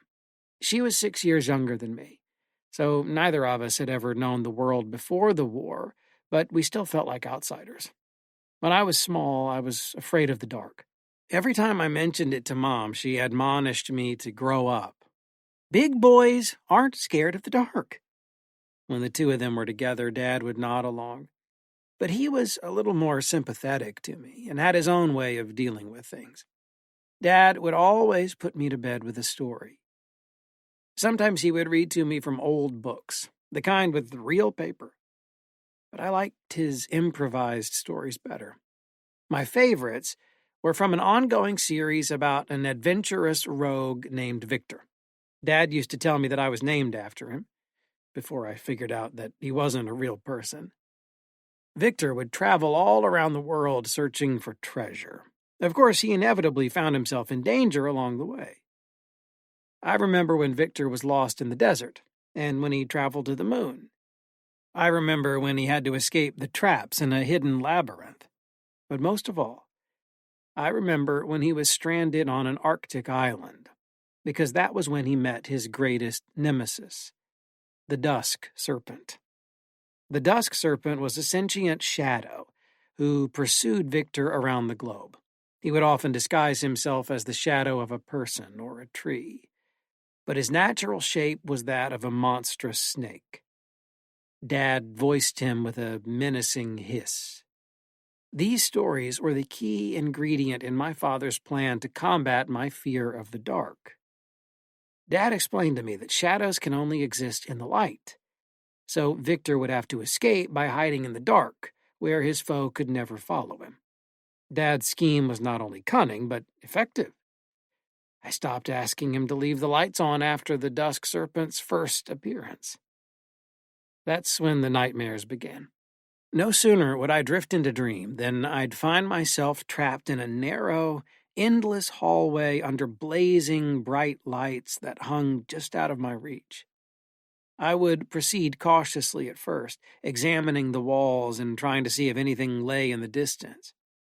I would occasionally catch a glimpse of something out of the corner of my eye, but I couldn't get a good look, and I'd end up dismissing it as a figment of my imagination. But slowly it would inch nearer and take a little less care to dodge my glances until I was sure something was there. Closer and closer it would draw until finally I would hear that terrible hiss. And then I would know it was too late. When I would take off running down the hallway, I would hear that breathy laughter just behind me. I didn't dare to look. Even dashing as fast as my little legs could carry me, I could never get away. I knew he was toying with me. If only I could make it to the dark, I'd be safe. But the hallway stretched on, and the glare of the lights was merciless. Eventually, he would tire of his game and take a swipe that knocked me off my feet. I always knew it was coming, but I was helpless against it. I fell flat on my face with a brutal impact that I could physically feel even after the dream ended. But it wasn't quite over yet. I would try so hard to keep my eyes closed as the shadowy coils tightened around me, lifted me, and held me upside down in the air. When I felt his sickening, cold breath on me, I turned my head away and squinted even harder, but I was helpless under his control. "Dear child," he would whisper, the same words every time. "Can you hear me?" The coils tightened, and my breath escaped my chest. "Listen to me," he would hiss. "Open your eyes." I was too terrified to disobey, but every time I looked at him, I regretted it immediately. Beholding those empty eyes was like gazing into the depths of hell. Somehow, those featureless black orbs exuded a malice unlike any I've seen before or since. This was not the bumbling villain of Dad's stories. This was a hateful, pitiless thing, whose malign expression promised me a fate more terrible than even its hideous voice could threaten. When he unhinged his jaw and stretched it to a horrible size, I somehow knew that what awaited me was worse than being devoured. And that's when I would wake up, safe in the darkness of my room. Caroline's valve was loose, and a ruby archipelago was forming at the side of her chair. She had breakfast ready for me before I even asked. That wasn't like her. Usually I felt a little guilty for testing her food and for making her pretend not to acknowledge it as a sign of mistrust, but not today. Still, she didn't flinch when I scanned the plate. "Roxy called. She'll be here in 2 hours." Her voice was unusually calm. My breakfast was safe. I put the detector away. "Thanks." Caroline stabbed her eggs absent-mindedly. Without Dad, she would be the only one around to keep my eccentricities in check. She had been remarkably patient with me throughout our marriage, but she had never been my sole caretaker before. Maybe age and stress would finally start to take their toll on her. First Dad, now this. Why do these things always happen to me? I dug into my food. "You better get dressed," I said. Normally, Caroline would scold me for talking with my mouth full, but this time she just kept staring at her plate. Courtesy for the grieving, I supposed. She put down her fork, but didn't look up. Another drop of blood fell from her valve and hit the floor. "I talked to Noreen this morning. Do you remember Noreen?" "Yeah, of course." I lied. Her friends are all the same. "She says Ted is really broken up. I told her they could come to the funeral if they want." "All right." I took a gulp of my juice. "Victor." "Yeah?" She didn't answer. Her food was getting cold even as I finished mine. I stood up and headed for the door. "Get dressed, honey. We have a lot to do today." "Oh, and your valve is leaking." She didn't bother to adjust it. One night, when I was 11 years old, I awoke to the sound of Roxy screaming. At first, I thought she must be having a nightmare. Dad must have told her a scary story tonight, I figured. But this time it was different because pretty soon, Dad started yelling too. He burst into my room and picked me up before I had time to process what was going on. Even when I saw smoke in the hall, I was still too dazed to understand. Dad put me down outside next to Roxy and told me to keep her safe. Then he ran back inside the house to look for Mom. It wasn't until I saw the orange light on Roxy's face that I realized what was happening. I don't know how the fire started or why Mom didn't wake up when we were all screaming. Dad pulled her out, but it was too late.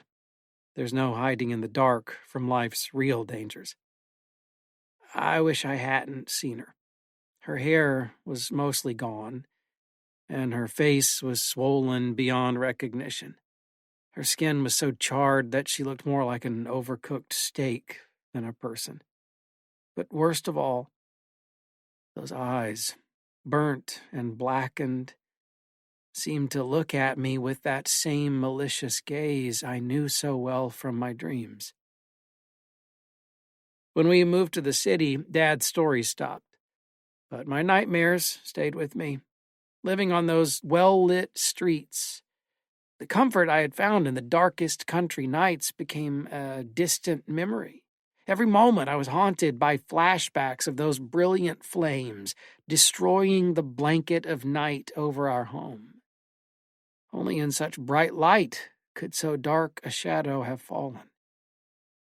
Every time I saw Mom in my dreams, those blackened eyes seemed to pierce right through me just as they did when I was a boy, and I was terrified of what they might find beneath my skin.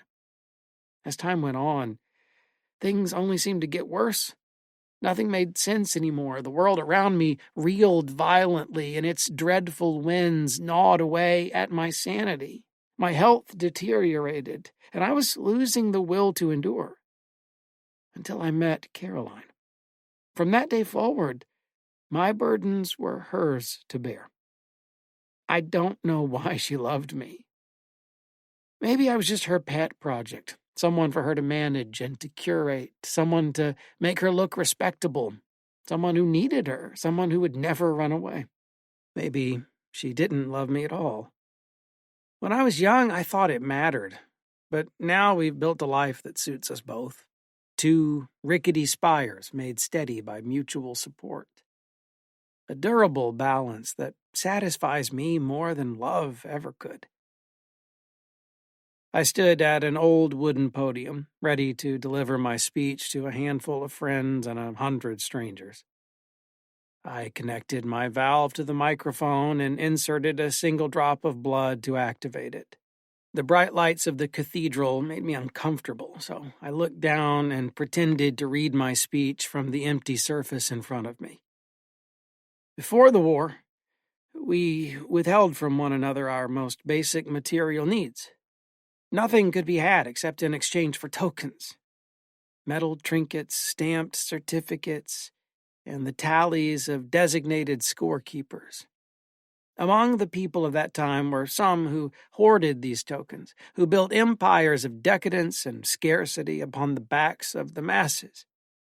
So great was the greed of the few, and so complete was the servility of the many that countless millions starved in the streets when the scorekeepers withheld their favors. This was the world where my father grew up. This was the world he called home, and this tyranny was what he fought against in the war. So, for all of you who never thanked him while he was alive, now is the time. And for those of you who did thank him, now is the time to do it again. Applause thundered throughout the hall. Remember my father's generation and remember those who fought and died for what we have today. Remember that we are the lucky ones. We may not have tokens, but we all have blood. I felt guilty about receiving a standing ovation for this. Dad fought in the war, but the world we have today isn't what he wanted. Alas, this was the way it had to be. As the adage goes, funerals are for the survivors, not for the deceased. My mind wandered haphazardly, even as the magistrate made the first cut into my father's throat. I absent-mindedly watched his blood drain down the altar and into the goblets. I held Roxy's hand tightly while she cried and mouthed the familiar prayer. Sanguis vita est. He will live on in all of us. The magistrate handed his blade to me. I thrust its hook-like tip into my father's belly and made 4 oblique incisions that allowed me to peel away his abdominal wall. I reached inside and held aloft a handful of his viscera, revealing the morsels that would be his final gifts to us all. Father's flesh had been marinated to perfection in the cathedral cellar, and his blood was perfectly infused with the flavor of the wine that I had requested. His heart and tongue were served exclusively to our immediate family, while the humbler meats had to be used as garnish since there were so many guests. Everyone said it added a tender touch to the meal. Roxy scowled at me when I pulled out the poison detector. I guess a part of him really did live on in her. I had to make a special request for Dad's bones to be buried. It may be barbaric, but that was the custom of my father's time, and I felt obliged to honor it, at Caroline's urging. I think Mom would have wanted it that way too. She herself hadn't had the honor of a traditional burial. In a cruel irony, and against my father's wishes, she had been cremated. When I had eaten my fill, I looked up at a woman I didn't know and saw her holding a spoon up to an infant in her lap. She was trying to feed a little of my father's brain to her child, who was not in the mood to cooperate. The smile crept across my face. It was in this moment that my courageous veneer began to show its cracks. I remembered being a small child myself and sitting in my own mother's lap. I remembered refusing to eat the brain of her beloved sister and the scolding I received from her that night. I remembered wanting to run away from home and live a life of adventure like my namesake from Dad's stories. And I remembered the terror that stopped me. The bright lights, the narrow halls, the inescapable coils, and two eyes blacker than the night sky. The room was spinning, and the lights above took on a blinding intensity. The walls were collapsing in. I stood up to run, but I felt the breath being choked out of me. Everything around me was white now. The brighter the light, the darker the shadow. I fell to the floor, but the floor wouldn't hold me. I was upside down again and being crushed by familiar coils. I always knew I would be caught in the end, but I still couldn't bring myself to look. I knew what awaited me if I did.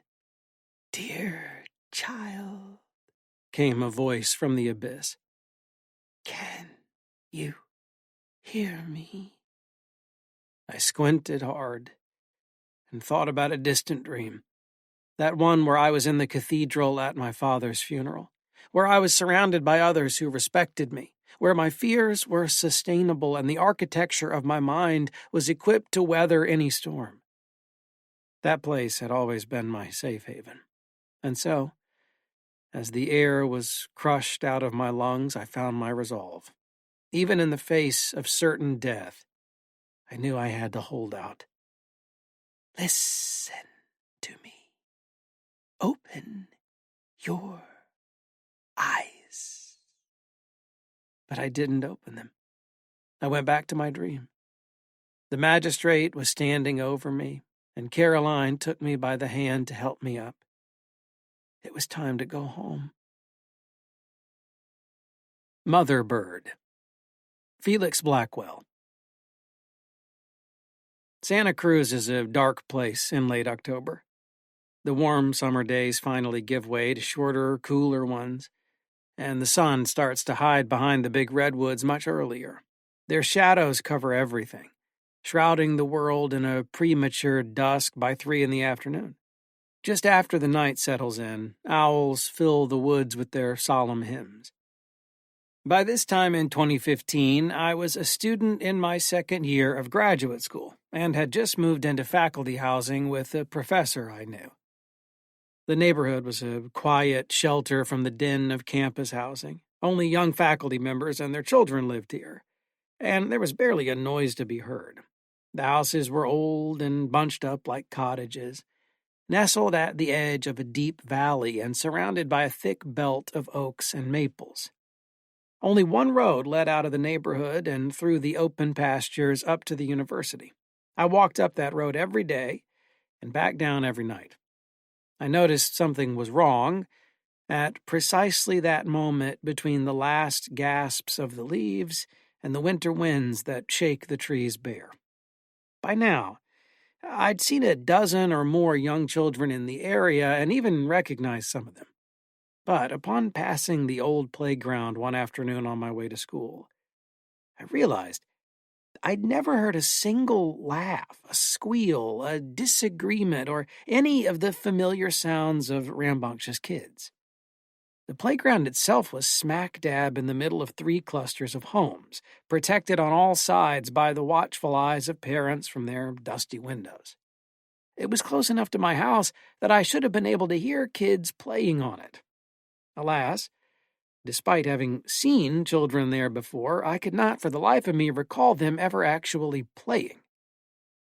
They didn't run around or exude any of the spastic energy their obnoxious species is known for. The kids in this neighborhood were more like lawn gnomes. I dismissed this strange observation as quickly as it drifted into my thoughts, and did not consider it again until one night when I went to close the blinds before bed. My window faces the street and the thicket of trees behind it. Also visible is a cement footpath that ducks behind a house and leads to the playground. Standing there on the path, about a dozen yards from my home, was a little boy. He was probably 6 or 7 and had no shirt on. He just stood there, without an ounce of emotion in him, looking off into the distance. I looked across my room at the clock. It was after 10 p.m. Instead of opening the window and shouting for the kid to go home, I just stared, curious about what he was up to. He remained still, occasionally scratching his belly. After a few minutes, he spat on the ground and wandered up the path, presumably back to his house. There were a few other strange occurrences that week. When I walked to class the next morning, I saw a little girl, even younger than the boy outside my window, sitting listlessly on the swings in the park. I waved as I passed, but she just looked at me with an empty gaze. Her eyes were unfocused. Hours later, on the way home, I heard children mumbling to each other in the bushes, and almost stepped on one of them lying prone in the grass. He was fast asleep. That night, when I looked out the window, I saw that same little boy from before. This time, he was standing in front of my car, staring intently up at the night sky. Feeling a little creeped out by all the odd encounters with the kids of this neighborhood, I decided to go outside to ask him what exactly he was doing. However, by the time I got my jacket on and went out the door, the kid was long gone. I heard a child crying from far away, but it was too faint to tell which direction it came from. A few days passed, and I started to notice sticky black puddles all along the sidewalks. When my shoe first plopped into one of them, I figured it was asphalt, spilled by the road workers who occasionally stopped by to fill potholes. But then I saw it on the outer wall of the housing office and on the door of a residence. In about a week, my interest in the weird behavior of the local kids was replaced by thoughts of grant writing, endless grading, and final projects.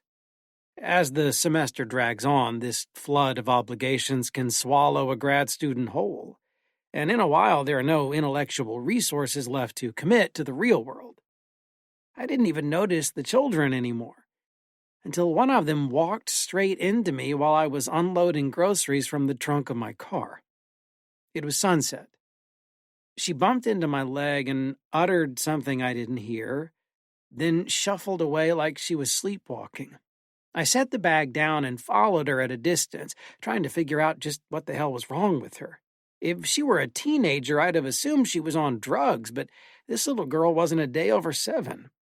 She grumbled as she staggered along, intermittently stopping to look up in the air all around her.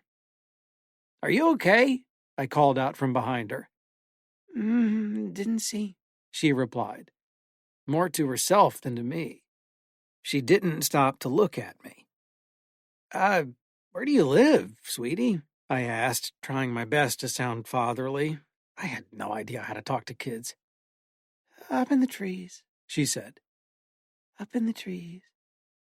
"You live up in the trees?" She said. Don't look." The girl studied her fingers and wiggled them. She walked up to one of the houses, pushed the door open, and disappeared into the dark. I thought about marching up there and lecturing her parents, but that was just a dream. Confrontations were not the province of graduate tenants in this neighborhood. Technically, I wasn't even allowed to be renting a room from the professor I lived with, so I went home.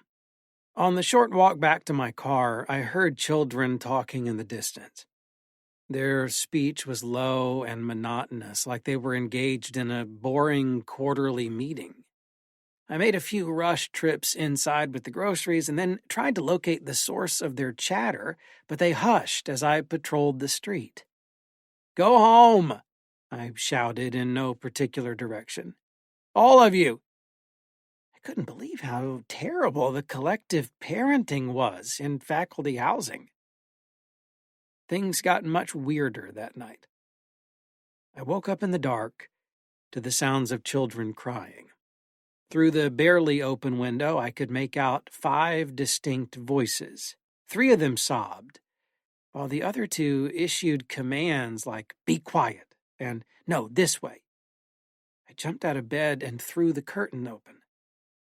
The kids were emerging from the forest across the street and coming back to the housing complex.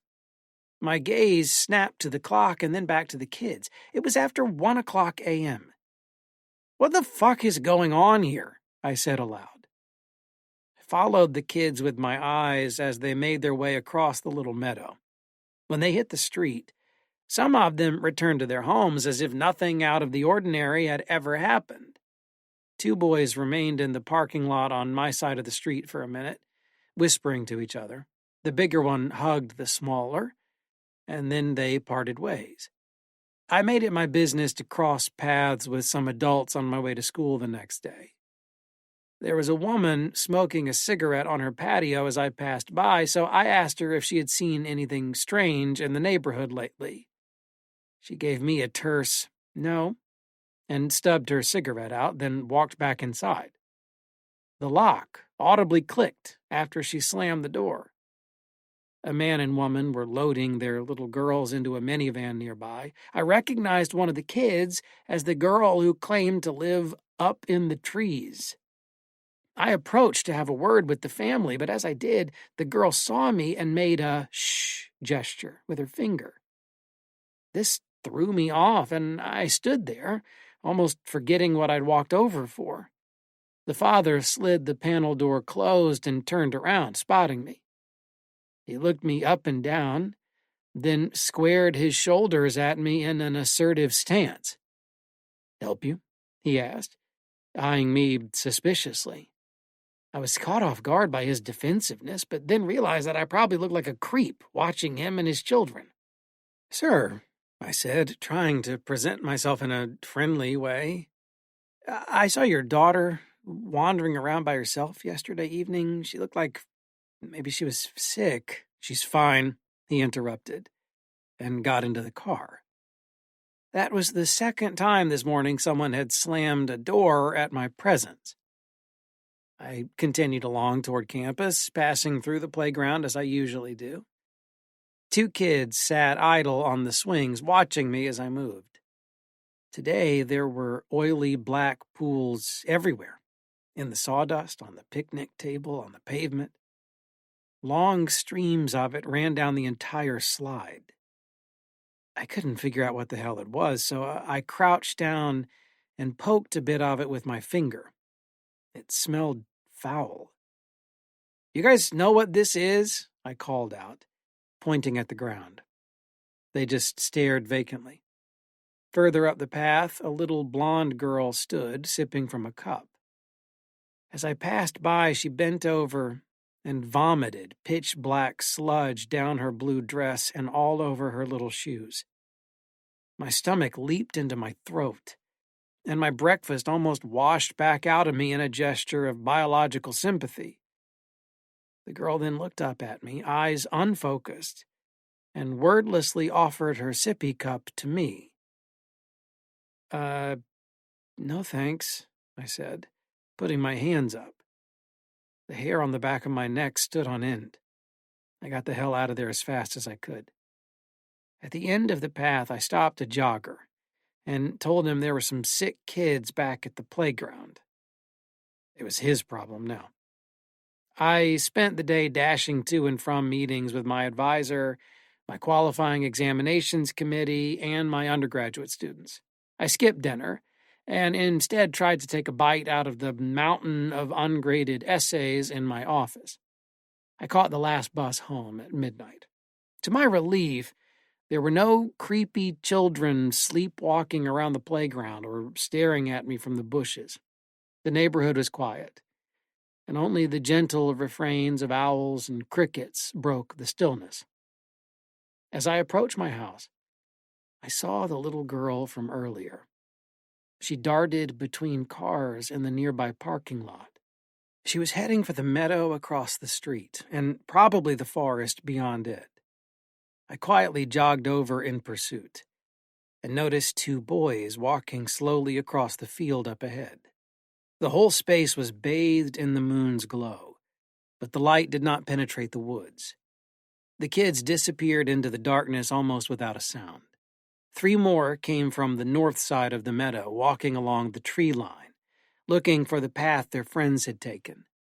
They were carrying objects I couldn't quite make out. I wanted to get to the bottom of this. I grabbed the flashlight I keep in my car and headed into the meadow. The faintest sounds of talking and twigs snapping trickled from the woods, so I found the kids easily enough. About 30 steps in, I turned on the flashlight and shouted, "What the hell are you all doing out here?"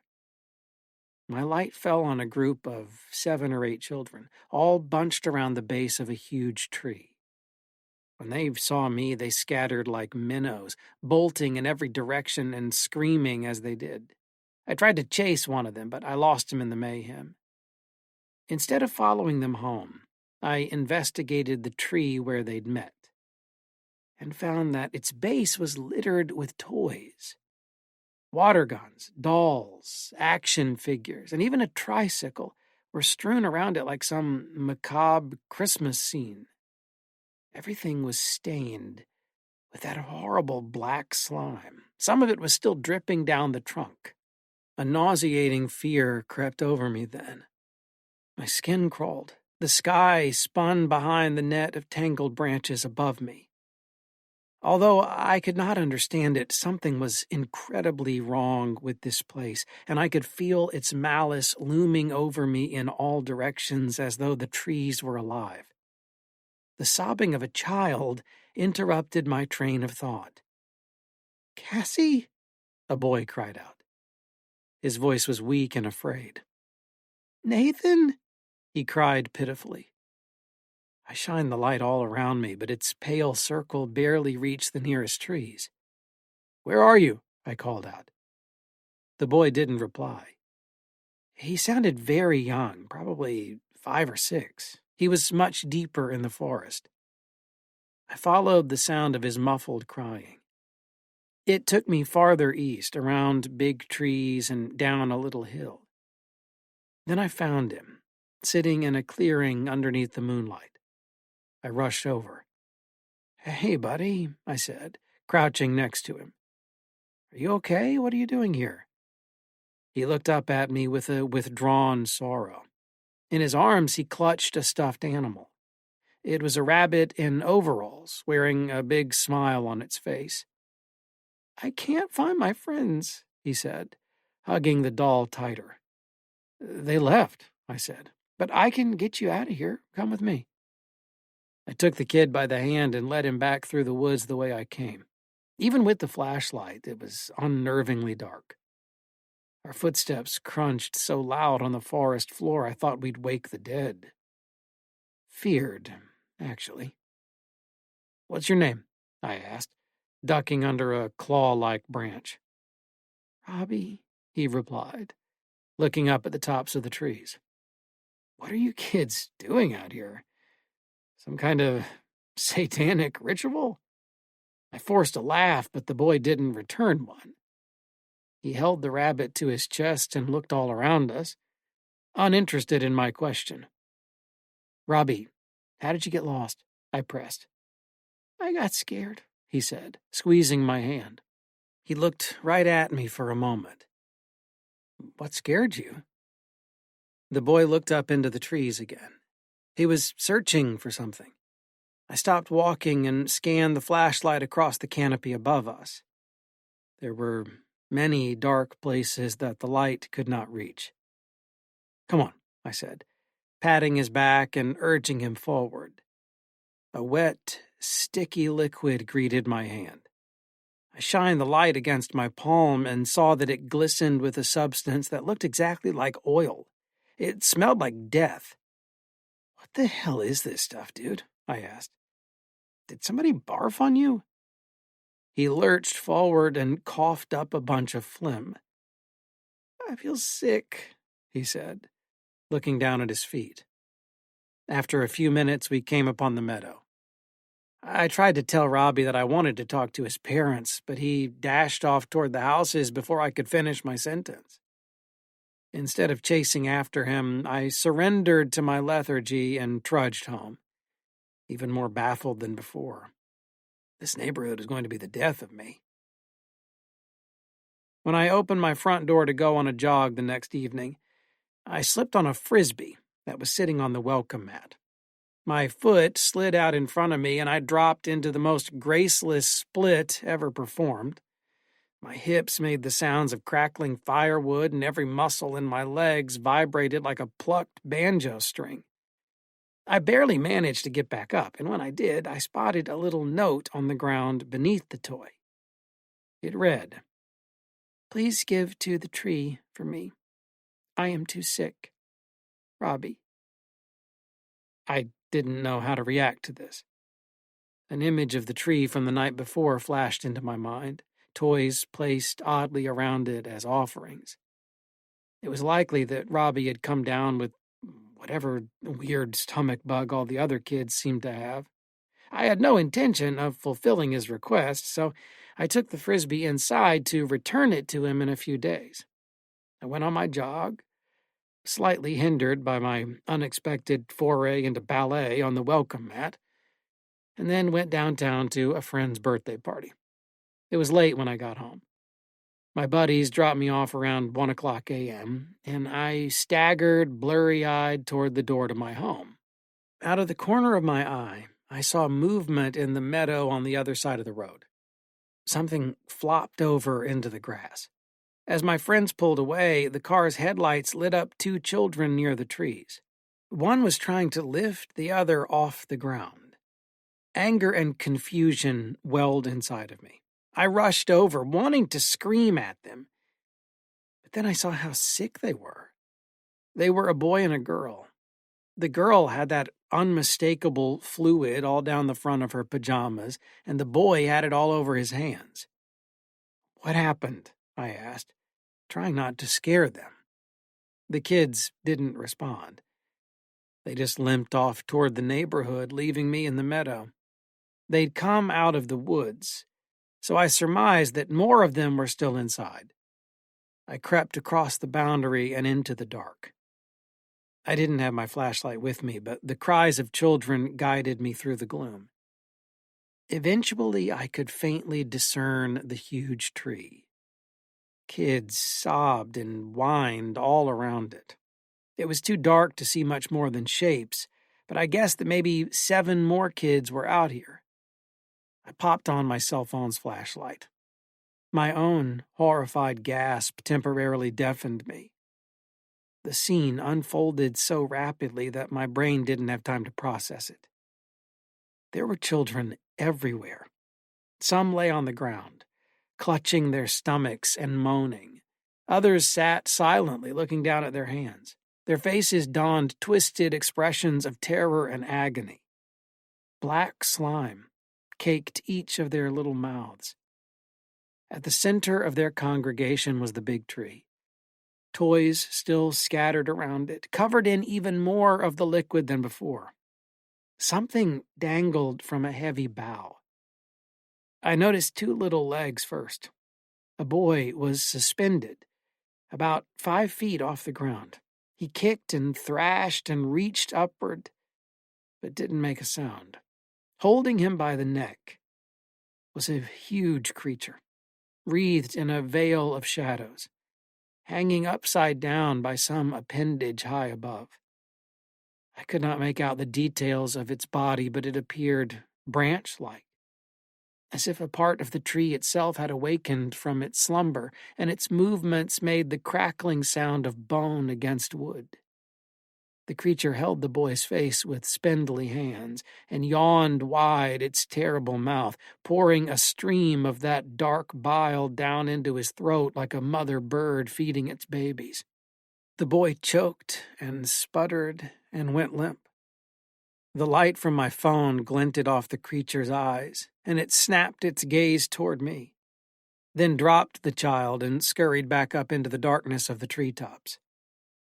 The purest horror I'd ever felt washed over me. Every inch of my skin rippled into goosebumps, and my spine softened to rubber. Every word I tried to speak escaped my lips as an inarticulate scream.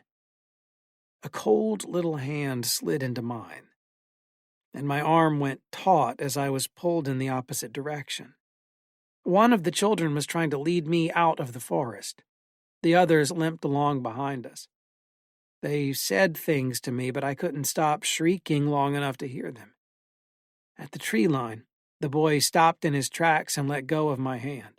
I knelt down, eye level with him. No words came out of my mouth. "It knows who you are now," he said, fear in his eyes. "It wants you to." Then he turned and walked away, back toward the pale yellow lights of the housing complex. It took a moment for me to collect myself, but I finally rose to my feet. There in front of me, about 10 yards away, was a little girl. She was all alone. She stood there in the meadow in a white nightgown, completely motionless, gazing up at the moon. Her back was turned to me.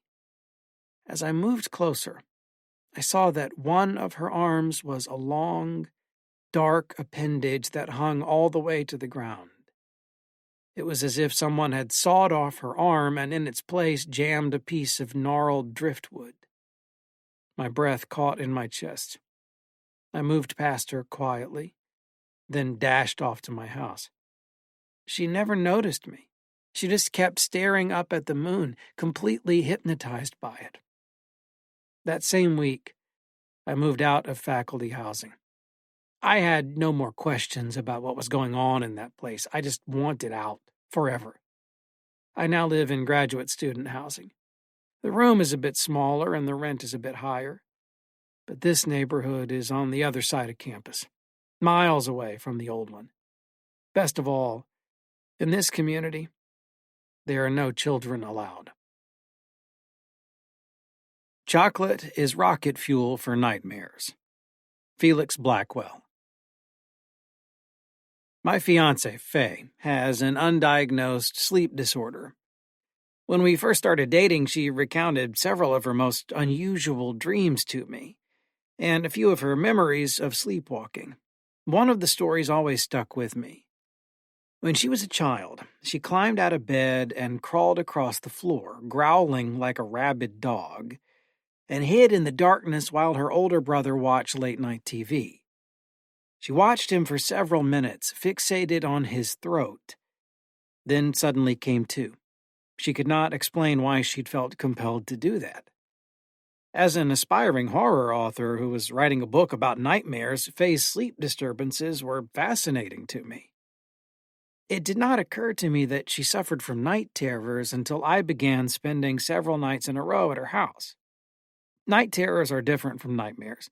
They are prolonged, intense hallucinations that persist even after the person's eyes are open. The fantasy does not end upon awakening. Instead, it pours into reality. These phenomena occur at a different level of sleep from the one that produces regular dreams. And to find a person with pronounced night terrors is actually quite rare. Faye's are, to put it lightly, unsettling. Each night is a new adventure when my fiancé and I go to bed. Typically, the strange behavior occurs when she's under extreme stress from her job or when she's jet-lagged. Sometimes it happens when we're staying in a new place, like at a relative's house or in a hotel. Any sudden changes to her life can trigger one of these incidents, but chocolate seems to compound the issue dramatically. The first time I experienced her peculiar quirk for myself was on Halloween, in our senior year of college. We munched on some leftover candy from a party we had thrown, then went to bed. In the middle of the night, Faye sat up slowly, ran her fingers across my cheek, and said, "I want to wear this." She started laughing, then slumped over snoring. Sometimes Faye's sleep disturbances were funny. Late one night, a year after graduation, we were in bed. She was passed out as usual, and I was next to her, writing on my laptop. Suddenly, her hand shot straight up into the air. She snapped her fingers over and over. "Babe," I asked, "what are you doing?" She shushed me and motioned down toward the floor. "There's a snake under there," she whispered. "Huge, all coiled up in the bed frame." She snapped her fingers a bit more and then covered her mouth. I laughed it off and gently rubbed her back until she returned to sleep. It works every time. There were a few other occasions that really scared me. For 2 weeks straight, Faye would wake up and ask me if I could hear a child singing in the dark. I always told her no, but she persisted in her belief that there was a little kid somewhere in our house singing about teddy bears. Another time she woke up screaming, pointing at the bookshelf across the room. She swore there was a shadowy entity in a tuxedo standing behind it, running a clawed hand along the wood. But Faye's night terror started to become far more acute about a month after she and I moved in together. And of course, chocolate was the catalyst. It was October. My birthday is on the 30th, so most people have come to associate it with Halloween. Because of this, I always receive a windfall of chocolate chip cookies and candy as gifts, and the stockpile usually lasts several weeks.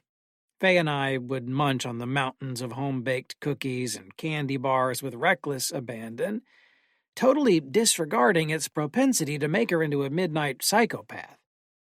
After a few nights of gorging, Faye began to talk in her sleep. This wasn't unusual, she did it from time to time, but normally it's just babble about work or giggling. However, on this night, she said something about a man. "Go away," she mumbled, slowly moving her head back and forth on the pillow. I was awake, as usual, writing beside her on my laptop. I nonchalantly reached over and stroked her hair until she fell into a deeper slumber. But about an hour later, just after I had dozed off, she called out into the dark, "Leave us alone." As far as my fiancé's night terrors go, there are a few omens that a serious episode is approaching. One of them is clearly enunciated words. If she's talking like she's awake, it's bad.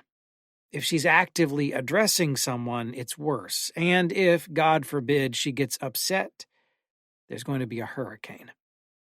I snuggled up against her and said, "Everything's all right, sweetie. Go back to bed." She exhaled sharply, eyes still closed, and responded, "I don't like him."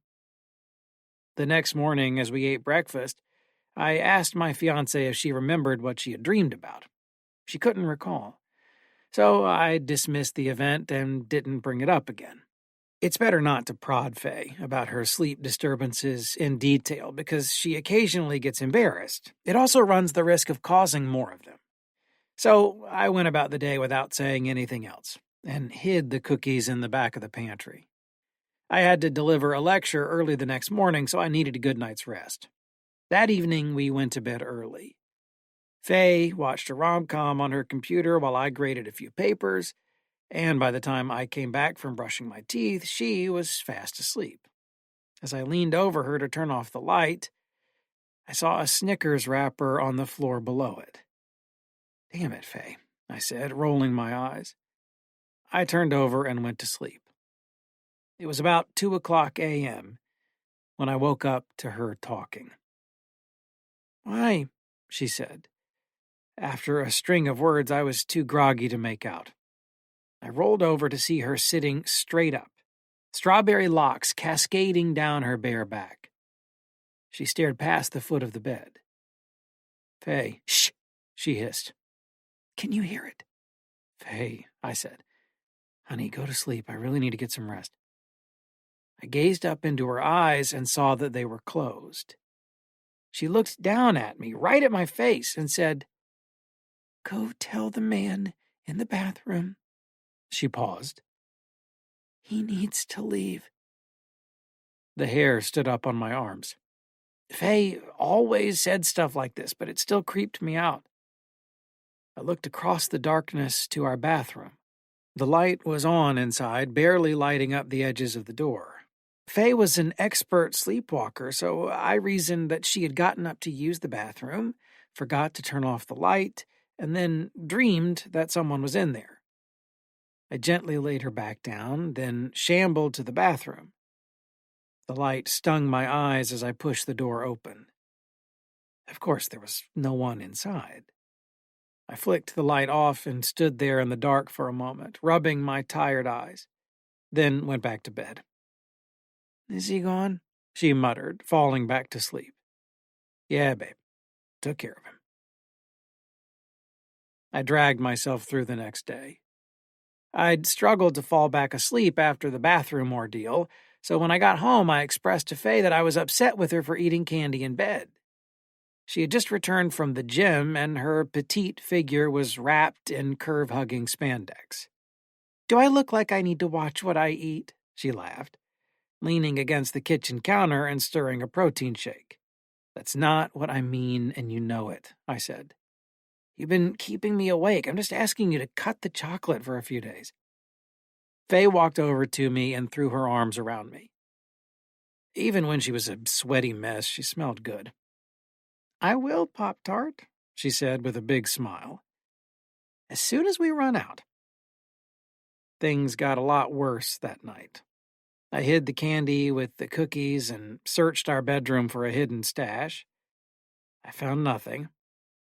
"I haven't had anything," she said flatly. She crawled under the sheets and buried her head in the pillows. I shut off the lights, closed the door, and joined her. As I climbed into bed, I glanced out the window. It was starting to rain. I don't know how long I slept. At some point, I jerked from a dead slumber to hear Faye shouting in the dark, "Stay out of there!" She was sitting halfway out of bed, feet on the floor, staring at the door that leads into the hallway. My protective instinct surged, so I got out of bed and investigated the hall. Nothing. Faye murmured behind me. "What?" I asked. "Tell the man in the hall he needs to leave." "Okay," I said, closing the door and walking back to the bed. I was exhausted and getting sick of this, but I always tried to be patient with her. "Get out!" she screamed at the top of her lungs. I shook her awake. "Faye," I whispered. "Keep it down. You're going to wake up the damn neighbors." She came to and looked around with tired eyes. "What's wrong?" she asked, confusion in her voice. "No more chocolate," I replied. I got into bed and yanked the sheets up over my head, then fell back to sleep. The last thing I heard was, "I'm not a fucking child, Felix. Don't treat me like one." Faye was already gone when I woke up. She typically hit the gym on her way home from work, so I wouldn't see her until later in the evening. It was my day off, so I stayed in bed and napped on and off, and intermittently caught up on my grading. When she finally got home, we had dinner together. She accepted my apology for parenting her and acknowledged that she had been inconsiderate about my lack of sleep. We decided to watch a movie. I intentionally chose a slow and boring drama so as not to get her riled up before bed. Had she realized why I picked it, she'd probably have made me sleep on the couch. When 10 p.m. rolled around, she passed out right away. But I didn't even feel tired. Instead, I stayed up writing. But this time I did it downstairs on the couch, so as not to provoke any dreams. Any noise made while Faye was asleep could potentially lead to a night terror. Rain splashing against the window could conjure up a creature tapping on the glass. A movie playing on my computer could manifest people inside the room. I had to become a ninja each time she went to bed. I sat there on the couch, wrapped up in a blanket, sipping on honey tea and revising a draft of a horror story. The little lamp next to me was just bright enough to cast eerie shadows all over the far end of the house. At about midnight, I heard a noise upstairs. It sounded like muffled footsteps. Someone was walking across the long throw rug in the hall. I quietly headed up there, intending to stop Faye from sleepwalking right off the staircase. But when I got to the top of the stairs, no one was there. The door to our bedroom was closed. I crept toward it and peeked inside. The bed was empty. "Faye?" I called out, flipping on the light. She was standing by the bathroom door, lifting up one of the large framed photos that hung on the wall. It was a picture of a stream. Another frame laid on the floor nearby. "There are windows behind these," she said, voice trembling with fear. "That's how he got in." I rushed over, worried that the frame would fall on her head and shatter. I gently pulled her away from it, then led her back to the bed and tucked her in. "There's no one here, sweetheart," I said, rubbing her back in a vain attempt to get her to go back to sleep. "It's just me." "Not here," she replied, face half buried in the pillow. "He went downstairs." Just as she finished her sentence, there came a thump from far off in the house, as if someone had bumped into a wall in the dark. I turned and looked over my shoulder at the door. It was closed. I thought I'd left it open when I came in. I left the room and closed the door softly behind me, then turned on the hallway light and stood at the top of the stairs, listening. Rain battered the house, and nothing else made a sound. Maybe a tree branch fell on the house, I thought. After all, the storm was getting worse. The lights were off downstairs, including the lamp I'd kept on while writing. Only my laptop glowed on the sofa now. "Is someone here?" I called out, trying to keep my voice down. Only the rain replied. I made my way through the entire bottom floor, flipping on each light and looking around. As I entered the kitchen, I found an empty thermos with chocolate stains inside. It was Faye's protein shake thermos. "For God's sake," I mumbled. I turned off the kitchen light and grabbed my laptop, then went upstairs to bed. I felt like an idiot for playing into my fiancé's dreams. Sleep came quickly, but nightmares came with it. The same one, over and over. There was a man in our house, standing at the bottom of the stairs, wreathed in shadow. He didn't feel like a person, but more like a husk, a thing, imitating a human. He was no doubt the consequence of my listening to Faye's sleep talk over the past few nights, but he scared me to death, and the dreams woke me up all night long. I was an exhausted wreck the following morning.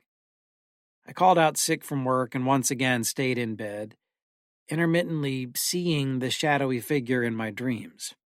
Faye called to check on me twice, and told me that she would come home early to make me soup and grilled cheese.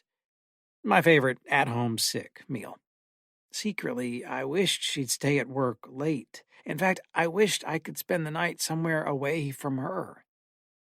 That night, Faye was kind enough to offer to sleep on the couch. I reluctantly obliged, knowing that I'd be in serious trouble if I missed another day of work. We took extra blankets out of the closet and got her all set up. Then she came upstairs to tuck me in. "I'm sorry about all this," she said, kissing my forehead as I lay in bed. "I don't understand why I'm like this. You should find a less creepy girl." She smiled. Then I smiled. "It's not all bad," I replied, pointing at the framed artwork for my first book. "You're pretty good inspiration. If you hear me talking tonight, just ignore me. I usually wake myself up if I move around too much anyway." "Faye," I said, putting my hand over hers. "Maybe we could talk to someone about this? Maybe there's medication or something that could help?" Her eyes narrowed in protest, but instead of arguing, she nodded. "Okay, Pop-Tart." Her smile came back and she left the room, closing the door behind her. The rain pounded rhythmically against the window, lulling me to sleep. It hadn't stopped all week. It took only a few minutes for me to drift off. The shadowy man appeared again in my dreams. This time he stood at the top of the stairs, looking down the hall at our bedroom door. He called out my name. I jolted awake, nearly leaping straight up into the air. I opened my eyes to see the ceiling, dimly glowing in the moonlight. The raindrops running down the window cast their silhouettes upon the surface, making it wriggle and writhe. I took a deep breath, trying to calm myself. The second I looked down, my heart twisted into a knot in my chest. A lightning bolt of fear zapped through every nerve in my body. He was there, at the edge of my bed, holding tightly onto my foot through the blankets. I screamed in terror and pulled my legs up to my body, cowering in a ball against the headboard. "Who are you?" I yelped. I reached over and yanked the pull chain on the lamp beside me. Light flooded the room, revealing Faye, standing there with her eyes rolled back in her head. She was sleepwalking. "Faye," I shouted, "you scared the—" She silenced me with her hand, then put her finger to her lips. As she did, the unmistakable sound of someone moving around downstairs met my ears. The door was open so I could hear it clearly. A long scraping sound, like a hand dragging on a wall. A thud, a chair sliding on the tile floor. "He's here," Faye whispered. I got out of bed and stood there next to her, straining to hear more. A door creaked open. Another thud. Slow, uneven footsteps on the carpet. "Who is he, Faye?" I whispered. She didn't respond. "Faye, where is he?" She turned her head slightly. Only the whites of her eyes showed. She slowly pointed downward. "In the basement." I leaped out of bed and stormed down the hallway in my boxers, ready to maul anybody I found in my house. As I jogged down the stairs, something caught my eye. Someone was sitting at the dinner table, sitting in the dark. The icy feeling of death gripped my hands, compelling them to shake violently as I reached for the light switch at the bottom of the staircase. The chandelier flashed on above the table, revealing 4 empty chairs, one of them slightly out of place. "Who's in here?" I shouted.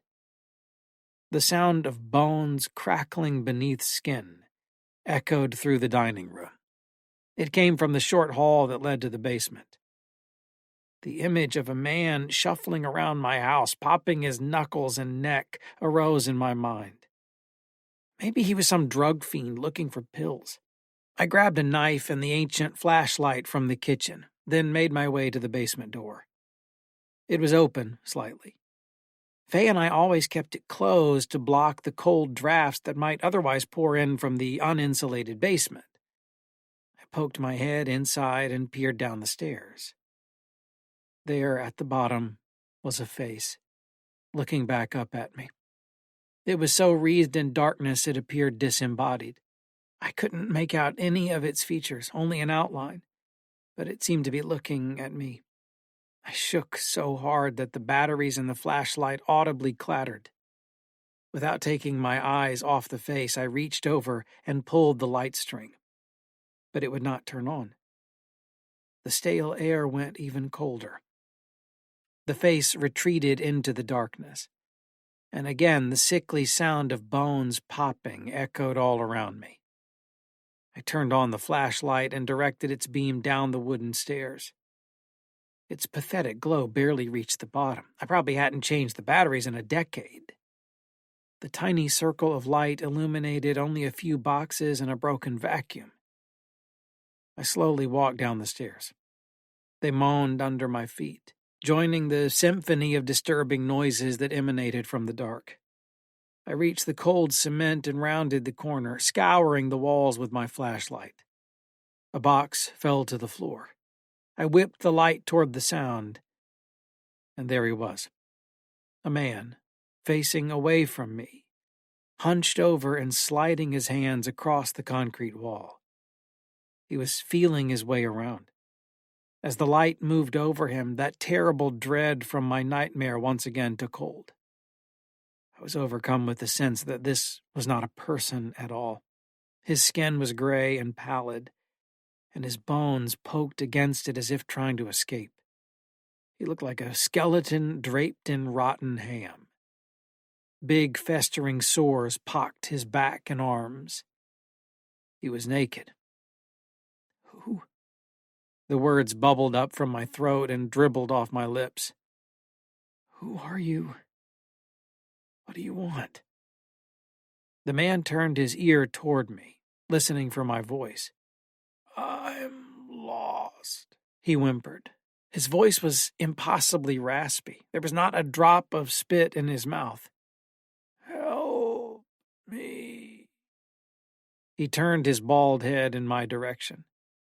The skin on his face was taut and dry, clinging to a pair of sharp cheekbones. Where his eyes should have been, black divots remained. A frantic scream came rushing out of my mouth. I stumbled backward, falling onto a pile of boxes, and dropped the flashlight. It rolled away. The room went pitch black.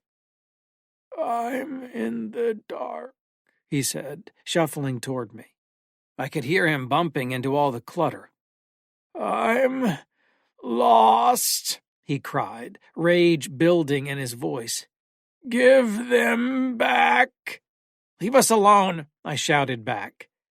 I tried desperately to hoist myself off of the boxes, but the man fell on top of me and grabbed me by the throat with hands as cold as death. His face pressed against mine, and his waxy lips brushed my ear. Give them back, he whispered.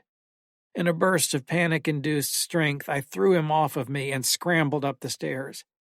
As I reached the top, I yanked the pull string one more time, and blinding light flooded the basement. I waited there, listening, but no more sounds of movement came from below. Against every instinct in my body, I descended a few steps and peeked into the room again. The man was gone. I raced out of the basement and slammed the door shut. Terror compelled me as I made my way upstairs. Every shadow in the house seemed to come alive around me. The horrible man could be standing in any of them, waiting to reach out and pull me in.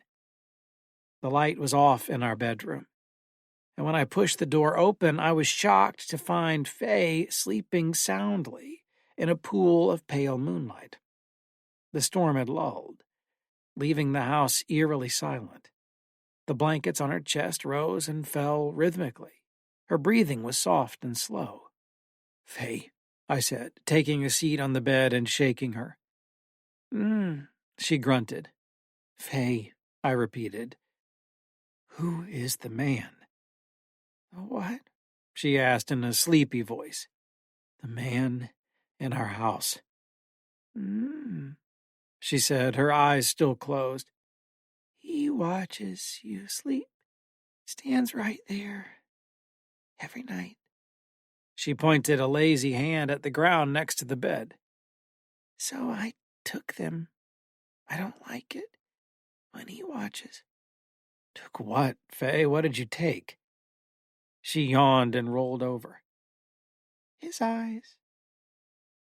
My fiancé and I have since heard a long list of medical and psychiatric explanations for her night terrors, all of which would have been satisfying to a person who has never seen what I've seen. But now I sometimes ponder the supernatural causes of these events. Maybe Faye and others like her can access a dimension of reality that most people cannot fathom. Maybe there is a place between the waking and dreaming worlds, and maybe she can slip through its cracks on her way to sleep. After that night, we came up with a simple solution to the problem. I now wear earplugs to bed.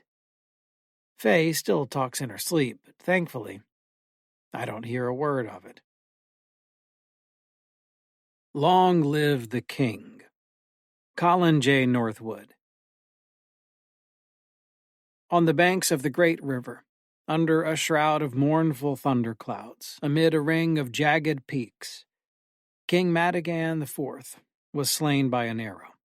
For 20 years he had led the armies of Corrigan Vale against hordes of invaders from the plains beyond the horizon.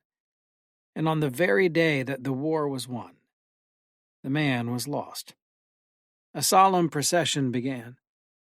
The body, strewn with garlands by his beloved soldiers, was carried back from the frontier. For leagues they carried their fallen king through all corners of his realm, and allowed the peasants to pay their respects. Madigan had been good to his people. Despite the war, his kingdom had prospered, and was stronger than ever before. Industrious craftsmen had flocked to its markets, and the arts had flourished under royal patronage. So esteemed was he, that even his enemies in the plains sent their condolences when they learned of his passing. The mourning ceremony continued for 1 week, after which Madigan's coffin was laid to rest among his ancestors. It was time for a new monarch. Madigan's wife, Ilanda, had died in childbirth. Their son, Prince Airdred, the heir to the crown, was vain and heartless. The business of war, courtly life, and stewardship of the kingdom had consumed all of Madigan's time. Thus he had fallen short as a father. And now, dressed in glorious robes and standing haughtily at the gate of his ancestral palace, Airdred was ready to ascend to the throne. Airdred had a wife, Millicent, who was chosen in order to secure the support of her father as a political ally. The couple were rarely seen together. However, she bore him a daughter, Celia, who was now 9 years old. The extinction of the male line weighed heavily on the minds of the court, who would not entertain the rule of a queen in her own right. Airdred, though, neglected his wife in favor of a succession of mistresses, each of which was banished to avoid embarrassment when she became pregnant with his latest illegitimate child. The coronation was magnificent. On the steps of his palace, surrounded by his courtiers, Airdred was crowned by Roderick, the high priest of the Vale. The new king basked in the adulation of those who were once his peers. Though he had grieved sincerely, he was eager for the chance to emerge from his father's shadow. The preparations for the big event had been stressful, but it was, in the end, a happy day for Millicent, too. She enjoyed the company and attention of the guests, and was particularly glad to be visited by her parents and siblings. They were beaming with pride for the new queen, and also for Celia, whom they had not seen for 2 winters. From all around the realm, gifts came to the palace. Ornamental furniture, superb musical instruments, imported silk robes, and exotic songbirds in jewel-encrusted cages. But above all these, there was one gift in particular that caught the fancy of the court. A small mirror, ordinary in appearance, was causing quite a stir. A crowd had gathered to take turns looking at it, and rumors were now spreading like wildfire. One after another, they told the same astonishing story. In the silvery surface of that mirror was a window to the future. Looking into the glass, the guests saw older versions of themselves looking back. Few were happy with what they saw, but still they could not avert their eyes. A mysterious enchantment was at work. No one thought to ask where the mirror had come from, or who had brought it to the palace. It was only later that this became a topic of discussion, and in the end no one seemed to know.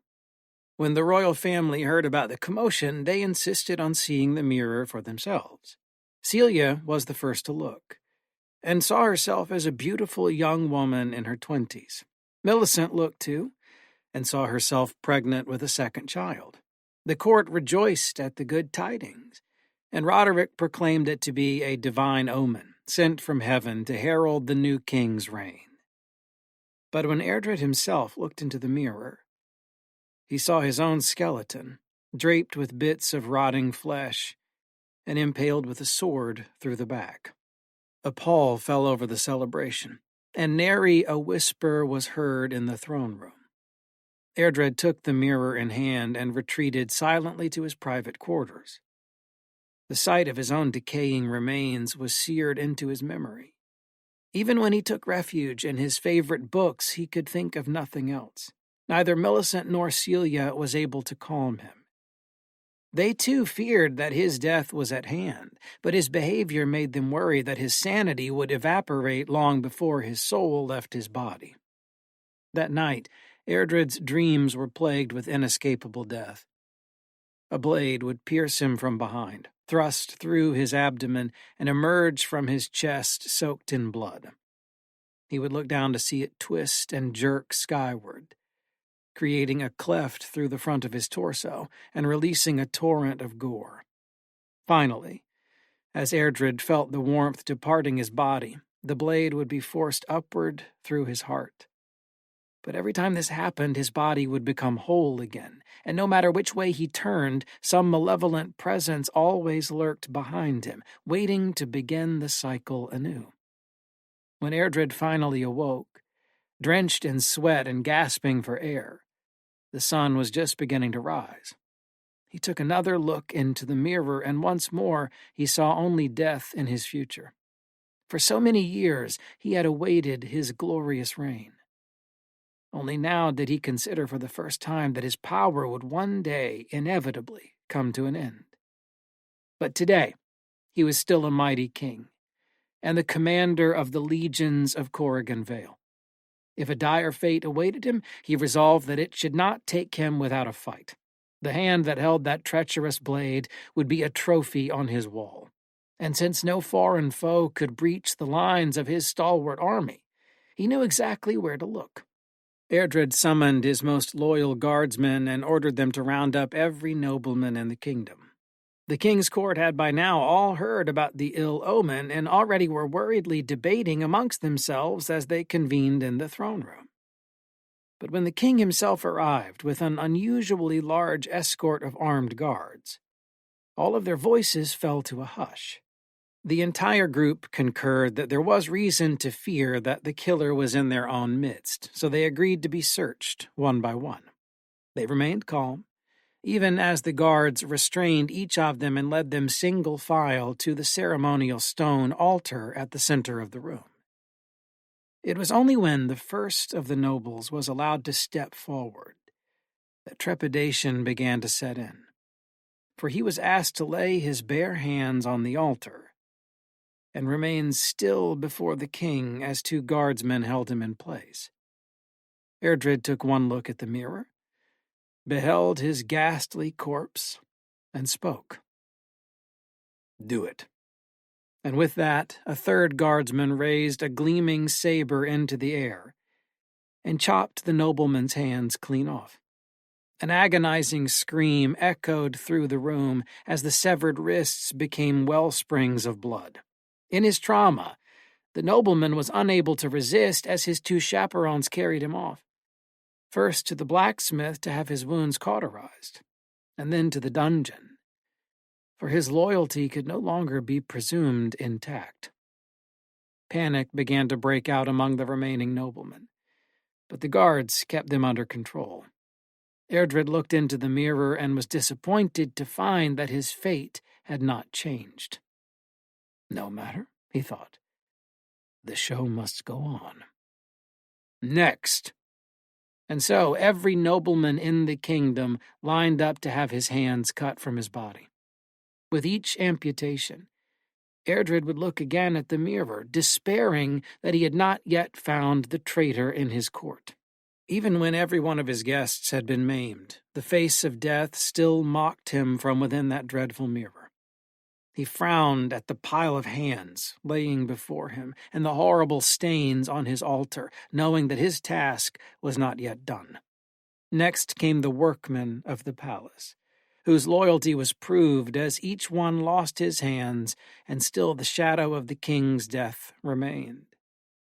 Their severed hands were tossed unceremoniously into the corner of the throne room, mementos of Airdred's incipient reign of terror.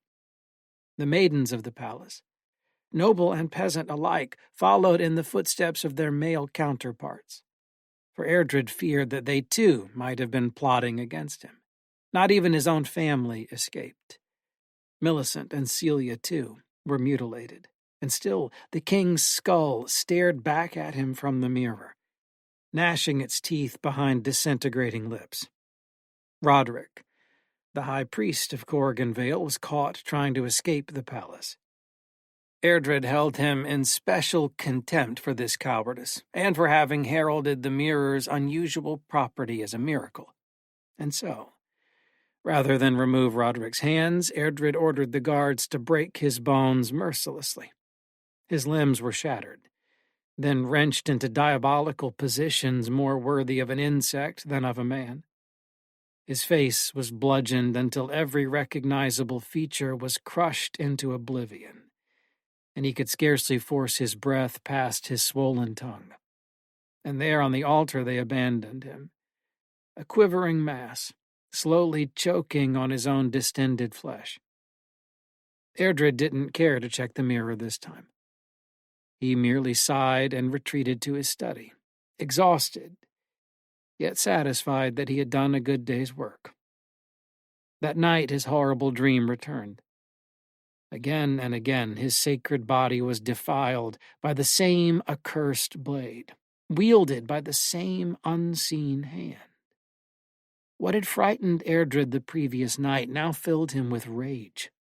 "I have sacrificed so much," he thought, "and still the scoundrel evades justice." In spite of this indignation, Airdred faced the morning with renewed determination. No one, inside or outside of the palace, could now get past his guards. The killer, Airdred surmised, must be within the ranks of the royal guard itself. And so, one by one, he commanded his guards to arrest and execute one another. With unfailing loyalty, they complied with his orders, until only Airdred's personal retinue still drew breath. And so great was the loyalty of these men that upon seeing their king's reflection taunting him from beyond the grave, they too bowed their heads before the sword. Airdred thanked each of them for their service, and slew them all by his own hand. When the young king looked upon his reflection that evening, he beheld the fruit of his labor. The sword that had impaled him through the back was gone. But alas, he found no relief, for his reflection now showed a spear through his chest and a noose around his neck. Airdred flew into a rage and threw the mirror to the ground, but it would not break. He tried to smash it with all manner of weapons, but the glass remained unscathed. Finally, he resolved to climb the highest watchtower in his palace and cast the wretched thing to the rocks below. Up and up the stairs he went, hurling curses at the heavens, until at last he reached the top. There, looking out over his domain, he saw the advancing armies of the plains. And so despondent did he become, that even when he tossed the mirror from the side, he was not soothed. Now he saw the error of his ways. Too late, he saw the true shape of his doom. With no one to oppose them, the warriors of the plains stormed the palace. Airdred, who was found hiding in the stables, was executed at the point of a spear. As a message to the people of Corrigan Vale, their king's body was hung by the neck from the watchtower. His reflection, which had not suffered a single scratch, still gnashed its teeth, hidden in the rocks below. Cold Shoulder. Felix Blackwell. "You bastard!" I scream, shoving him aside. He shouts something from the hallway, but I don't hear it. Instead, his voice is lost in the jungle of agonizing fantasies that play out in my head. She passionately kisses him. They tear off each other's clothes like ravenous animals. He runs his fingers through her fiery blonde hair and begs for her. I try to shake these dark thoughts, but they take possession of me entirely. My heart is pounding in my ears, blocking out his protests. The putrid scent of unfamiliar perfume overwhelms me as I storm into our bedroom. I furiously heave pillows to the ground and rifle through the lumpy bed. If only I could find a lipstick stain or a strand of hair, any tiny shred of evidence. This familiar rage consumes me, and everything becomes blurry. The room spins, and the foul taste of vomit creeps up the back of my throat. Even amidst my chaotic rampage, I can feel Chris watching helplessly. I can sense the guilt that racks his conscience. "Heather, did you take your medicine today?" he asks gently, condescendingly. I whip around, scowling at him through teary eyes.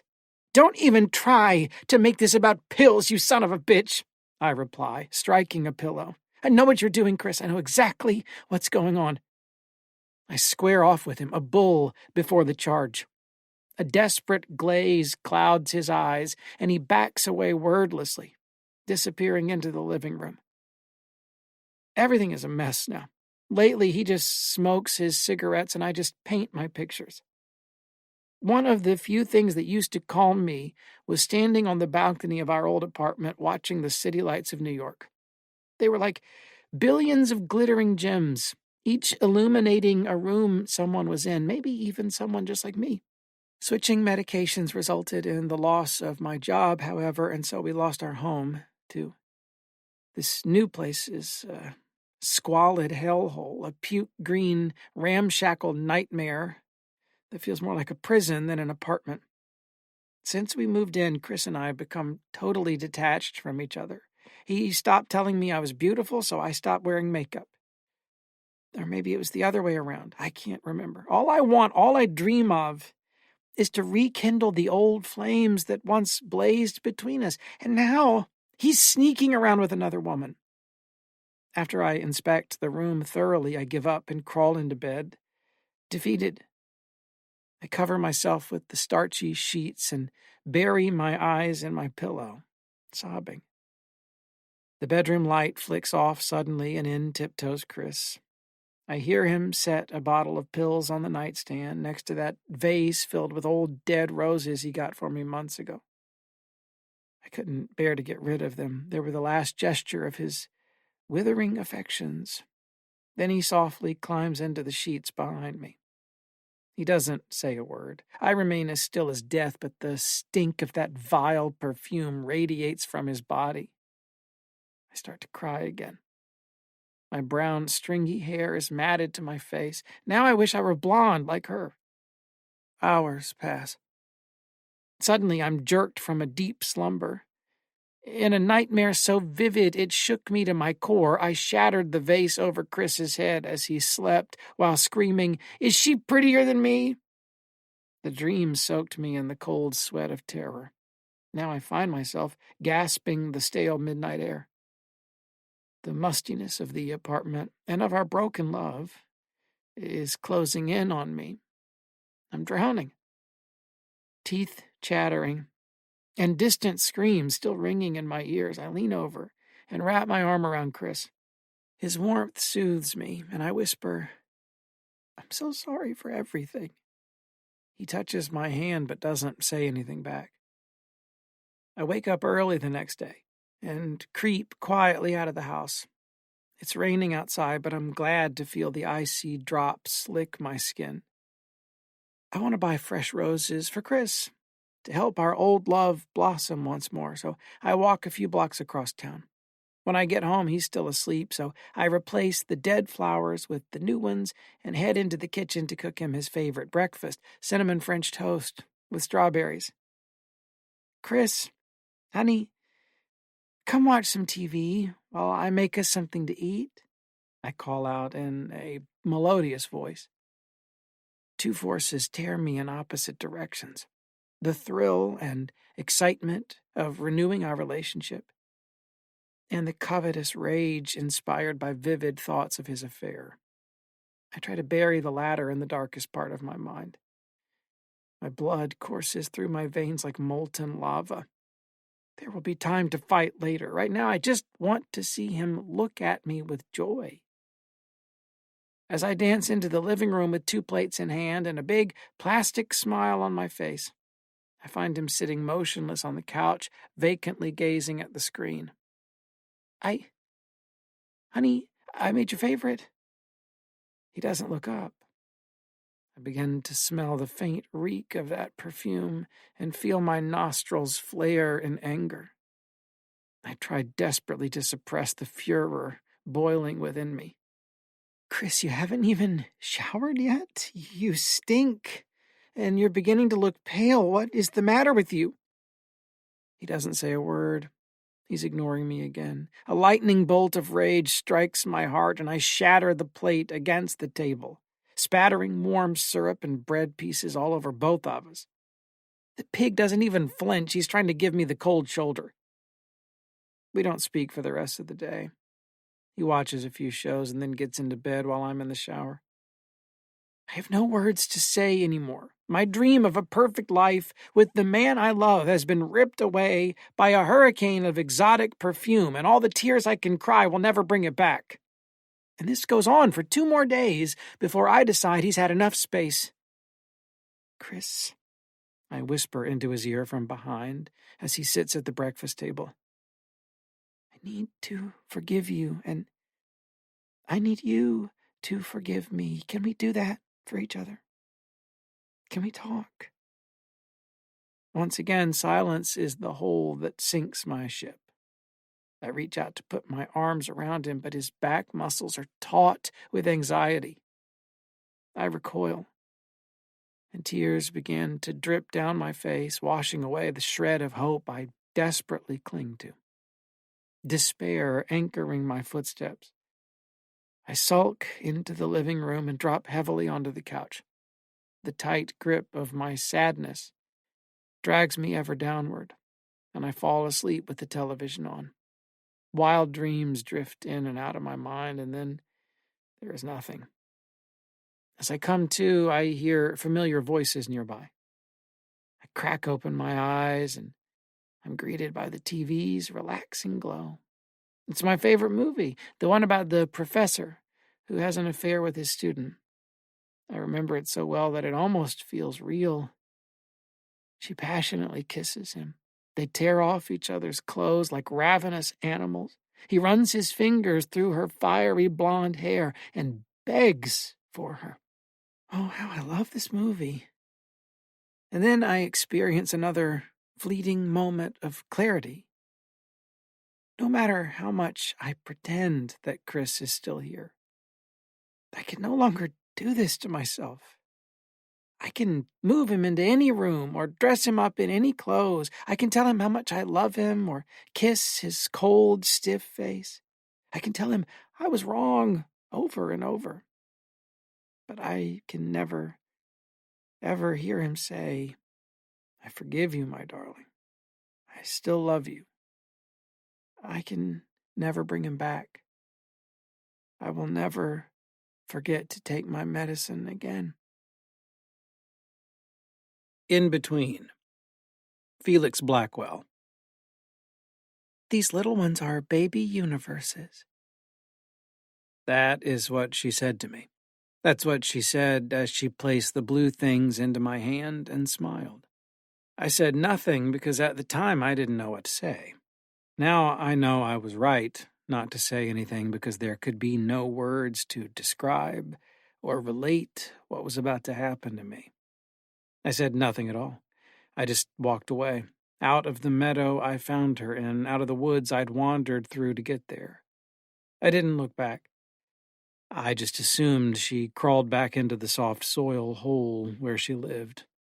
I briefly imagined her in the grasp of voracious roots, becoming ensnared beneath the earth and periodically running her black, twiggish fingers through her oily hair. I imagined her falling back to sleep, dormant for another eon. When I got home, everything had changed. I was alone. Most of the elegant furnishings of the house had fallen into disrepair or had gone missing, as though my world had shifted toward another dimension but had gotten stuck halfway there. The sun was visible through my window, but it was suspended lifelessly and emitted a dry, purplish light that cast the room in an uncomfortable glow. There was no way to tell what time of day it was, or for how long the sun had been stuck there in the empty sky. Everything was still. Still. So still that a whisper would fall, clattering to the ground before anyone could hear it. No one was around. There was nothing but stillness. My body was cold. My limbs were marble slabs that scraped and thudded loudly across the tile floor as I drifted aimlessly around the house, looking for something just beyond recollection. I was like a ghost, searching hopelessly for someone to haunt. All the food in the refrigerator had melted or rotted, but even if it was edible, it would be of no use to me. I was busy chewing on broken bits of the grandfather clock that had died some time ago. Its pieces were strewn about the living room. The wooden pieces had little oxygen bubbles in them, which assisted me in breathing as I waded slowly through the hallway. This hall was completely filled with water and had smiling fish floating in it. The fish were unmoving, unblinking, and they stacked perfectly together into complex geometric shapes. While observing their stacks, I had forgotten to continue chewing and therefore ran out of air. As I struggled to escape the hallway, one of the many hundred doors on either side creaked open, and all of the water rushed out, draining me and all the shapes into a featureless void of black. Everything was still. Nothing was still. The abyss. I worried that I had ceased to exist, and became concerned that this was now a permanent state. I felt a drop of blood trickle from my neck and down my spine, so I reached my left hand back to touch it. In doing so, I realized that my finger had been in my ear, and now that it was removed, I could hear a little. I could hear blood dripping all around me. I touched my back and felt the blood, then removed my right finger from my right ear. Now I could hear well. Blood was splattering and sloshing all around me. My breathing sounded so mechanical it was as if it did not belong to me. It frightened me that I could not see what I was hearing. The void was so dark and endless. With both hands free, I could rub my eyes. When I did so, I saw tiny slivers of pale light. I realized now that my eyes had been closed, which had cloaked me in darkness. After a brief pause, I opened them. I was not in my house, nor in the void. I was in the woods, at the bottom of a steep gully. It was not blood that splashed all around me, but rain. And the rain made mud. Lots of mud. I floundered and struggled there in the pit, trying desperately to escape it, but the slick mud imprisoned me down there. I looked up and witnessed the awesome storm clouds which darkened the world and mercilessly drenched me. I cried out and reached up for branches. They cut my hands and arms. This time, I bled. If I couldn't get out, I'd drown in the rainwater. I feared for my life, and I had no more clock bits to chew. So I resolved to live. If I could not escape by climbing out, I would escape by digging in. I used my hands, which now looked more like black claws, to strip mud and earth away from the ground. My inky hair clung to my face and blinded me. I didn't care. I was going to live. I tunneled for hours. I burrowed like a sightless mole through the earth. Finally, I erupted from my chthonic prison.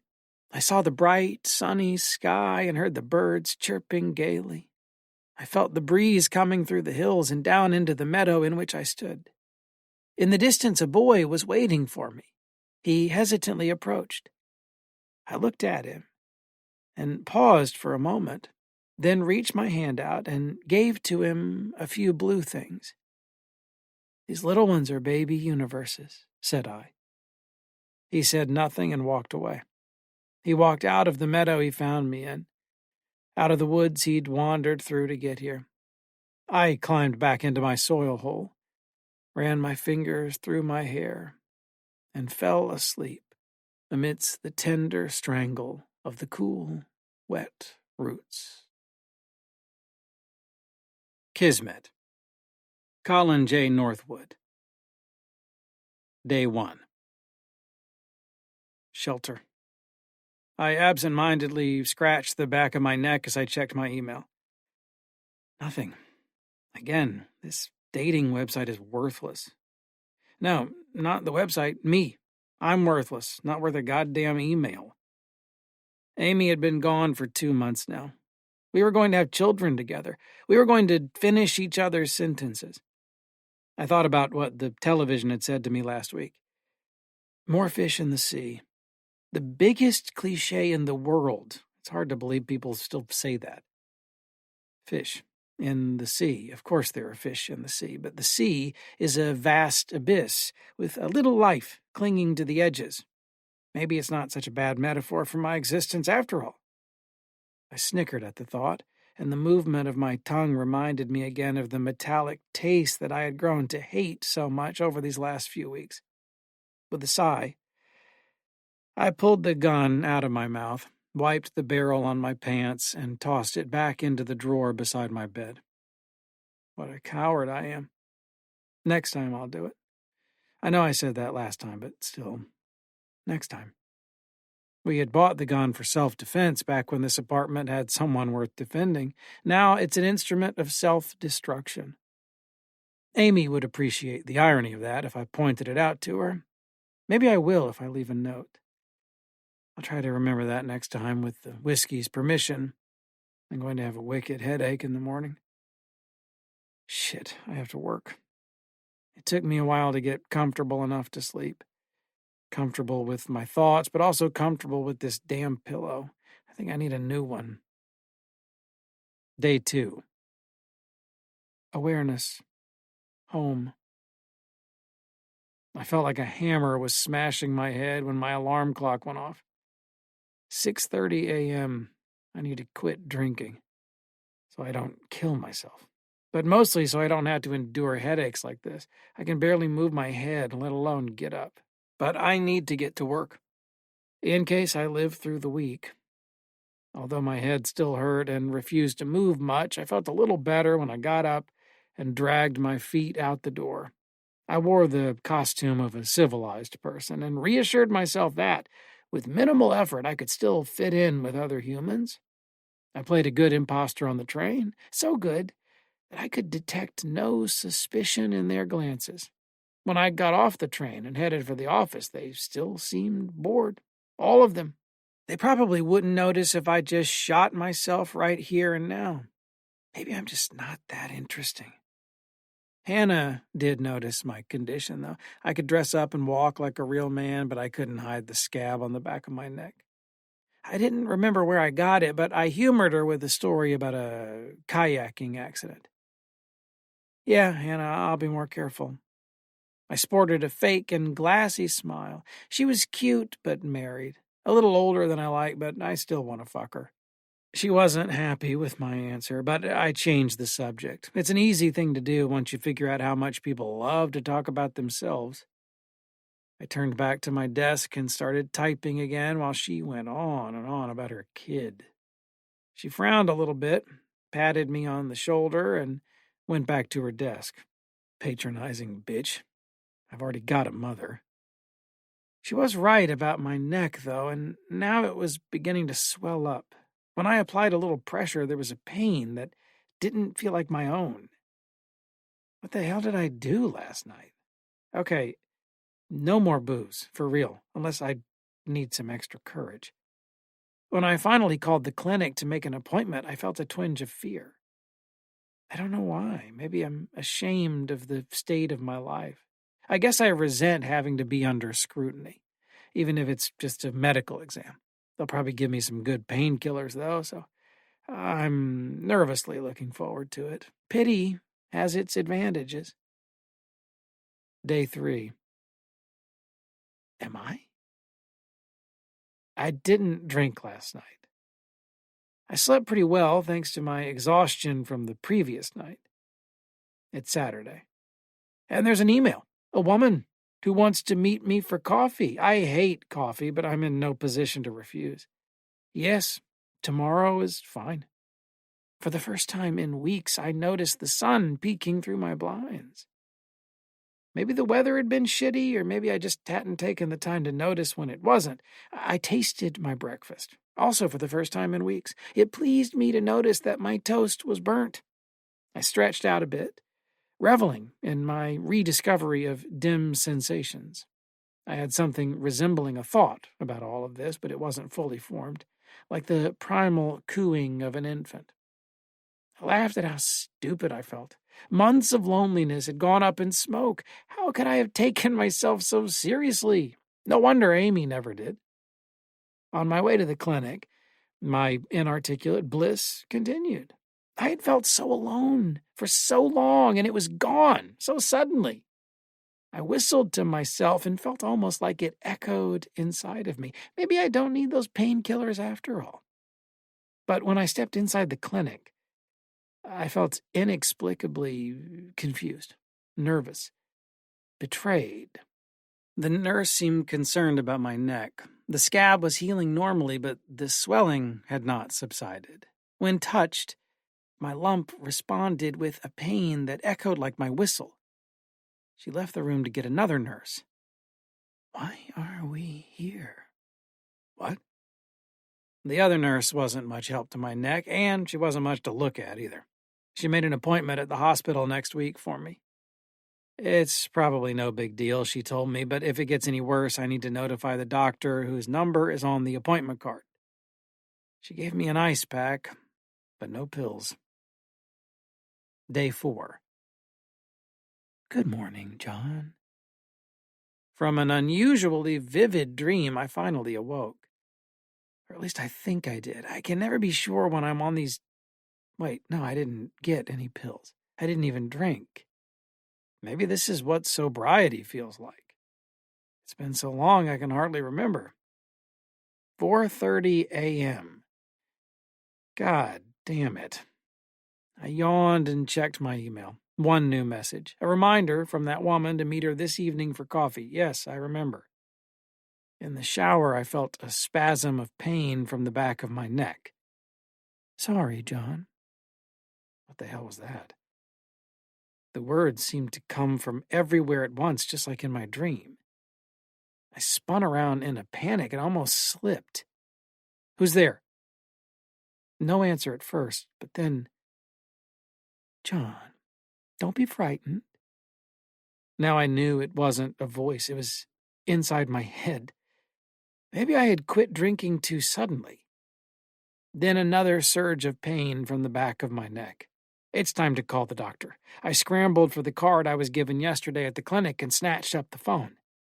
2 rings later, the doctor's receptionist answered. No, I won't hold. I began to incoherently sputter out my concerns, my depression, my drinking habit, the crazy talk in my head, and this damn swelling on my neck. John, please. I froze, feeling a mixture of shock and inexplicably guilt. I was so caught up in reacting to the emotion in those words that I nearly forgot about the receptionist who was still on the phone. I interrupted her mid-sentence. Sorry, I need to call you back. I tossed the phone to the floor and felt my head spin with confusion. What the hell is wrong with me? I mean you no harm. Still panicked, I rushed back into the bathroom to wash my face, talking to myself all the way. Whoever you are, get the fuck out of my head. Not your head. Suddenly, I had a horrifying thought. I turned my back to the mirror and saw that the swelling had begun to creep down my spine. Hello, John. Nice to meet you. Then the world went black. A familiar metallic taste revived me, but this time it wasn't my gun. It was blood. For a moment, I struggled to remember how I ended up on the bathroom floor. I guess I must have bitten my tongue on the way down. My memory didn't fully reassert itself until I heard the voice again, or rather regained awareness of thoughts inside my head that weren't my own. Please be careful, John. This can't be real. There's no way this is real. I crawled out of the bathroom on my hands and knees. I'll never look in that mirror again. I must not be fully awake yet. I laid face down on my bed, quivering and unnaturally cold. After some time, my nerves began to calm. As this happened, I became increasingly aware that I was experiencing a second set of visceral sensations to accompany my second set of thoughts. I touched the back of my neck and yelped in response to the sharp pain that greeted me. "I'm here, John. Please be gentle." My face reddened and a few tears threatened to emerge. This time it was pity that I felt. I had pitied myself for so long just for having ordinary problems, but this was... I fumbled for the drawer next to my bed. Maybe it's finally time. "John, you're scaring me." I slowly opened the drawer, retrieved my firearm, and put it back inside my mouth. That's its home. It belongs in my mouth. The bullet belongs in my brain. It's meant to be. And my brain is meant to be a glorious splatter on this wall. But then something else overtook me. I've spent so much of my life feeling joy and sadness, excitement and boredom, fear and pity, and always for myself. But this time was different. This time I could feel the fear of a second mind and the pity of a second heart. A mad laughter erupted from my mouth at this thought. All that time with Amy, all the other ones before her, too. I even told some of them I loved them. Maybe I meant it, but this was different. After all of that time trying to connect with other humans, I had never achieved the level of intimacy I was now sharing with a parasite living on my spine. I tossed the gun back into the drawer. "I'm sorry, John. Please, understand." "What is there to understand? You're a worm living on my back." "Not a worm." I felt a little bit of guilt and then scolded myself for it. This thing is a parasite, not my friend. It may be able to invade my thoughts, but... Wait. How the fuck are you even talking to me? How am I having a conversation with a tapeworm? I live inside your body, John. I communicate using your internal network. Internal network? I began to laugh again, but slowly fell silent as I realized what that must have meant. I remembered the sudden episodes of pain that had struck me earlier, and now it all made sense. This thing wasn't just on the surface of my spine. This is insane. That's invasive and just evil. But you know what? I'm going to see that doctor in a few days, and I'm going to tell him exactly what's going on, and he's going to rip you out of me if it kills us both. And frankly, I don't mind if it does. You picked the wrong host, you son of a bitch. I'm afraid, John. You should be afraid. I began to laugh again and allowed myself to slip into a lucid calm. In some small way, I had asserted control over my life. But no smile and no words of determination can fool a thing that sees into your lizard brain. Just then my alarm went off, as if to usher me back into real life. I grabbed a turtleneck and tried to remember what a human is supposed to eat for breakfast.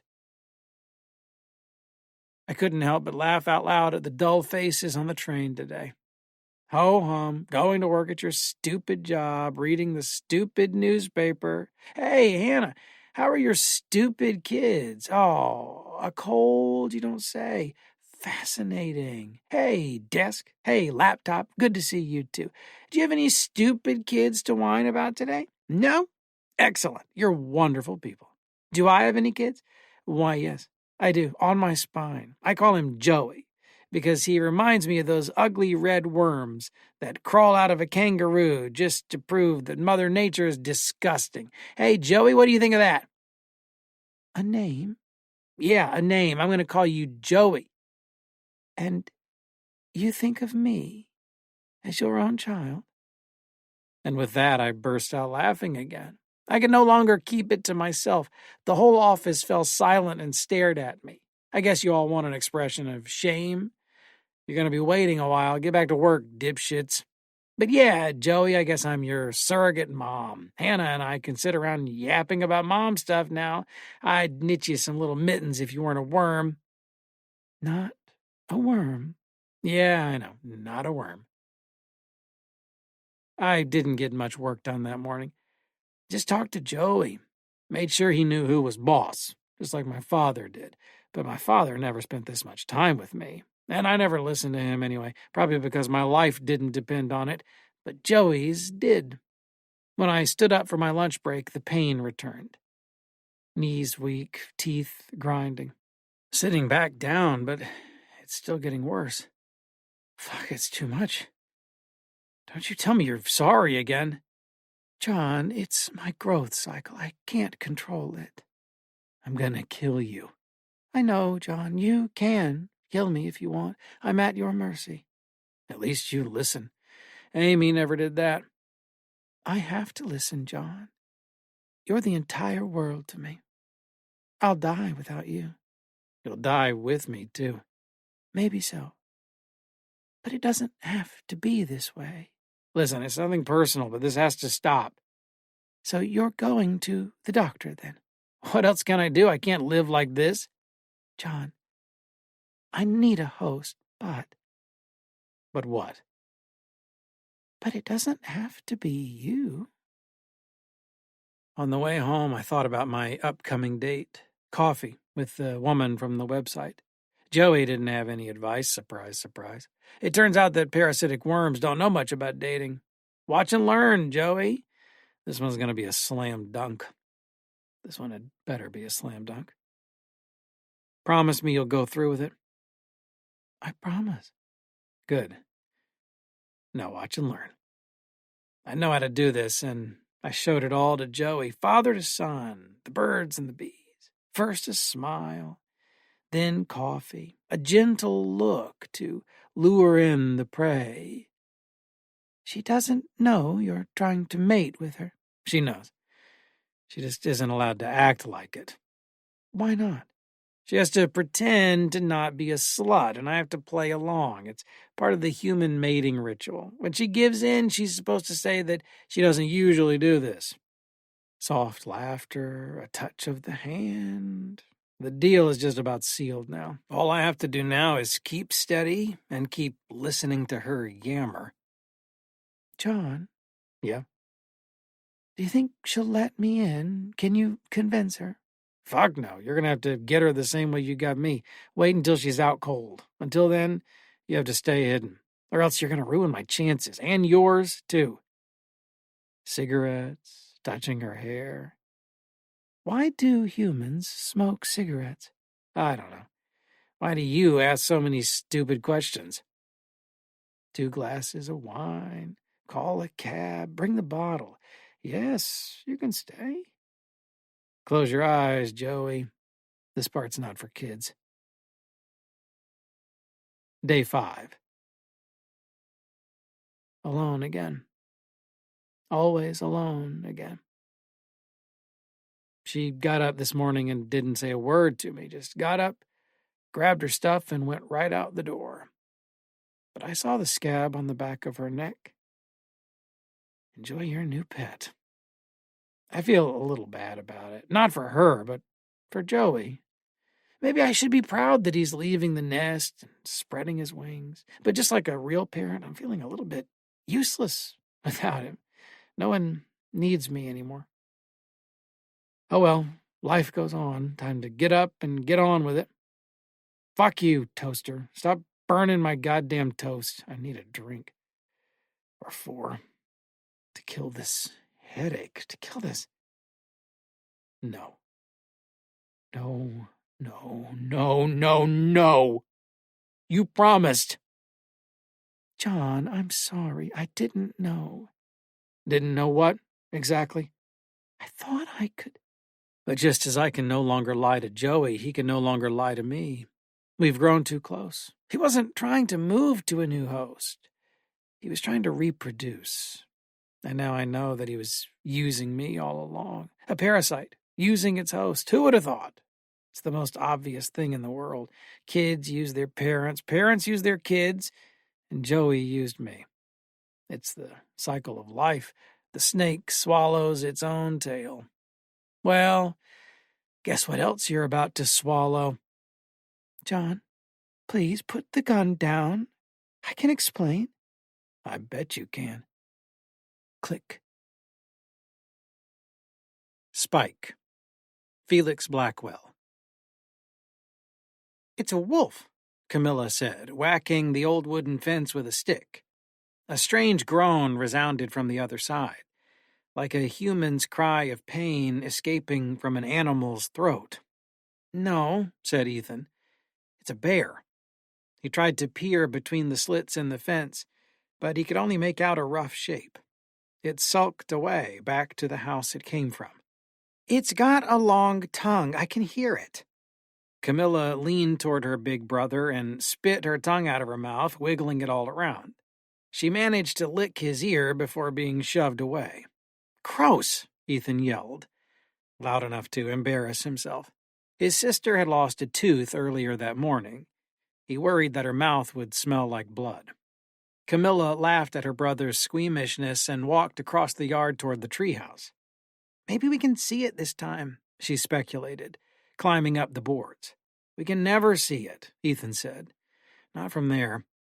Camilla conceded and jumped off the second step. The wood creaked as she did. The nails in the board were coming loose from years of heavy use. Behind them, Dad slid the glass door open and came out onto the patio. "Who wants hot dogs?" he asked in a Frankenstein voice, holding up a bottle of mustard and lurching stiffly toward the kids. Ethan and Camilla bolted across the yard, screaming in excitement as they went. They made their way into the kitchen, where Camilla snatched a hot dog off the plate and plowed mouth first into it.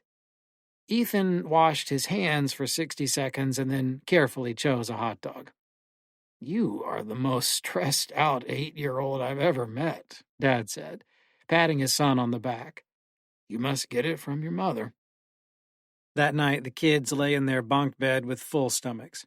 Ethan drew in his sketchbook while his sister, high above, fidgeted around and spoke her every thought. "You're shaking the bed," Ethan said. "Stop it." Camilla purposely flipped around onto her stomach, causing the whole frame to shudder. "I think he's lonely," she said. "Who's lonely?" "The thing in the neighbor's yard." "Nobody cares," Ethan replied, annoyed with his sister's babbling. He began shading the lunar landscape he'd drawn. "That's why he's lonely, stupid," Camilla said. As if on cue, a gruesome howl erupted from beyond the bedroom window. It wafted in with the cricket songs from far away and set off a half-dozen dogs throughout the neighborhood. Now the night air was raucous with frenzied barking. "He's hungry," Camilla persisted. "That old witch always leaves him out there." "Shut up, Camilla," Ethan replied, trying to dissuade another one of his sister's bad ideas.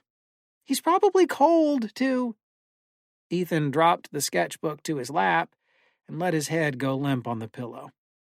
"Will you please just go to sleep?" he said, sighing. "Just for once." Camilla jolted straight up in bed. Ethan felt his mattress sway. "Let's give him some hot dogs," she chirped. Her voice was so shrill with excitement that Ethan immediately shushed her. "Do you want Dad to hear?" he whispered angrily. It took Camilla a half hour of pestering to persuade her brother into joining her. A new record time. Despite Ethan's opposition to his sister's troublemaking, she was intractably persistent and knew exactly how to wear down his will. The two snuck downstairs, careful not to disturb Mom and Dad, who were cuddling on the couch watching a boring grown-up movie. They snuck to the fridge and grabbed the mostly empty packet of hot dogs. "You think this is enough?" Camilla asked, dangling the package close to her brother's face. It dripped cold hot dog water on his shirt. Ethan slapped her hand away and pushed her toward the sliding glass door. "Just keep quiet," he said. It was cold outside. Fall had arrived a few weeks ago, and the night air was starting to bite. The kids moved across the yard, careful not to activate the motion-sensing lights on the left side of the patio. As they approached the back fence, another lonely howl seeped through it. "Toss him over and let's go," Ethan whispered. Camilla obliged. She whistled softly, trying to get the animal's attention. It gurgled and trotted over. Its form brushed against the fence as it passed. "Got you a little present," she said, barely able to contain her excitement. She carefully slid a hot dog out of the package and tried to lob it over. It bounced off the fence and fell back down onto her face. She burst out laughing, immediately inciting a loud "shh" from Ethan. "You throw like a girl," he said, yanking the package out of her hand and pulling another hot dog out. "Do it like this." Ethan catapulted the meat up into the air. It twirled and flew in a perfect arc, landing in the grass on the other side. The animal grunted and trudged over to the new object. It sniffed for a bit, then made a grotesque slurping noise. All the while, the creature groaned in misery. "Jeez, what the heck is wrong with that thing?" Ethan asked, more to himself than to Camilla. "Let me try," she said, stealing back the package. She flung one much softer this time. This one fell dead on the lawn before it even reached the fence. Ethan failed to contain his laughter. "Shut up, idiot!" Camilla shrieked. Ethan shushed her again. A dog barked in the distance, and a light turned on in the house beyond the fence. "You're going to wake her up, and she'll come over here and tell Mom and Dad," Ethan whispered into his sister's ear. "Keep your mouth shut." Frustrated, Camilla fished the first hot dog off the ground. She wound up and pitched it hard, sending it flying well over the fence and across the neighbor's yard. It smacked with a wet thunk against that house's sliding glass door. The kids exchanged glances of terror and froze in place, too afraid to make a sound. Indiscernible shouting erupted from inside the woman's house, growing louder as she approached the glass door. It slid open and crashed against its frame, inciting a frightened yelp from the creature in the yard. "Spike!" a woman screamed, loud enough to set off all the neighborhood dogs again. "Get in here!" Camilla and Ethan listened as the thing shuffled obediently into the house, groaning as it did. They held perfectly still in the dark, praying that the woman didn't know where they were. "Leave him alone, you little brats!" she yelled across the yard. A sheet of phlegm crackled over her voice. She must have been a lifelong smoker. She slammed the glass door shut and continued her shouting inside the house. After a moment, the racket died away and the gentle sounds of the night resumed. "Satisfied?" Ethan whispered, glaring down at Camilla. "I gotta see," she replied, ignoring his anger. "I have to." Against her brother's protests, Camilla retrieved a chair from the patio. She climbed onto it and reached up to the top of the fence. The dew-covered wood slipped under her hands, but she managed to hoist herself up a few feet. Her eyes rose just over the edge, enough to allow a quick glimpse into the neighbor's yard. "What do you see?" Ethan asked, tugging on his sister's shoe. "It's dark," she replied. "There's stuff everywhere. Gross stuff." The neighbor's yard looked exactly the same as Camilla's, except the patio had a bunch of mud all over it. In fact, the dim light in the house revealed mud all over the carpet, too. The dog, or whatever it was, must have tracked it in every time the woman called its name. "I think I see him," she whispered. "What? Spike?"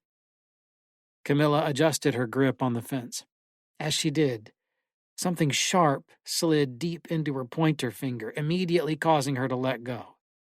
She cried out in pain and tumbled down to the ground, smashing against her brother's feet as she did. Ethan picked her up and examined her hand as she held back tears. "I think it's a splinter," Camilla said, barely able to maintain her composure.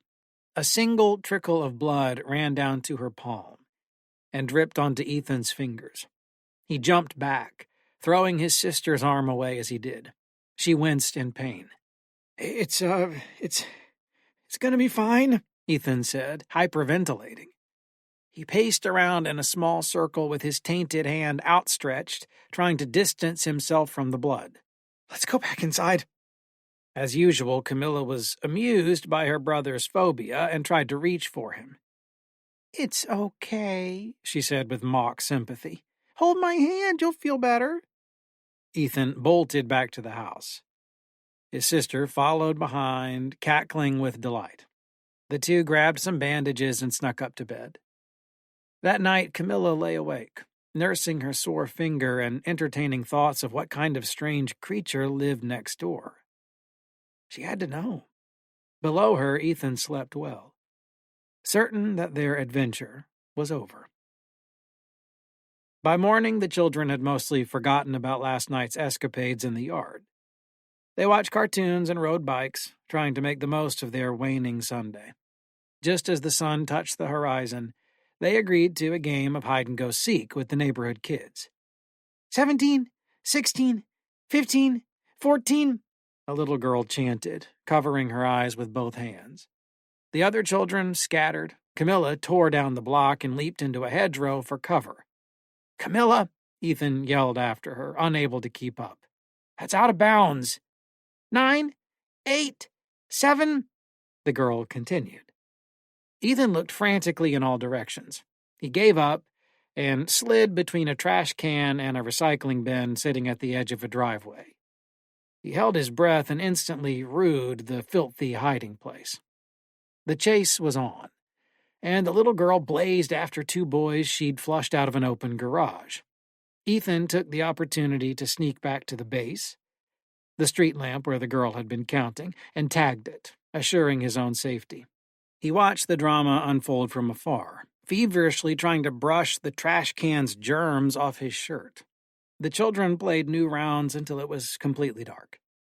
When he heard Dad's voice from down the road wrangling the kids up for dinner, Ethan realized he hadn't seen Camilla in a long time. She had never come back from her hiding place during the first round. Ethan assured his father that he'd go get her and be home in a few minutes. "Cammy," the boy called out, poking around in the bushes. He walked up and down the street calling her name but received no answer. He turned right on the road just past the hedges where he'd last seen his sister. It looped around toward the mean woman's house.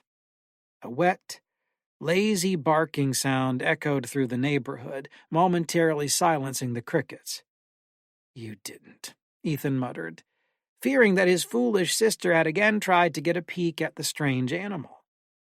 He stood before the woman's house and considered knocking on the door to apologize for the recent string of annoyances. He took a deep breath and marched up the empty driveway. As he stepped onto the welcome mat, something sharp slid up through his shoe and burrowed deep inside the arch of his foot.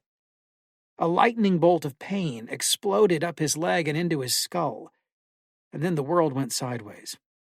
Ethan caught a glimpse of the stars and heard the smack of his body against the porch. Then, the darkness of the night sky embraced him. Ethan woke up in a pile on cold cement. For a moment, he thought he'd awoken right where he'd fallen, but there was no welcome mat anymore. There were no stars, no front door. Instead, there were walls and wooden support columns. A tiny amount of light trickled into the room from a slit high up on a far wall. A basement, Ethan thought. It was big, just like the one in his house, but this one was dark and unfurnished. The air was warm and heavy with humidity, and an odd stain blackened the floor. Worst of all, it stunk like nothing he'd ever smelled before. Not even Dad's feet reeked this bad. It was foul and acrid, like metal, and the sickly sweetness of rotting chicken.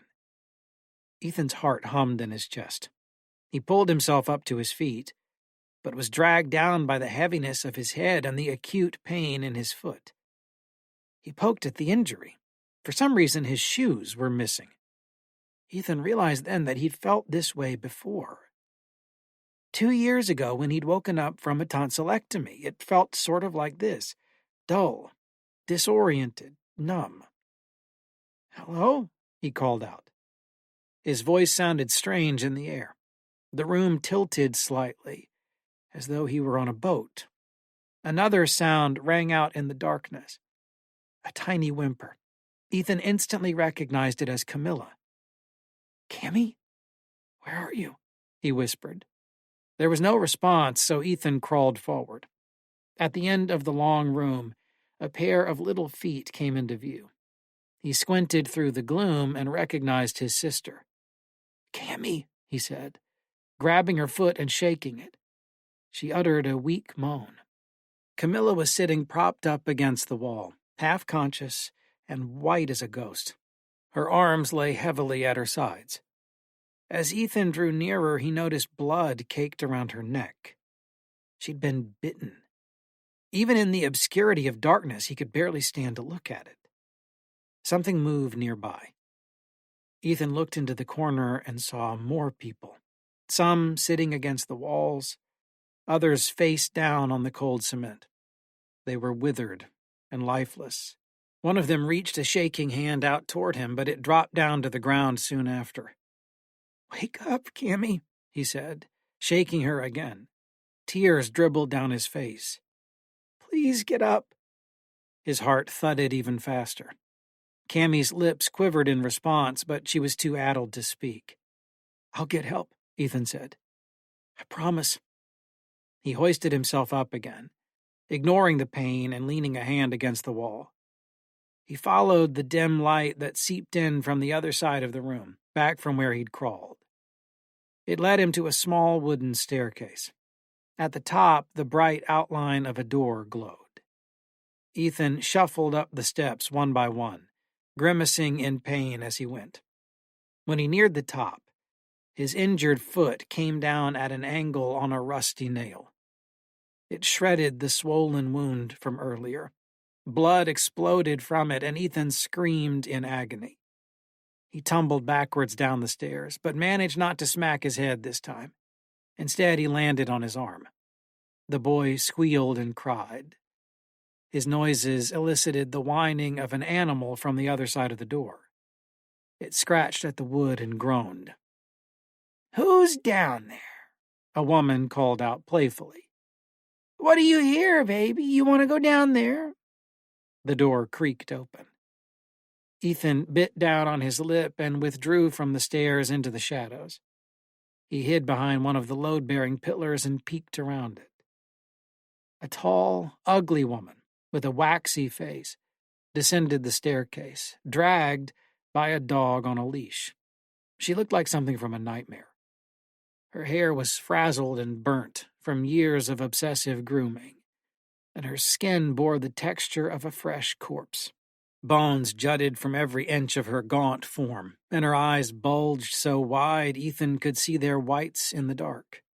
The dog that led her was unlike anything Ethan had ever seen. It was big, and probably weighed as much as he did, and it made sounds he'd never heard from any other dog. It sniffed at each stair excitedly, no doubt aware of the boy's presence. It immediately scampered toward the pillar he sat behind, but the woman yanked on its leash. "This way, silly," she croaked. The animal yelped and turned reluctantly toward the far end of the room, where Camilla lay. Ethan watched the pair as they moved further into the dark. He caught a glimpse of the dog up close and forced back a scream. Huge patches of skin were missing from all over its body, exposing the sleek muscles beneath. Blood soaked its fur, and as it trotted past, it left little red pools on the ground. Its jaw hung slack, but there were no teeth. Instead, a half-dozen syringes erupted through its gums, surgically placed in a row of needled fangs. Their plungers stuck out from the dog's snout and jaw, affixed to long tubes that ran all the way to the wounds on its back. A mechanical apparatus dangled off the dog's neck from the collar. It appeared to control the syringes. The sight was so grotesque that Ethan nearly passed out again. No, the woman said. This one. This one. Ethan could barely make out their forms across the room, but he listened as Camilla whined in pain. The apparatus made a whirring sound, and the woman cooed, "Good boy, Spike. That's a good boy. Mama loves you." Terror overwhelmed Ethan and compelled him to his feet. He snuck through the darkness and hobbled up the stairs as quietly as he could, careful not to draw any attention to himself. He avoided the rusty nail and stepped into the light of a short hallway. The walls were bright white and adorned with a few landscape paintings. Were it not for the years of bloody paw prints across the carpet and glossy crimson streaks along the baseboards, the house might have looked well appointed. The vivid reds and sickly browns assaulted Ethan's brain. He forced back the simultaneous urges to puke and faint and scream. He limped to the other end of the hall, crusty carpet mashing under his bare feet as he went. Fresh red prints appeared behind his injured foot. He came upon a living room with white furniture. The seats of the couch were a nauseating rust color, no doubt stained beneath Spike's ghastly form as he lay with his mommy each night. Macabre smudges lined the windows and door that faced the front yard. Some of them were prints made by human hands. The entire house reeked of decomposing blood. Ethan choked back a wave of vomit and dragged himself to the front door. Sweat slicked his entire body and made him feel as dirty as the loathsome house he moved through. He grabbed the knob and instantly felt a searing pain shoot up his forearm. He clutched his hand and screamed. A needle had been fixed into the knob and now stuck out of his palm. As he slid the needle out, the muscles in his hand cramped and his fingers flinched uncontrollably. The woman's voice rang out from the basement in response to Ethan's cries. He couldn't make out what she said. The front of the house was booby-trapped. Instead of risking another injury, Ethan doubled back to the other side of the living room and entered a large kitchen. Its countertops were lined with hundreds of bottles of prescription pills, some of which bore labels that had yellowed with age. Pills were scattered all about the counters and floors, and some unidentifiable food rotted in the sink. The trash can overflowed with bottles of rubbing alcohol, sanitary wipes, and dozens of used syringes. Their needles jutted ominously in every direction, reminding Ethan of his mortal peril. Despite his terror, he remembered Camilla's pale face and summoned new courage within himself. He reached for the telephone and dialed 911. But the moment he pressed the phone to his ear, he heard a loud pop, followed by a dizzying ringing in his own head. The boy dropped the phone and caught himself on the counter as he careened toward the floor, barely averting another blackout. His arm, injured from the earlier fall, throbbed with pain. Blood trickled out of his ear and down his neck. His eardrum had burst. The phone dangled from its cord nearby. A single needle gleamed from its earpiece. Ethan's heart rate slowed. Warmth flooded back into his limbs. For the first time in his life, he felt like he was going to die. He knew. And for some reason, this feeling overrode the electric sensations of fear that coursed through his body. His mind alternated between thoughts of rescuing his sister and thoughts of his own death, and his head grew heavy again. He pressed onward, looking for another way out. Spike and his wretched master stomped up the basement stairs. Ethan snuck past the hall before they spotted him and limped up a staircase to the second floor. The laws of gravity were unmade by the pain in his ear, and the entire house swayed to and fro in an attempt to throw him off his feet. But Ethan pressed on, knowing that a loss of consciousness would doom his sister if she wasn't already dead. "You little shit!" the woman screeched from the kitchen. "Where are you?" Ethan slogged over the putrefied carpets of another hall and found a door with bloody paw streaks all over its lower half. He pushed it open, careful not to touch anything that could conceal a needle. He found himself in what must have been the master bedroom. A huge bed occupied the room's center, flanked by two nightstands. The comforter was white and matched the rest of the decor, but on one side it was stained reds and browns and blacks and held all the textures of a decade of dried blood. Syringes and spare needles lined one of the nightstands, and on the other rested a stack of magazines from before Ethan was born. Dangling from the lamp was a dusty ID card that read, Dr. Joan Richards, veterinarian, Toluca Falls Animal Hospital. "Get back down there!" the woman screamed from behind him. Her voice was dry and it cracked through the air like a leather whip.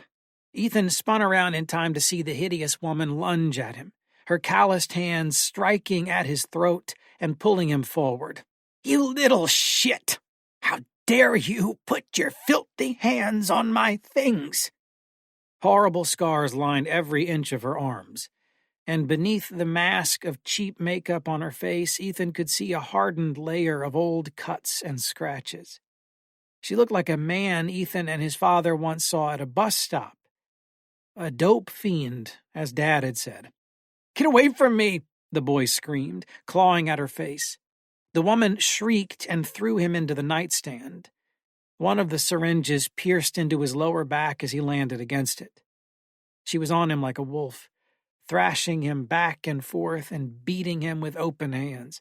Ethan yanked the syringe from his back and slipped it between her flailing arms, jamming it into her neck. The woman howled in pain, and somewhere behind her the dog howled in response. She screamed a string of curses and pummeled Ethan with a fist. One of the strikes landed on his bloodied ear, and all went black. This time he could not fight the darkness. The boy stirred. He opened his eyes, but could not see anything at first. It took a few moments for his vision to adjust. Eventually he could make out a faint wooden beam in the gloom. The coldness of the cement finally registered on his skin, and the familiar stink of death awoke his sense of smell. Across the darkness, he could barely make out the form of his little sister. He inched toward her, feeling his heart fail in his chest.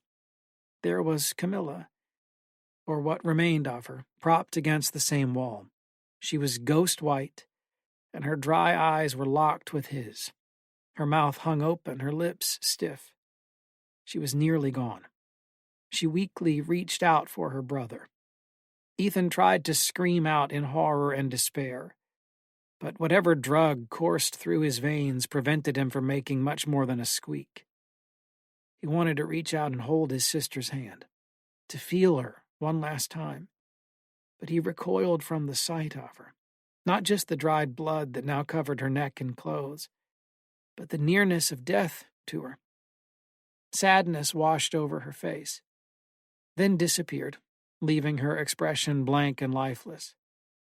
Her hand fell to the ground, never to move again. The mournful sound of wet paws rose behind Ethan, and he turned his aching head in time to see a dog's snout. A ragged tongue dangled from Spike's mouth, shredded from running over all those filthy needles where his teeth should have been. The creature sniffed a few times, then bit down on Ethan's neck. The same mechanical whirring noise rang out, and suddenly the cement felt much, much colder. Ethan's eyes rolled back, his limbs twitched, and everything warm and living escaped his body into Spike's gory maw. The icy feeling ran up the boy's legs, up his fingers, up his arms. When it reached his head, the feeling passed and disappeared with the world into a soothing darkness. 6 Steps Forward. Colin J. Northwood. "Miss Patel, I presume?" The voice carried the confidence that comes with already knowing the answer, and a little more confidence as well. Sita turned her head to see a tall woman in an expensive white business suit entering the room, and suddenly felt a twinge of embarrassment. Casual attire was common in the tech community, but perhaps it wasn't the best choice for this interview. No matter. There were important questions to be asked, and she wasn't going to be intimidated so easily. She sat up a little straighter. "Yes. Are you Miss Harper?" "Call me Cheryl." Her posh accent pierced the soft ambience of the lobby. "How do you do?" The company bosses must have known what was coming, Sita realized. It made sense in light of their recent infamy. They wanted a softball interview, and Sita was going to have to battle to get anything else. Maybe that was why they invited such a novice, she thought. But her determination returned, and she pushed her self-doubt to the back of her mind. I'm very well. Sita had been blogging about the latest developments in the tech world for a few years, with a special focus on artificial intelligence. She had recently been hired as the tech correspondent for a larger news site. This was her first major insider interview. Lovely. Now, I'll not waste any more of your time. I know you're here to see the new model, and I'd love to show it to you. Cheryl beamed. They were off to a great start. See it? Oh, I didn't realize it was ready. Well, it's not quite ready for production, but the prototype is up and running. It'll be a surprise sneak preview, just for you. Cheryl nodded toward the back door. Right this way. Sita had thought the Eucratech spokespeople would show up prepared only to talk in generalities about the new model, so it would be easy to turn the tables on them with some tough questions. But this was too good to decline.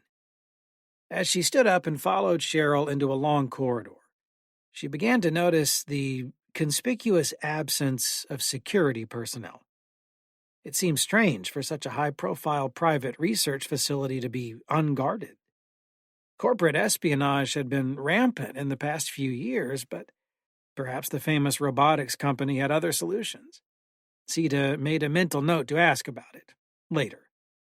Miss, Cheryl, I'm really grateful for this opportunity. I suppose I should confess that I had other topics in mind when I arrived. Cheryl didn't skip a beat. Oh, we're well aware of the ongoing public interest in the Ursa incident, but I'm afraid there's nothing more to say about it. It's a tragedy. But we're a tech company. We have to keep moving forward. They did know. Sita sighed. Then perhaps you could kindly answer one question for me.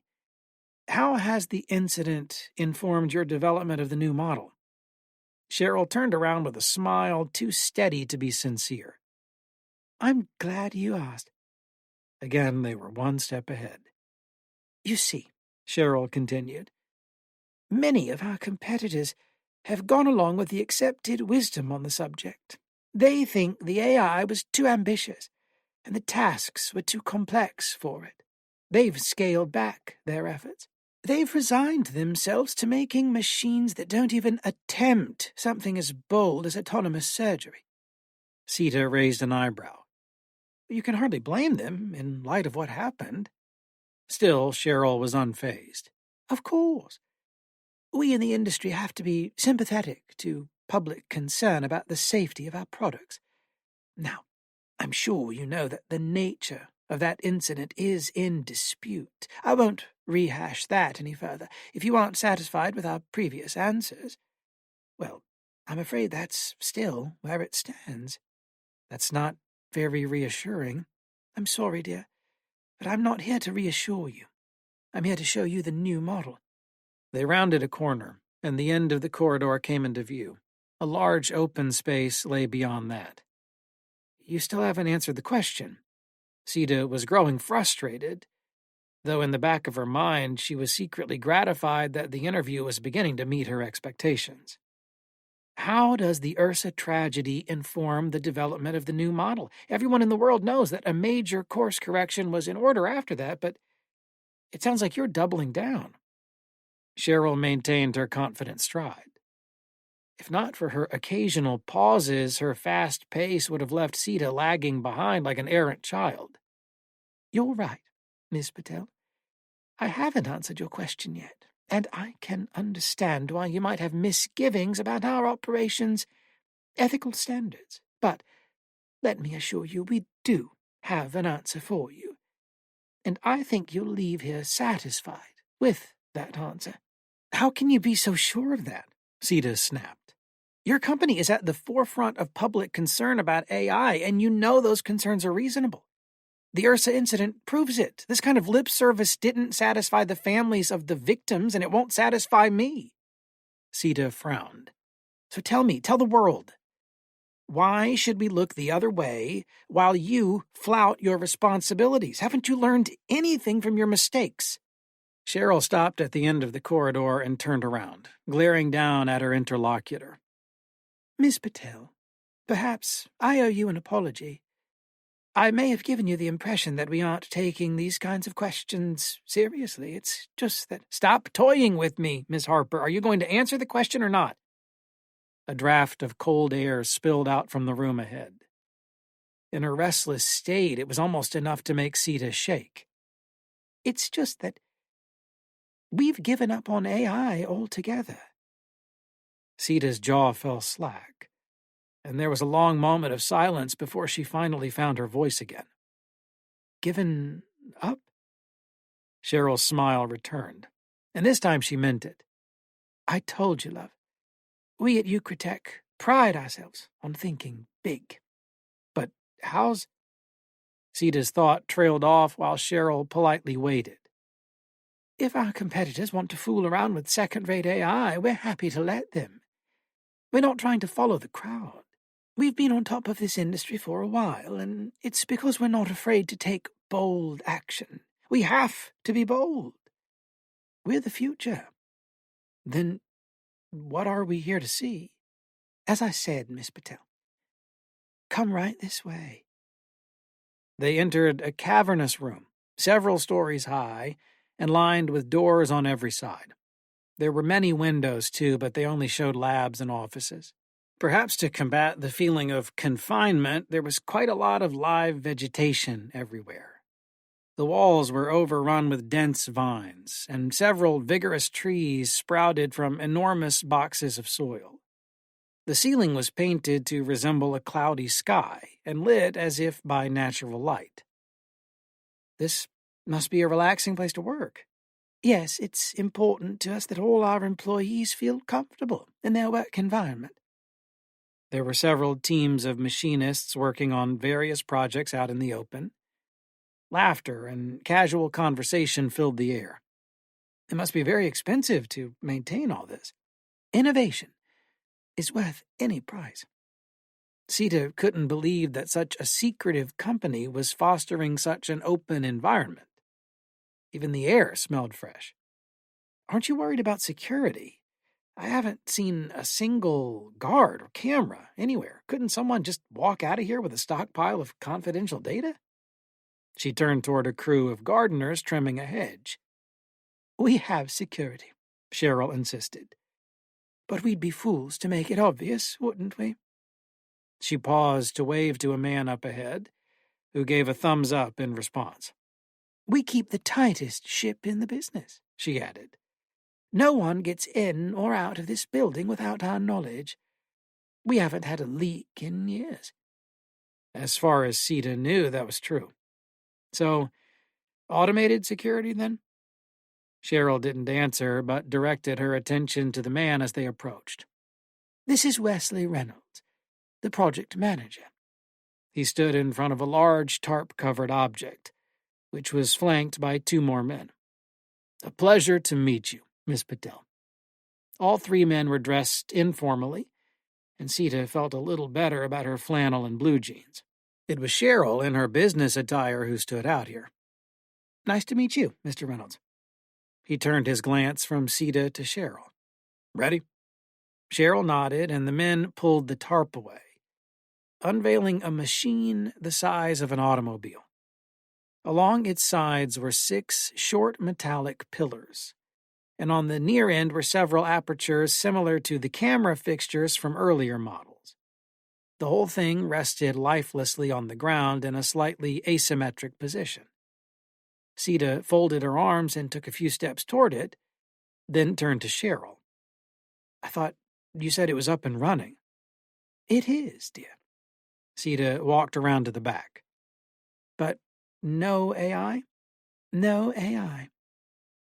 Now Sita took a closer look and saw a logo depicting a stylized red and blue bull.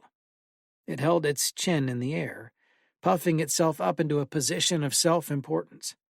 The parallel with Cheryl's wardrobe did not escape Sita's notice. Is it a vehicle? Wesley pulled a hand from his pocket and took a step forward. This is Taurus.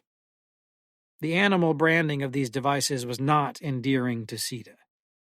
It seemed insensitive after the infamy of Ursa, but she admonished herself to be professional. What does it do? Wesley scratched his head. Telecognitively activated unit for rescue from Eucratech Systems. He nodded in agreement with himself. Sita rolled her eyes. That's awkward. Wait, did you say telecognitive? Cheryl interjected. I think you'll find Taurus to be anything but awkward. She signaled to Wesley, who scuttled off into a nearby door and disappeared from sight. So, it reads minds? Something like that. You'll want to back away, love. The show's about to start. Moments later, the muffled whirring of circuits began, and the cameras lit up. The central body of the machine began to lift itself off the ground, and the pillars revealed themselves to be its supports. As it ascended, 2 hydraulic joints unfolded from inside each pillar, and broad plates emerged at the tips. The entire sequence took only a few seconds. Sita was at first slightly alarmed at the speed of Taurus, then deeply unsettled at its lifelike motion. She backed away a little further, but Cheryl stood her ground. Now towering over both women, Taurus stretched its limbs slightly and shook its feet, as if waking from a much-needed slumber. It swiveled its cameras from side to side, eventually pointing a few of them at Sita. As if to display the nightmarish imaginations of its creators, it now exposed 2 telescoping arms on its underside, each tipped with a floret of articulated claws. With a series of rapid and mystifying movements, one of them reached toward a nearby shrub, plucked a single white carnation, and held it before Sita as an offering. Any charm that the gesture may have been intended to evoke was lost on her. She briefly glanced down at the flower, then back up at the glowing red eyes just in time to see one of them spinning wildly. This thing is a monster. Cheryl scowled.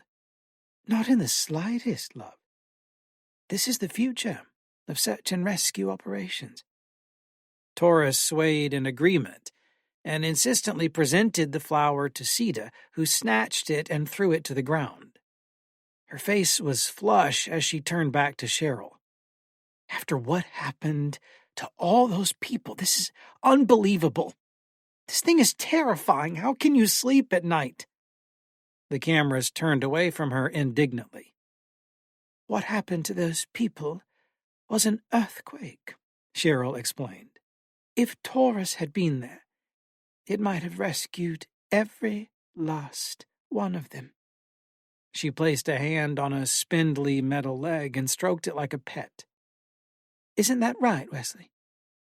Taurus tilted up, then down, punctuating Cheryl's words with a sense of finality.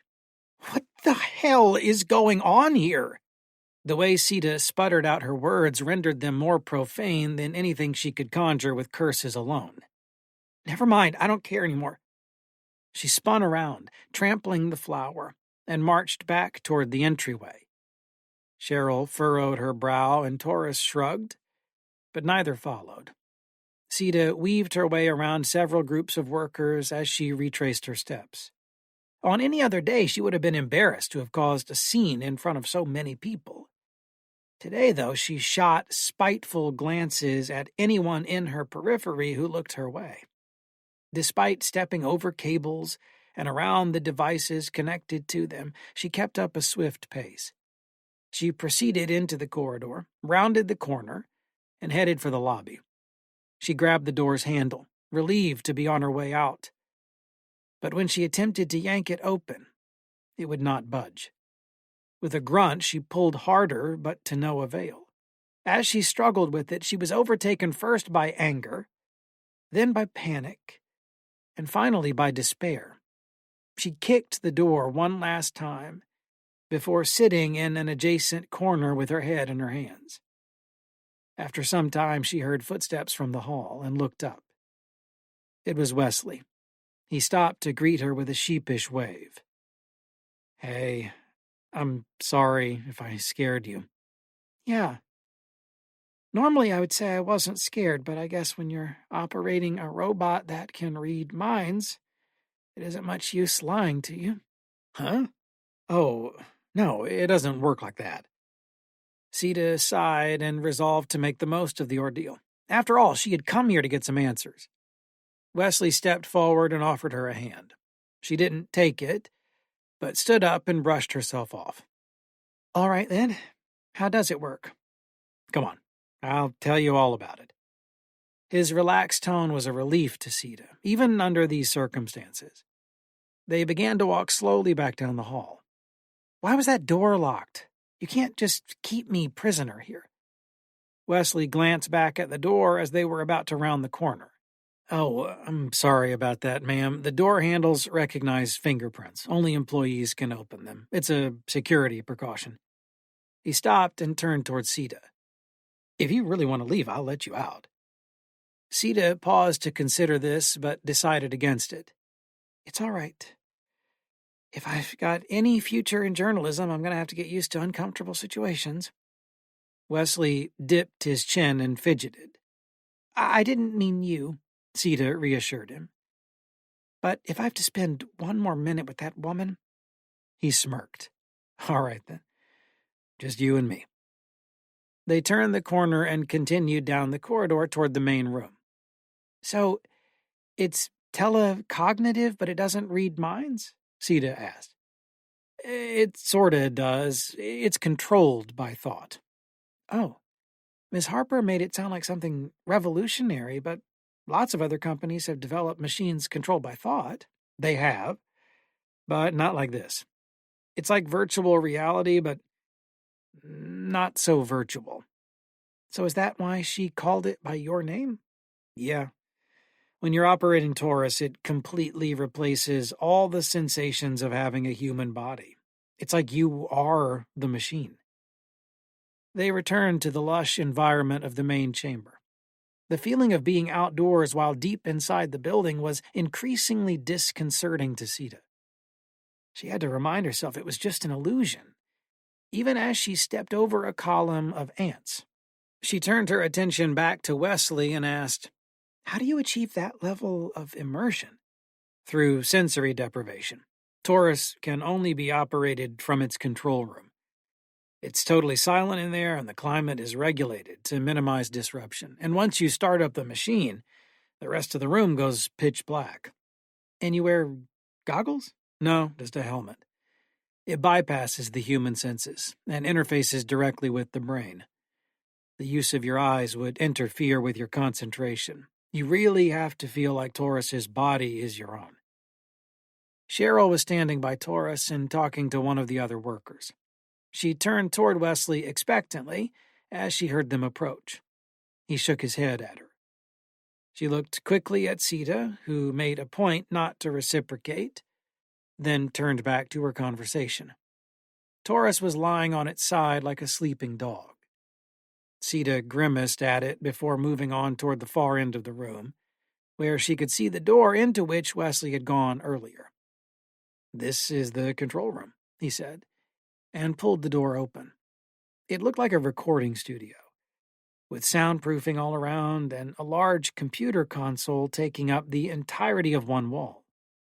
In front of that sat a single plush chair, with a design that was reminiscent of space operas and baby baskets. In the chair was a helmet, connected to the console by insulated wires. As the door closed behind Sita, the fresh air of the room outside gave way to a stifling atmosphere. She stood in place, getting an eyeful of the room. "So, search and rescue, huh? What kind of engineering challenges are involved in that?" Wesley picked up the helmet, sat down, and placed it on his lap. "You have no idea. It's been in development since even before Ursa." He looked at the ceiling and began counting with his fingers. "It has to be sturdy enough to withstand a building collapse, but light enough to climb up the side. It has to be strong enough to break down doors, but gentle enough to put a person with a broken neck onto a stretcher. It has to be large enough to carry people around, but flexible enough to fit through doors and windows. It has to have sensitive instruments, but be able to withstand harsh environments. It's fireproof, waterproof, you name it. Sita fixed her gaze on Wesley.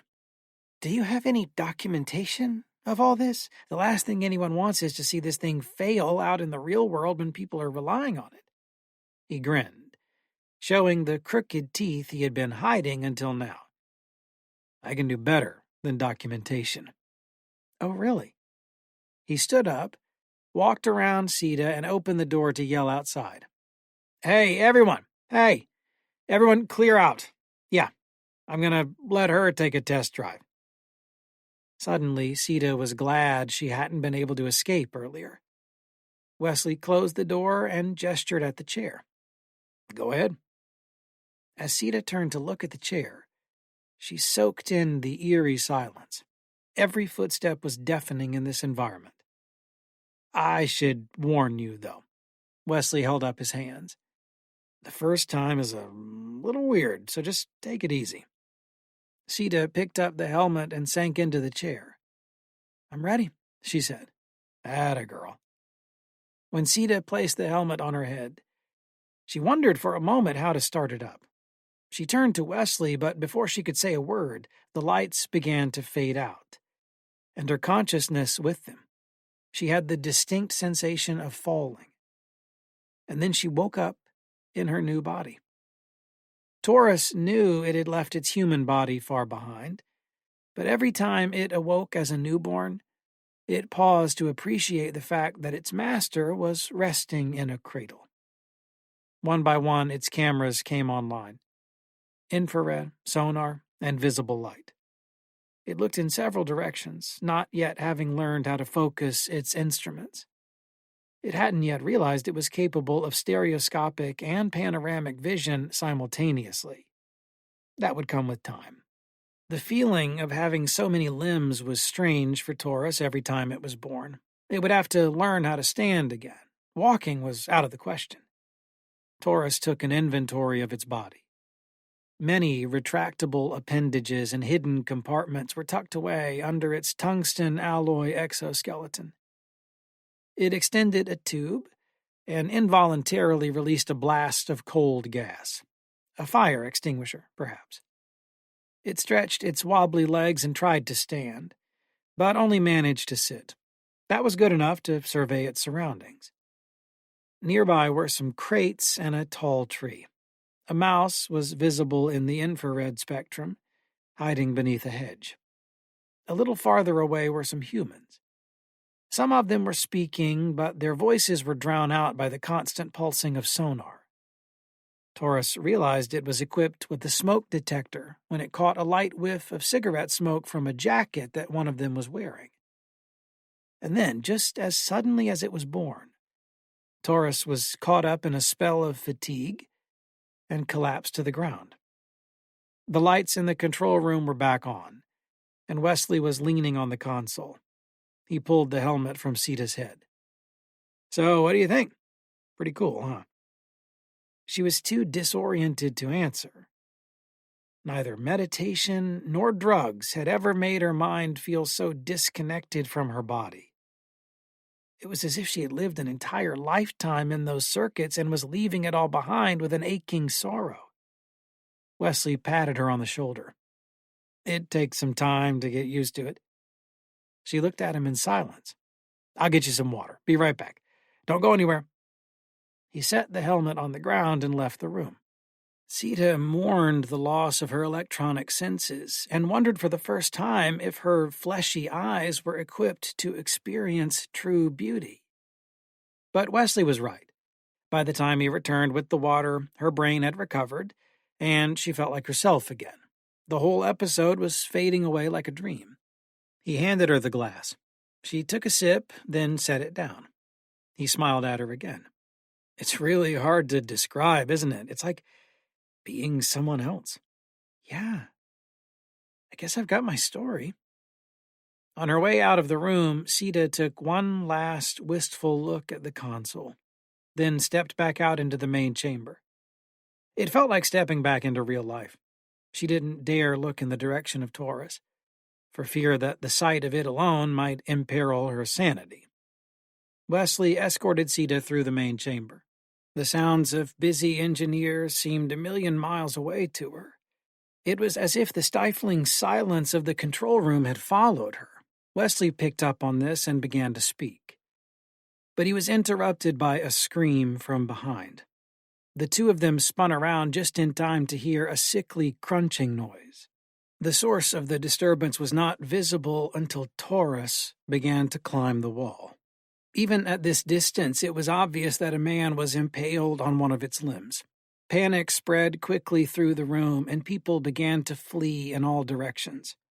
Cheryl dashed down the aisle and approached Wesley, shaking. "Reynolds, what the hell is happening?"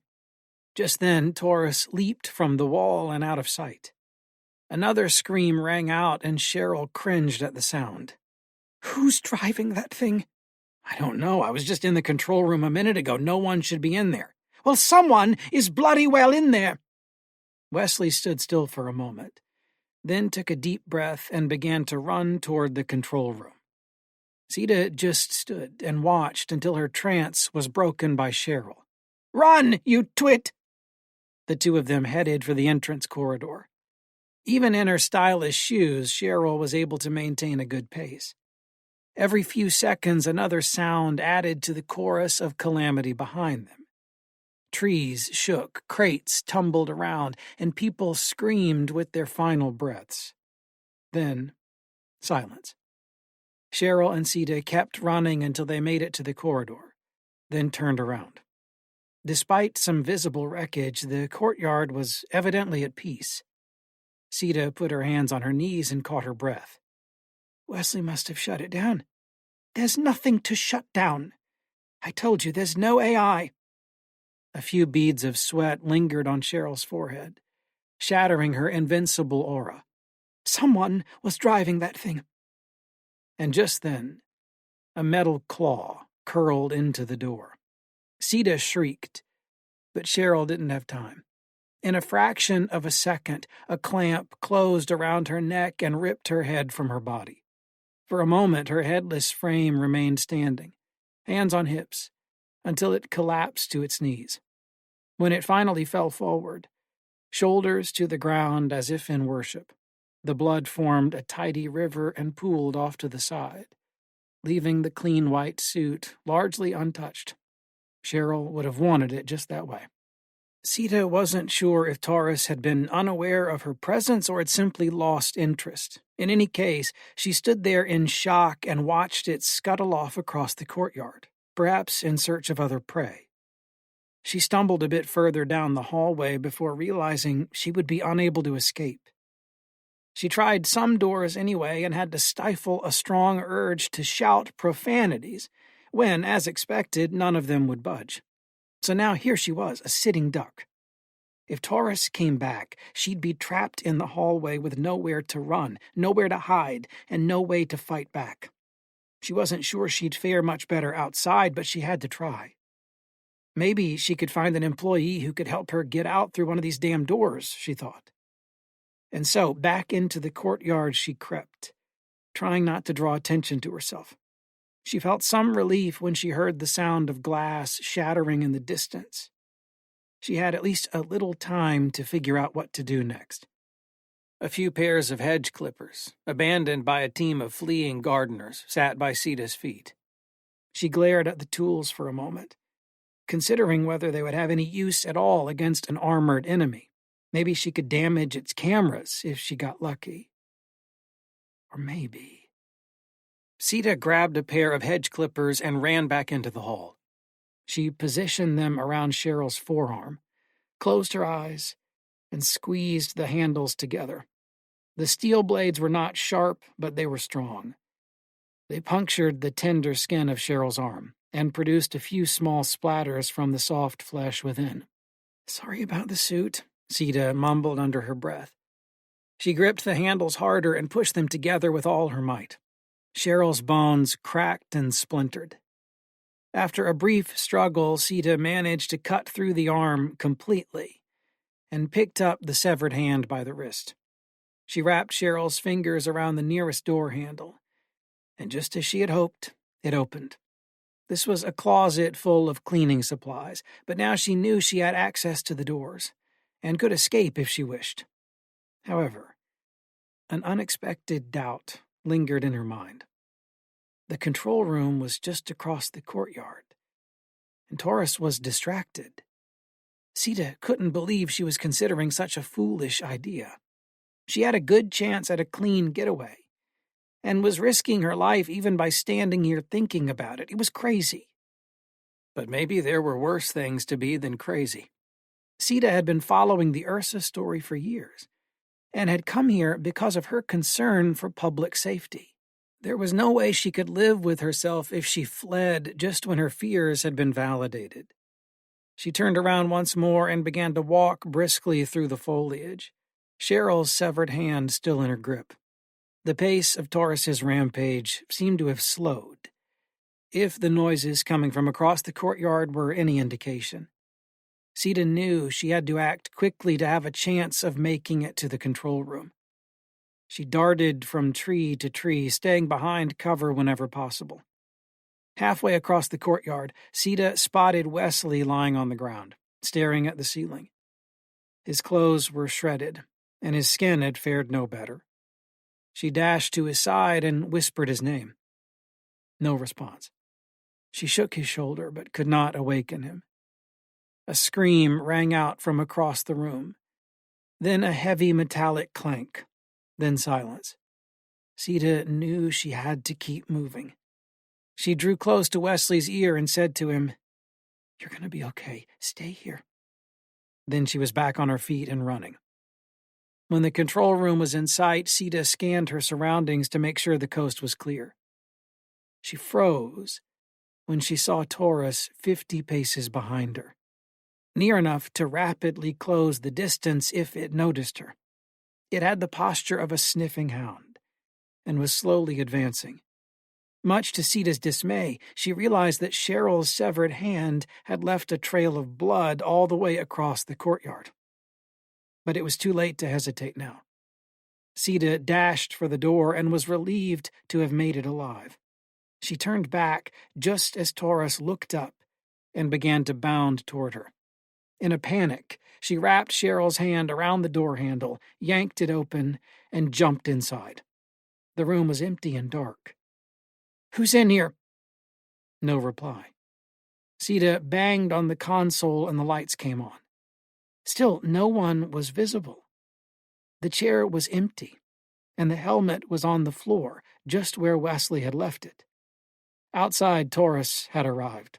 Even the soundproofing of the room could not entirely muffle the loud crashes it made as it battered the wall with its limbs. Taurus managed to dent the door. Sita knew it wouldn't last much longer, and that she was going to be easy prey in this room. "God damn it, I knew that bitch was lying!" She kicked the helmet at her feet, rolling it over. And just like that, Taurus came crashing to the ground, and the pandemonium outside ceased. Sita looked down at the floor. There, in the exact spot where the helmet had been sitting, was an ordinary spider. It returned her gaze, and lifted two of its legs at her in a threat display. "Fuck you," Sita said to the spider, and crushed it beneath her foot. Poor Richard. Felix Blackwell. The workload of grad school is enough to give anyone thoughts of death. Suicide is uncommon in graduate students, but it does happen, and the university knows it. So they relentlessly advocate that we make room in our schedules for relaxation. But all of that quiet reading, quiet writing, quiet grading, all of that sitting we do, never made me tired. It made me angry. So I jogged and went to the gym every other day religiously, lest I explode from all the potential energy humming inside me. And there's another kind of decompression one must learn to survive graduate school. The overwhelming daily stress causes tension to build up not only in the body, but also in the mind. Some of my cohort members depressurized with rounds of drinks at downtown bars on Friday nights. Others picked up vices of varying appeal. As a lifelong teetotaler, there was only one thing that ever really worked for me: nature walks. Behind UC Santa Cruz is a state park called Wilder Ranch.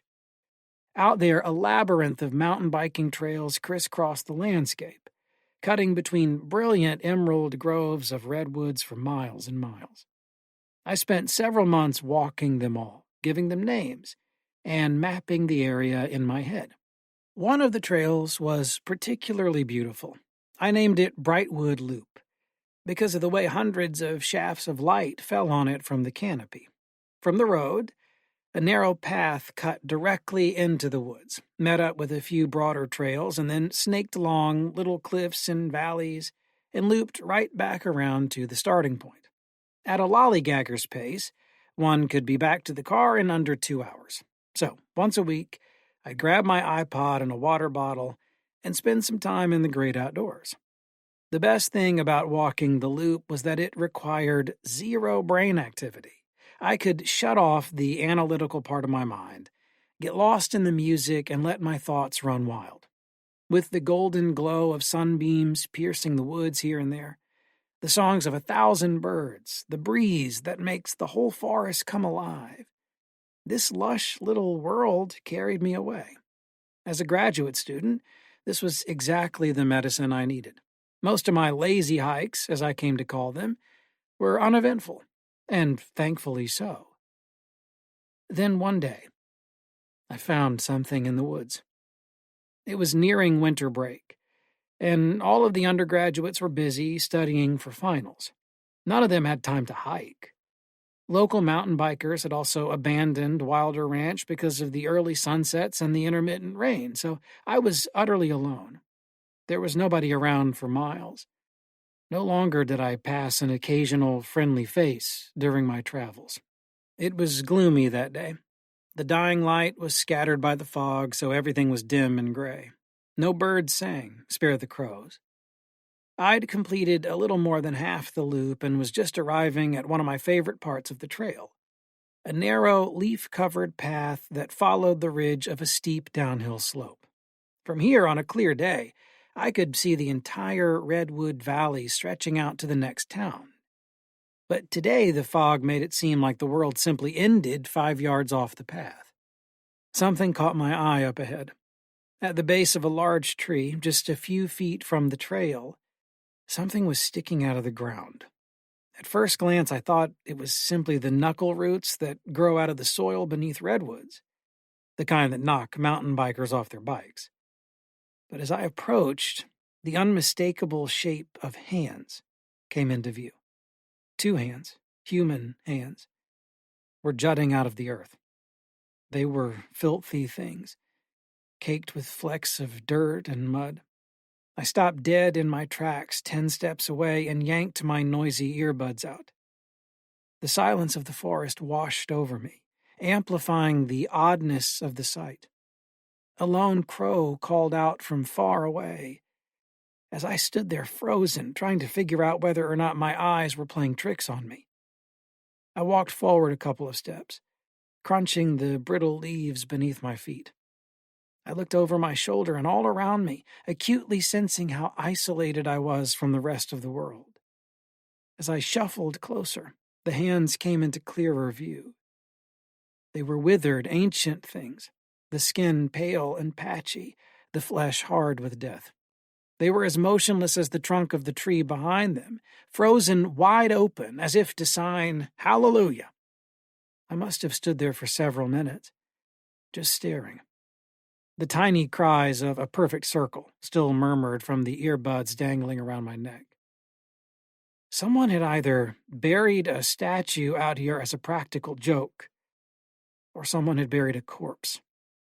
And in such a remote location, I didn't think anybody was trying to play a trick. "What the hell?" I blurted out. My voice carried on farther than I'd expected, provoking the cry of a crow. I gathered the courage to get closer and knelt down to examine the hands. The nails were cracked and rotten, the skin peeling off and receding around them. The knuckles were beaten and bone dry, and what looked like the tan line left by a wedding band circled the ring finger. "How did you get here?" I asked, sorting through a mixture of disgust and curiosity. As I leaned even closer and bent down on all fours, one of the hands suddenly twitched. I screamed and leaped backward onto my feet, then tripped on a root and fell on my ass. A flock of noisy crows erupted from the woods behind me and flew away, cawing in anger at the disturbance. After a while, the forest was still again. The fog began to thicken. I sat there on the ground, too terrified to move, my gaze fixed on the hands. The soil around them was undisturbed, littered with dead autumn leaves that must have accumulated over several weeks. Everything about the hands told me they'd been here a long time, but I had walked through here on a half-dozen occasions in the last month. It was as though they'd just popped up out of the ground overnight. I imagined them as evil flowers blossoming on dreary days, their roots reaching all the way down to hell. As I sat there, mortified, one of the hands began to move. It slowly closed, then opened, and repeated this a few times. As it did, the brittle bones crackled. It was waving at me.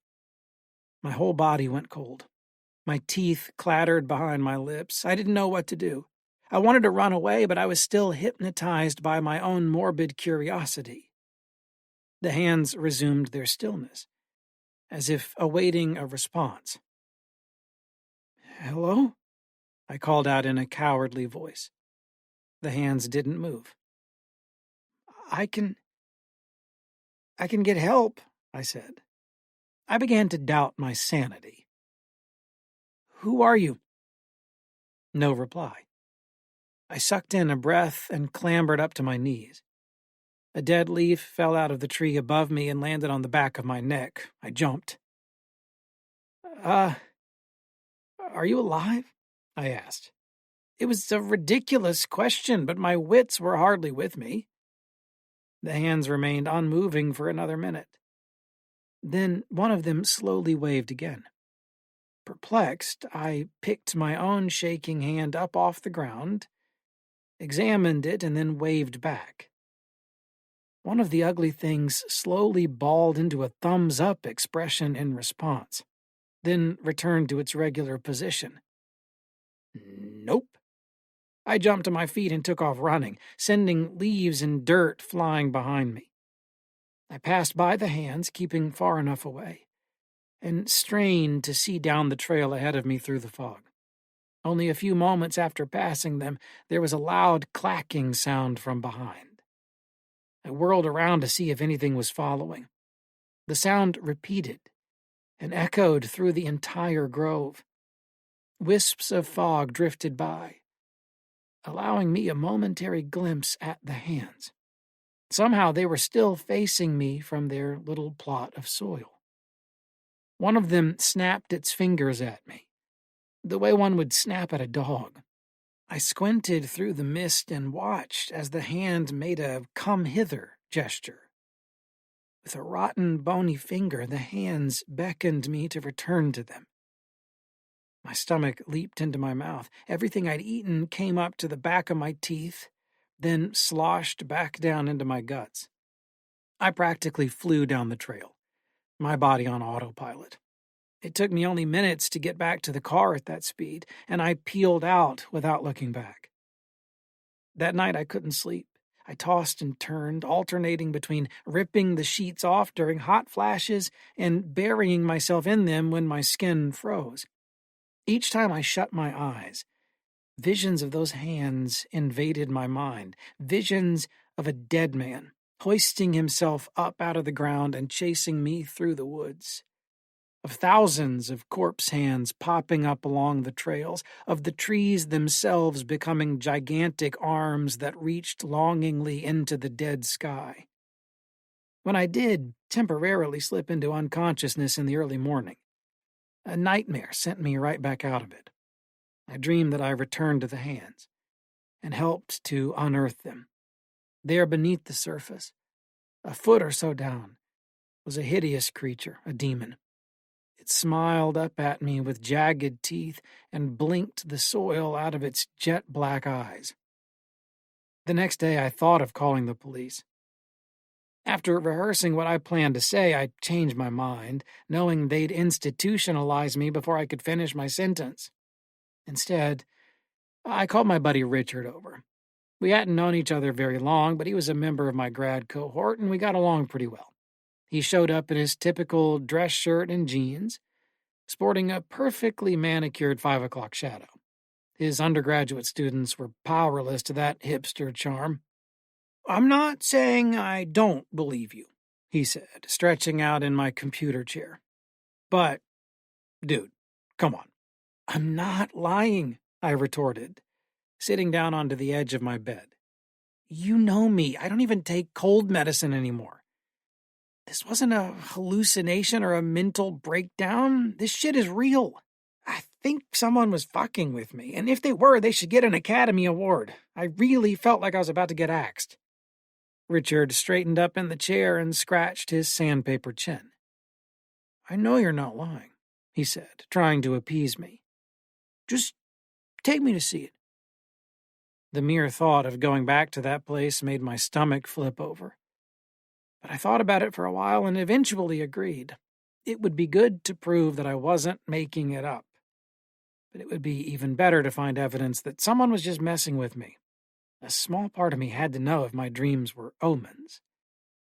I needed to know what was buried there, what those hands were attached to, how they moved, how they saw me.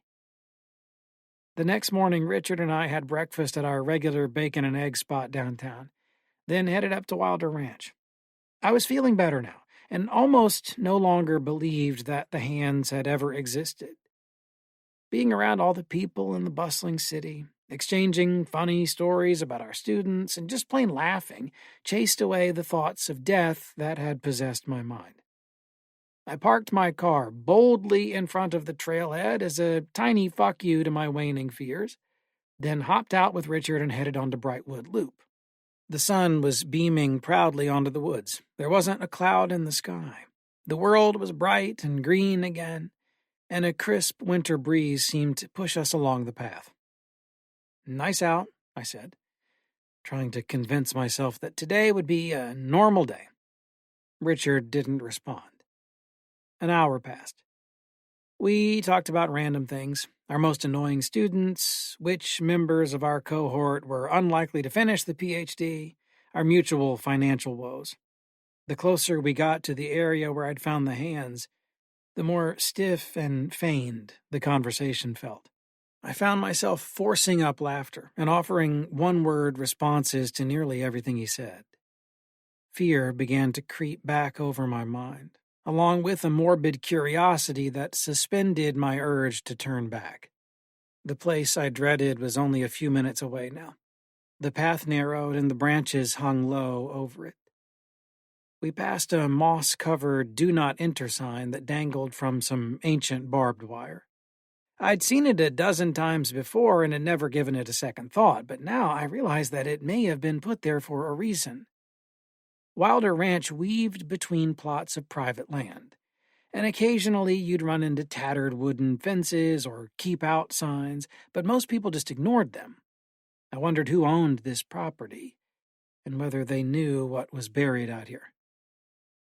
"So I might as well, Richard said. "I found out about a month ago." I snapped out of my fearful reverie and nodded my head as if I'd been listening. A crow squawked high above us. The feeling of doom welled up within me from someplace deep inside. "Up here," I choked out, trying desperately to maintain my composure. My stomach felt like I'd swallowed ice. Our power walk slowed to a cautious pace. Richard laughed and slapped me on the back.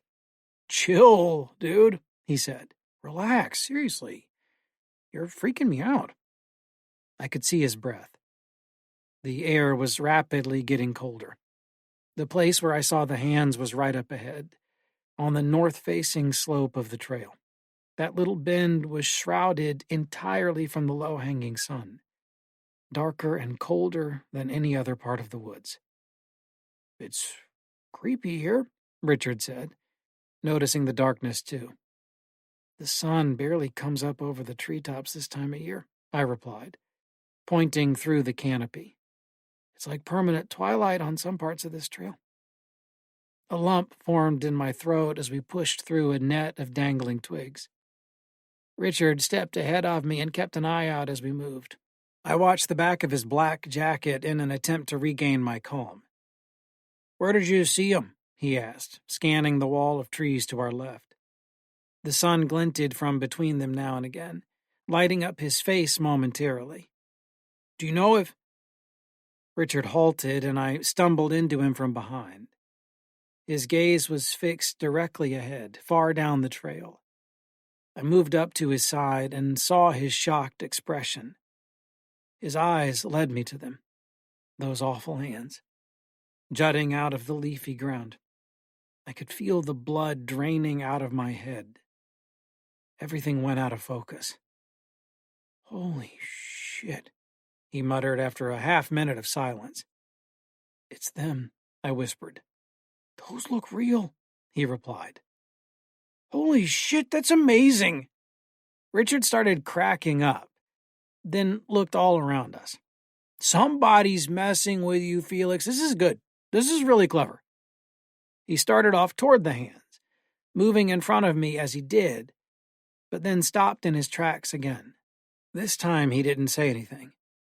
"What?" I asked, jogging over to him. As the hands came into view over his shoulder, I saw that they had moved. One of them was pointing directly at us. The fingernail was black and split up the middle. The skin on the knuckles was frayed like old cloth, exposing the bones beneath. I strafed a few steps to the side. The pointing hand followed me. I moved back to Richard. It followed me back. "All right, who the hell are you?" Richard called out, unzipping his jacket like he was about to kick somebody's ass. The hands didn't seem to respond. "Probably some engineering students," he continued. "They make robots all the time. This would be easy for them." As I'd done a few days ago, I slowly waved. The open hand waved back, while the pointing one curled into a come-hither gesture. "There's got to be a camera out here," Richard said, examining the trees in a circle around us. I looked up and down the trunks, in the branches, and along the forest floor, but could not confirm his suspicions. There was nothing here but the hardened soil, a bed of crumbled leaves, and 10 corpse fingers sticking into the air. My friend grew frustrated and walked straight up to the hands, tapping one with his shoe. They didn't move. They simply praised the sky in their dormant state. "They're real," I said. "Look at them." "Then I say we dig this guy up and beat him to death," Richard said over his shoulder. "Then bury him in the same spot with his hands sticking out. A lesson in irony." I swallowed hard and made my way toward Richard. But one of the hands abruptly pointed right at me again. It sat there, 20 feet away from me, silently condemning me with a rotten finger. Why does it only point at me? I thought. Deep inside, I knew the answer. "It's one of them," I said softly. "Who?" Richard asked, tapping the hand again with his shoe. "The cold people." A bunch of crows shrieked all around us, as if in recognition of the phrase. The sound javelined through me, heralding my death. "The cold what?" he said. I watched as Richard dropped down to his knees and slapped at the hands. "Come out of there, or I'll start breaking fingers," he said. He smacked them a few more times. Like lightning, one of them grabbed his hand and yanked it down toward the ground. He pulled free and backed away, emitting a surprised laugh. "Son of a bitch," he said. "Don't," I called. My feet were frozen to the ground. "It's not a trick, man." Richard began brushing leaves to the sides in big swipes, trying to unearth the hands without touching them. "Come help me with this," he said. He leaned over them as he worked. Suddenly, the hands snatched up the dangling part of his jacket and yanked it hard into the ground. Richard fell right on top of them. He tried to escape. He squirmed and writhed as they grabbed at his clothes, tearing them up and reaching for his arms. "Get off of me!" he yelled. "Felix, get over here!" I'd heard the expression "scared stiff" before, but it had never happened to me like this. My legs might as well have been tree roots jammed 10 feet deep. They didn't let me help or flee. I could only watch in horror as the hands pulled at Richard's collar. While one of them held him tight, the other violently clawed at his face. His screams grew louder and more desperate until he was crying. "Help me!" he screamed. "Please help me!" The urgency in his voice only compounded my terror. My teeth diced up the words I tried to spit out. Let go of him!" Richard managed to flip over onto his back in a final effort to escape. As he turned, I could see his face. It was horribly mangled. Deep cuts ran across his cheeks and forehead. His nose had been clawed off. Bloody pulp dangled out of the hole. He cried and mumbled something to me through trembling lips. The sound was lost behind the din of my heart pounding in my ears. The hands reached up from behind his head, one at a time, and wrapped their wicked fingers around his throat. I could do nothing but watch. It was almost as though I'd lost consciousness but had not yet fallen over. Not a single part of my body responded to my brain's commands to run over and help. I knew I was next. Richard reached a weak arm up toward me, begging. Then it collapsed back onto the ground. The few parts of his face that weren't streaked with red began to turn purple. Gurgling sounds escaped his mouth. His legs twitched rapidly, then slower, and finally stopped. For just a moment, Richard's body was splayed out on the ground, unmoving. Then it began to jerk. The hands were pulling him under. They bent his head back in a horrific way. The bones in his neck crackled and crunched. His head was the first part of him to disappear into the soft dirt, followed slowly by his torso. Tears dripped down my face, leaving cold trails on my skin, but I could not cry out. I watched the last parts of my friend disappear into the earth. And then there was nothing. The hands were gone too. In a moment, I was alone with the crows. I could move again. The hypnotic spell of my terror was broken the moment Richard was gone. I wobbled a few steps, blinded by my tears, then found the strength to run. I tore through the woods, shrieking and crying hysterically, shouting, "Oh my God, help me!" over and over. After dashing a few dozen yards, I came to a fork in the trail and slid to a stop. I was so freaked out that I didn't recognize even this familiar place. My heart bashed against my chest like a baseball bat. My head spun. I puked. "Okay, which way? Which way?" I repeated in my head, looking down both paths. Suddenly, the corpse hands erupted from the soil beneath me and grabbed onto my ankles. They pulled me downward with their inhuman death clutch. But the power of fear gave me super strength as well. I dove forward through the air, kicking my legs free, and landed hard on the dirt. I jumped up and darted away, watching over my shoulder as the hands sank back into the ground. I rounded a corner and flew down a hill, twigs and leaves jumping up in the air behind me. The meadow was up ahead. I could see my car in the distance. As I moved toward it at full sprint, a long, rotting arm thrust out of the knothole of a big tree and nearly grabbed my neck. I ducked and flailed as I avoided it, my hand barely grazing the bicep. The skin was cold and taut with death. I looked back and saw it withdrawing into the tree, making that same "come here" gesture before disappearing into the dark. I made it to my car and jammed the key into the lock, scratching the shit out of the door as I did. I peeled out and swung a wide U-turn, leaving tire tracks all over the little road.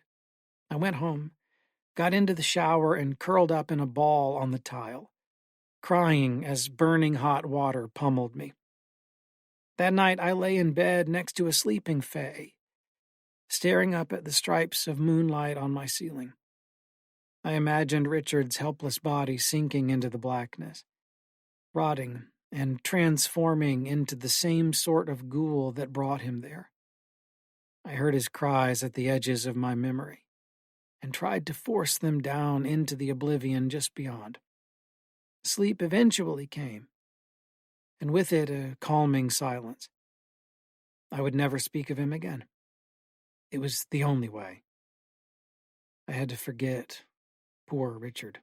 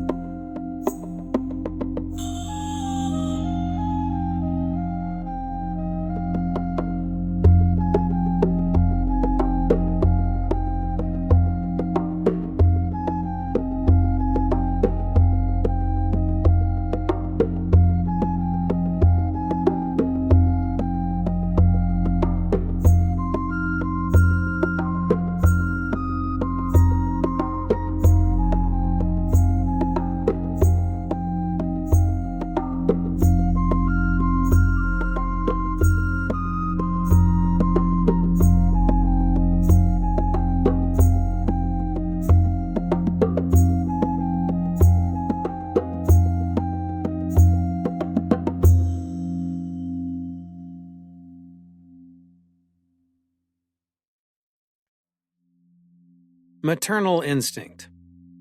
Felix Blackwell. My fiancé still suffers from night terrors. There were a few major incidents over the years, culminating in a dream that brought a man into our basement. About 9 peaceful months after those events, it started happening again. Faye had been promoted and was now under a lot more pressure at work. She'd also turned 29 and was beginning to worry that her maternal clock was ticking. We didn't make nearly enough money to have kids yet, so any talk of starting a family became a tense and depressing affair. It didn't help that she had just received a baby shower invitation from the neighbors, Dan and Kristen, another young couple like us. Dan probably made 3 times as much money as I did. Faye was always spending time with Kristen, talking about babies, no doubt. She'd always come home with tears in her eyes. It absolutely crushed me. I felt like such a failure for not being able to provide her with the joy of motherhood, but I didn't know how to make her feel better. She began to grow despondent whenever the subject was brought up, or whenever she heard the neighborhood kids playing outside. Stress and depression are the most common triggers of Faye's night terrors. When her grandmother was near the end of her battle with cancer, my fiancé would sometimes get up in the middle of the night to go check on her in the guest room, despite the fact that her grandmother was on the other side of the state. I'd wake up to Faye's muffled laughter and storytelling, or tearful promises that she'd take care of herself. I'd go to the guest room to retrieve her, and she'd wake up confused and disoriented. Naturally, maintaining Faye's happiness was one of my highest priorities. I got her a dog. It was a little Boston Terrier puppy, so cute that even I, a cat person, found him irresistible. He was brown and white with a little black nose. He'd stick it into everything and jump if he didn't like what it touched, so we named him Boop. Faye fell in love with him instantly, and her troubles seemed to melt away over the first week we had him. She transitioned from her concern about having a baby to an obsession with buying doggy accessories. In a way, Boop became her child. Because of the new distraction, I was surprised when Faye resumed sleep talking. About 8 days after I'd adopted the dog, Faye nudged me in my sleep. "Huh?" I asked, yanking the earplugs from my ears. "The baby's crying," she said. "What?" I replied. I nearly fell back asleep waiting for her response. "He's crying," Faye said. "Your turn." I sat there for a moment, trying to make sense of her words, but my sleepy brain couldn't muster the power. I nodded off. That morning, Boop woke us up with his cute little snorts and tiny paw pokes. The moment Faye opened her eyes, she smiled and pulled him in for a hug. My plan appeared to be working. Every day she was happy when she woke up and happy when she came home from work. I brushed the strawberry locks out of her face and kissed her forehead, then made my way out the door to administer a test at the school. When I got home around 4 p.m., there was a cheery message on the machine from Ariana, Faye's best friend. "Faye, it's me. Call me back. Call me back right now." Boop scrambled up to me, delighted at my arrival, and wagged his tailless butt back and forth. He was wearing a tiny Christmas sweater. I rolled my eyes. That night in bed, Faye was unusually snuggly. She kept peering deeply into my eyes as I read, until I got the point. "What's on your mind, babe?" I asked. She sighed. "Ariana's having twins," she replied. Her emerald eyes looked wet and slick. "It's so sweet. I'm happy for her." The voicemail played in my head. "Great. That's wonderful," I said, running my fingers through her hair. I so desperately wanted to avoid an argument or a waterfall of tears. "We'll have to drop by." Faye put her hand over the book I was reading and pushed it down to my lap. "I hope we can have a family someday, too. Hopefully not too far from now." My mouth hung open slightly, crammed with a few possible responses. As if on cue, Boop leaped heroically onto the bed and sauntered up to us, then licked Faye's mouth. She burst out laughing and pushed him away. "See," I said, "we've already got a little family." I reached over and scratched the dog's head. "Where's your mommy, Boop? Is this your mommy?" We fell asleep, all three of us, in a big pile around 10 p.m. But not long after that, Faye started up again. I awoke to her sitting straight up, eyes wide open, looking at the door that leads into the hall. "Do you hear him?" she asked. "No," I replied, putting a hand around her forearm. "Go back to sleep, baby bear." "He's hungry," she said, a bit louder. "He sounds like that when he's hungry." Faye swung her legs off the bed and got up, then stiffly made her way to the door and peeked out. Typically, I tried not to wake her during a sleepwalking episode, because she would get confused and upset. Instead, I'd let the event run its course and prevent her from hurting herself, or I'd lead her back to bed and try to soothe her into a deeper slumber. "Where did you put him?" she asked. "God, it's so loud, he won't stop crying." My fiancé disappeared into the darkness of the hallway. I got out of bed, calling her name. The last thing we needed was for her to fall down the stairs and break something. "Faye," I said into the dark. Boop brushed past my foot and went after her. I felt around the wall for the light switch and flicked it on. The hall was empty. The moment the light came on, screams erupted from the guest room. Deafening, terrified screams. They boomed down the hallway and slammed into me, almost knocking me back in fear. Boop came racing out of there and ran all the way back to our bedroom. I bolted toward the sound and threw the door open, almost knocking Faye over. I turned the light on in the guest room and found her standing there, hands over her mouth, looking all over the walls and ceiling at something I couldn't see. "Faye," I said, grabbing her gently and pulling her into me. I hugged her tight and rocked side to side. "Wake up, sweetie. Wake up, it's just a dream." "What is that?" she asked, hyperventilating. "God, it's everywhere." Faye screamed a few more times into my shoulder, then fell silent and went limp in my arms. A moment later, she regained consciousness and stared into my eyes. "I had such a bad dream," she said, tears streaking her fair complexion. We sat down on the little bed together. She rubbed the sleep from her eyes. "What was it?" I asked. She shook her head. "I don't want to tell you. It was awful." We walked down to the kitchen together and got Faye a big glass of water, then returned to bed. She tried to calm down as I rubbed her back, and eventually fell asleep with Boop nuzzled up against her legs. Around 3 p.m. the next day, Faye called me from work and asked if we could go out to dinner to get her mind off of her dreams. I obliged, and we ended up at a local Italian joint with plates of chicken parmesan in front of us. She twirled her pasta with a fork and dragged her 1,000-yard gaze around the room. It landed on everything but me. "Look," I said, reaching for her hand. "Why don't you just tell me what happened in the dream?" She evaded my touch and rubbed her face. It's terrible. Maybe the most graphic one I've ever had." The hallucinations during night terrors are often impossible to distinguish from reality. As such, they can traumatize her and can affect her for several hours or even days afterward. This event was likely going to stick around in Faye's mind and catalyze more episodes over the next few days. I'd seen it all before. "We had a baby," she said. A tear dripped off her face into her food. "And I did something to him. There was blood everywhere, covering everything. I was painting the walls with it."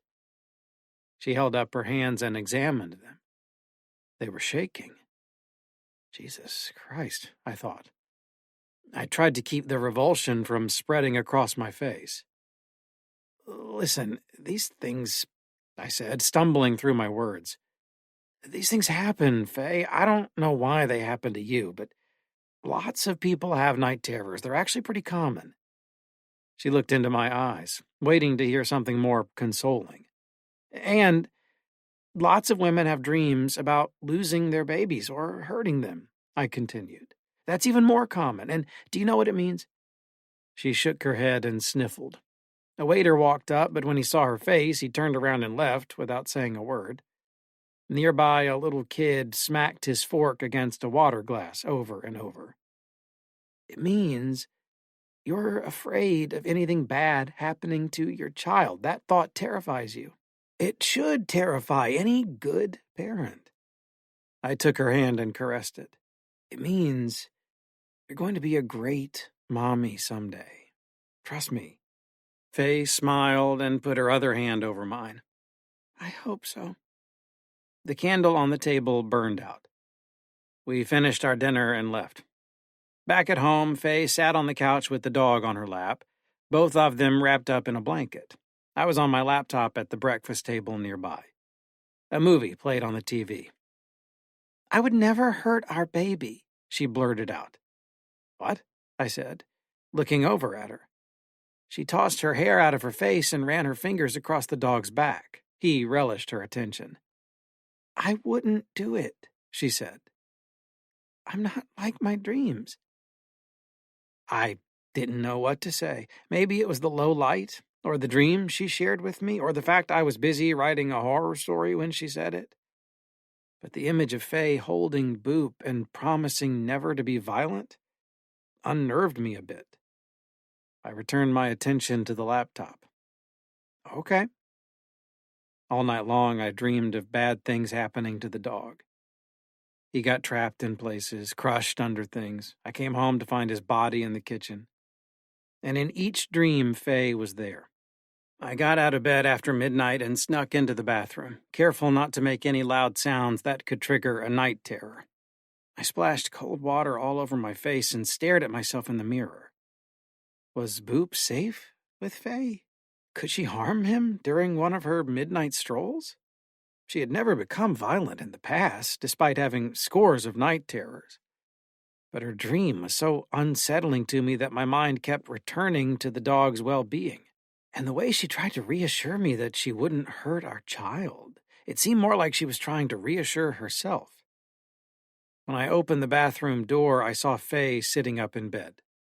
Her spine was rigid. It was another episode. Is he okay? She asked. Bring him to me. She extended her arms up toward the hallway. She didn't seem to notice I was standing on the other side of the room. Faye, honey, I said, trying to speak gently. Oh, look at you, she cooed, giggling and wrapping her arms around an imaginary child. She held it there and hummed. Faye, I called louder. My fiancée craned her neck toward the sound of my voice. Her eyes were closed. She licked her lips and put her arms down to her sides. Boop, she called. The dog's head popped up from the fluffy bedspread. A bit of moonlight seeped in through the curtains and glinted in his eyes, giving them a creepy glow. Boop climbed over Faye's legs and stood there on her lap. She picked him up and held him at arm's length, examining him with her eyes still closed. What? She said, her voice quivering. Why are you...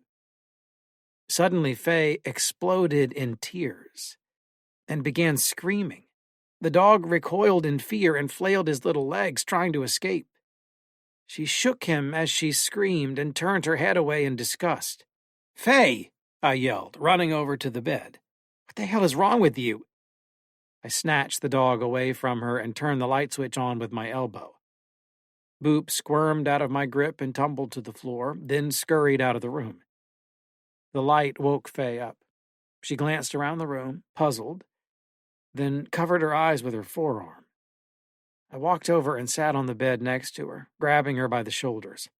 Faye, you have got to see a doctor, I said. There was zero patience left in my voice.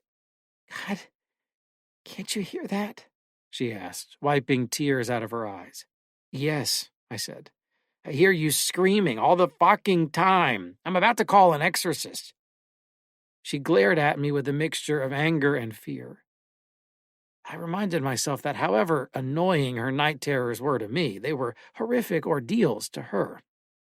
"I keep hearing a baby crying," she said. More tears welled up in her eyes. "Can't you hear it? It's not a dream. I'm hearing it more and more." For once, I stayed up and talked with Faye about her experiences, rather than trying to usher her back to sleep as quickly as possible. We laid there in bed, with a few candles lit, holding each other, talking about our happiest and scariest dreams. The hours drifted by and the candles melted away. When I woke up, the sun was burning through the curtains and Boop was whimpering to be let out. It was almost noon. We spent the day walking the trails in the woods near our house. Boop excitedly chased squirrels, leaped at butterflies, and splashed in the puddles of last weekend's rain. It was his first time on a hike. "So, what about last night?" I asked. Faye was a few steps ahead of me, taking photos of the scenery with her cell phone. "It was really nice," she said, and smiled over her shoulder at me. "No, I mean the dream. It didn't make sense," she said. I could tell she didn't want to talk about it. "You can tell me." She stopped walking and put the phone in her pocket. "I dreamed Boop died," she said flatly. This took me by surprise. I looked over to the dog. He was running up and down the trail frantically, trying to understand the squirrels in the trees above him. They chirped angrily at him. "Ah," I said, trying not to sound upset. "It's nothing," she continued. "I just want to forget about it." The day went by too fast. Yet again, I found myself dreading to lay down in that bed, dreading what terrible things my fiancée might conjure up in her sleep. I stayed downstairs watching a movie long after she had retired for the night. Boop was curled up on my lap. He kept looking up at me, into my eyes, as if he wanted to tell me something. "What is it, buddy?" I scratched his chin. He blinked a few times. "Mama scaring you?" He buried his nose in the blanket. "Yeah, me too," I said, laughing. I shut off the TV and headed up to bed around midnight. I drifted off quickly.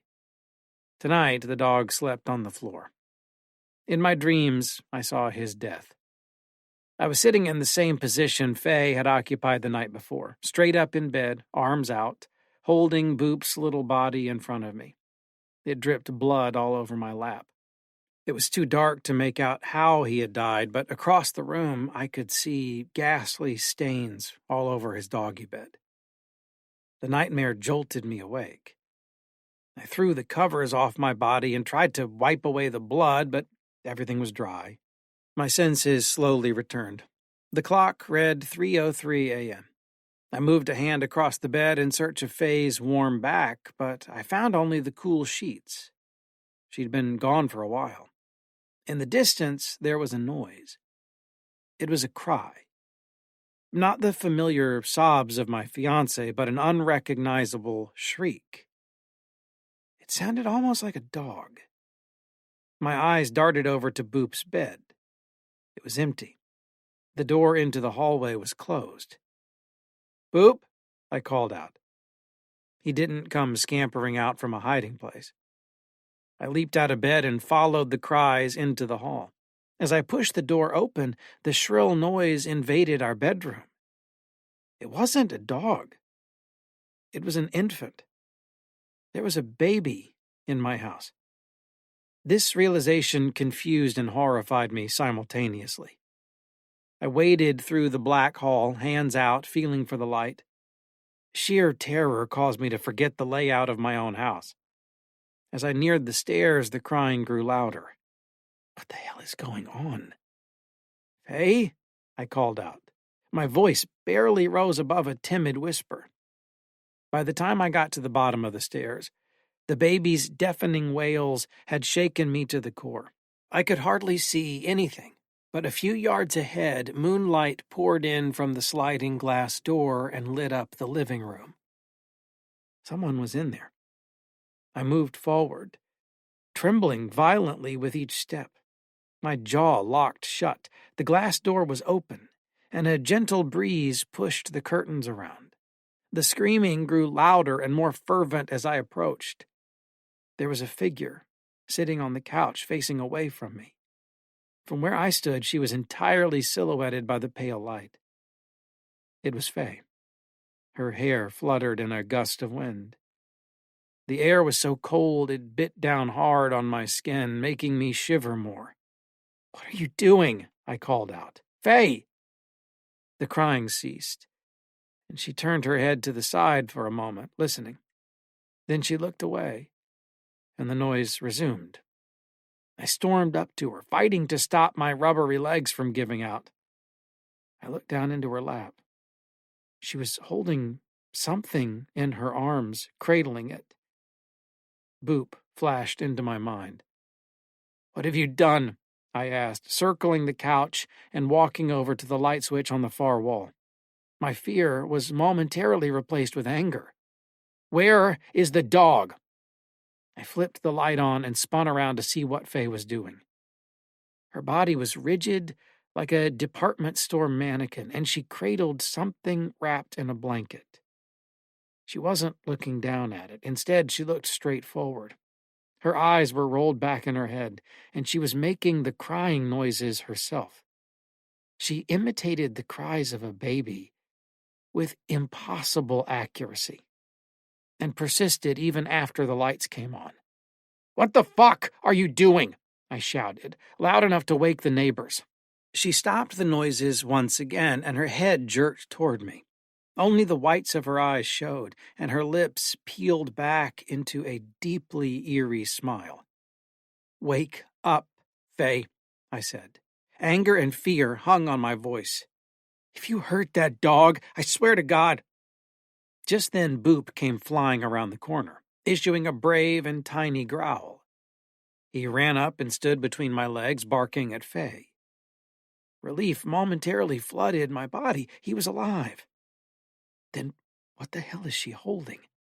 I walked straight up to my fiancée and stole the bundle out of her hands.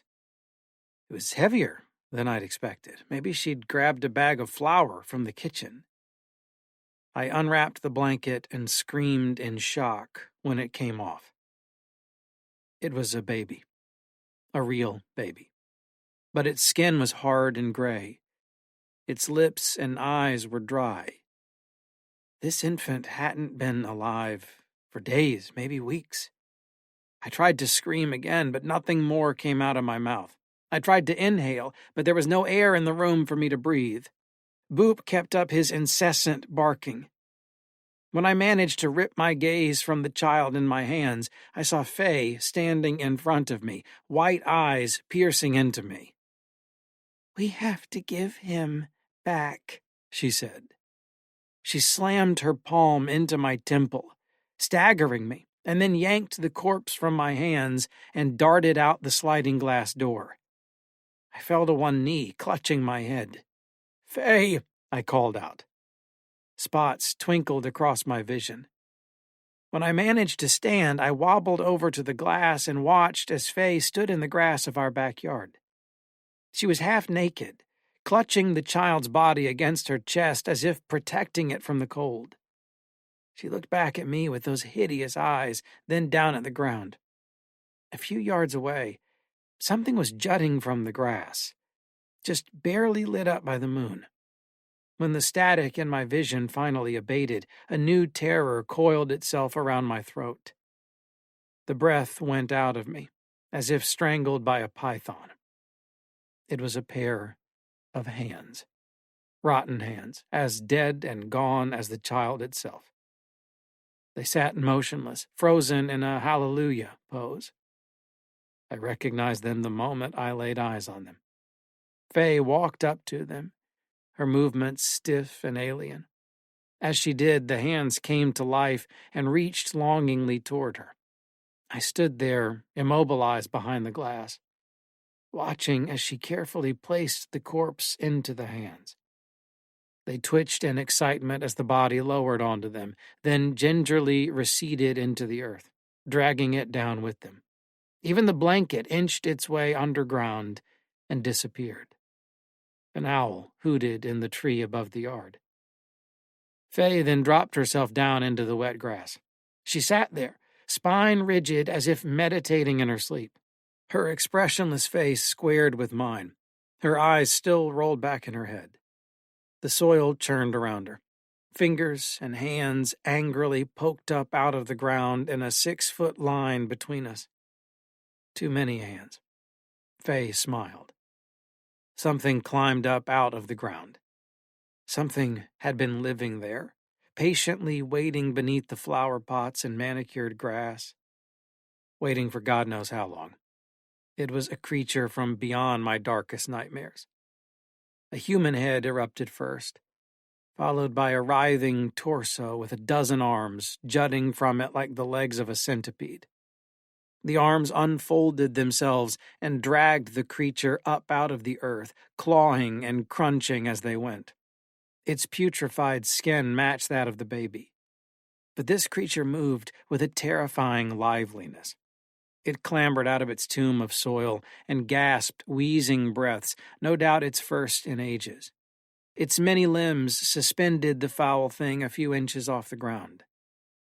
One of its hands slowly pointed in my direction.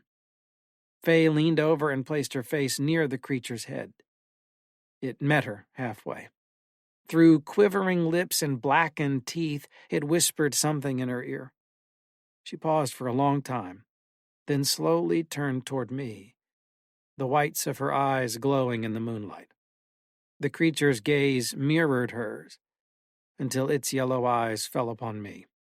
Its hand hung in the air, pointing at me as it mouthed words I could not hear. They both studied me. Then Faye dropped her head back down and whispered something in response. The arachnoid thing smiled. It tore its horrible eyes from me and sulked back into its hole, the many hands working to cover itself with the soil it had displaced. In a few moments it was gone. The wind intensified and rustled the trees around the edge of the yard. Faye collapsed into the grass. She fell backward and lay flat, eyes finally closed, snoring all the while. Fearing she'd be dragged down too, I broke free from my terror. I rushed over and scooped her up. As I carried her inside and laid her down on the couch, she woke up and was confused as to why we were downstairs.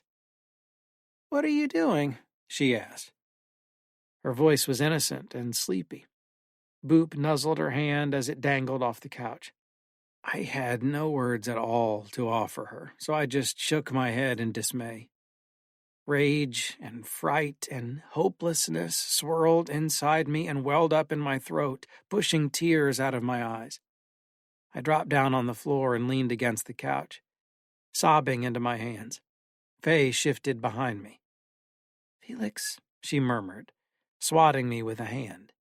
"Don't wake me up. Baby shower is tomorrow." Icarus.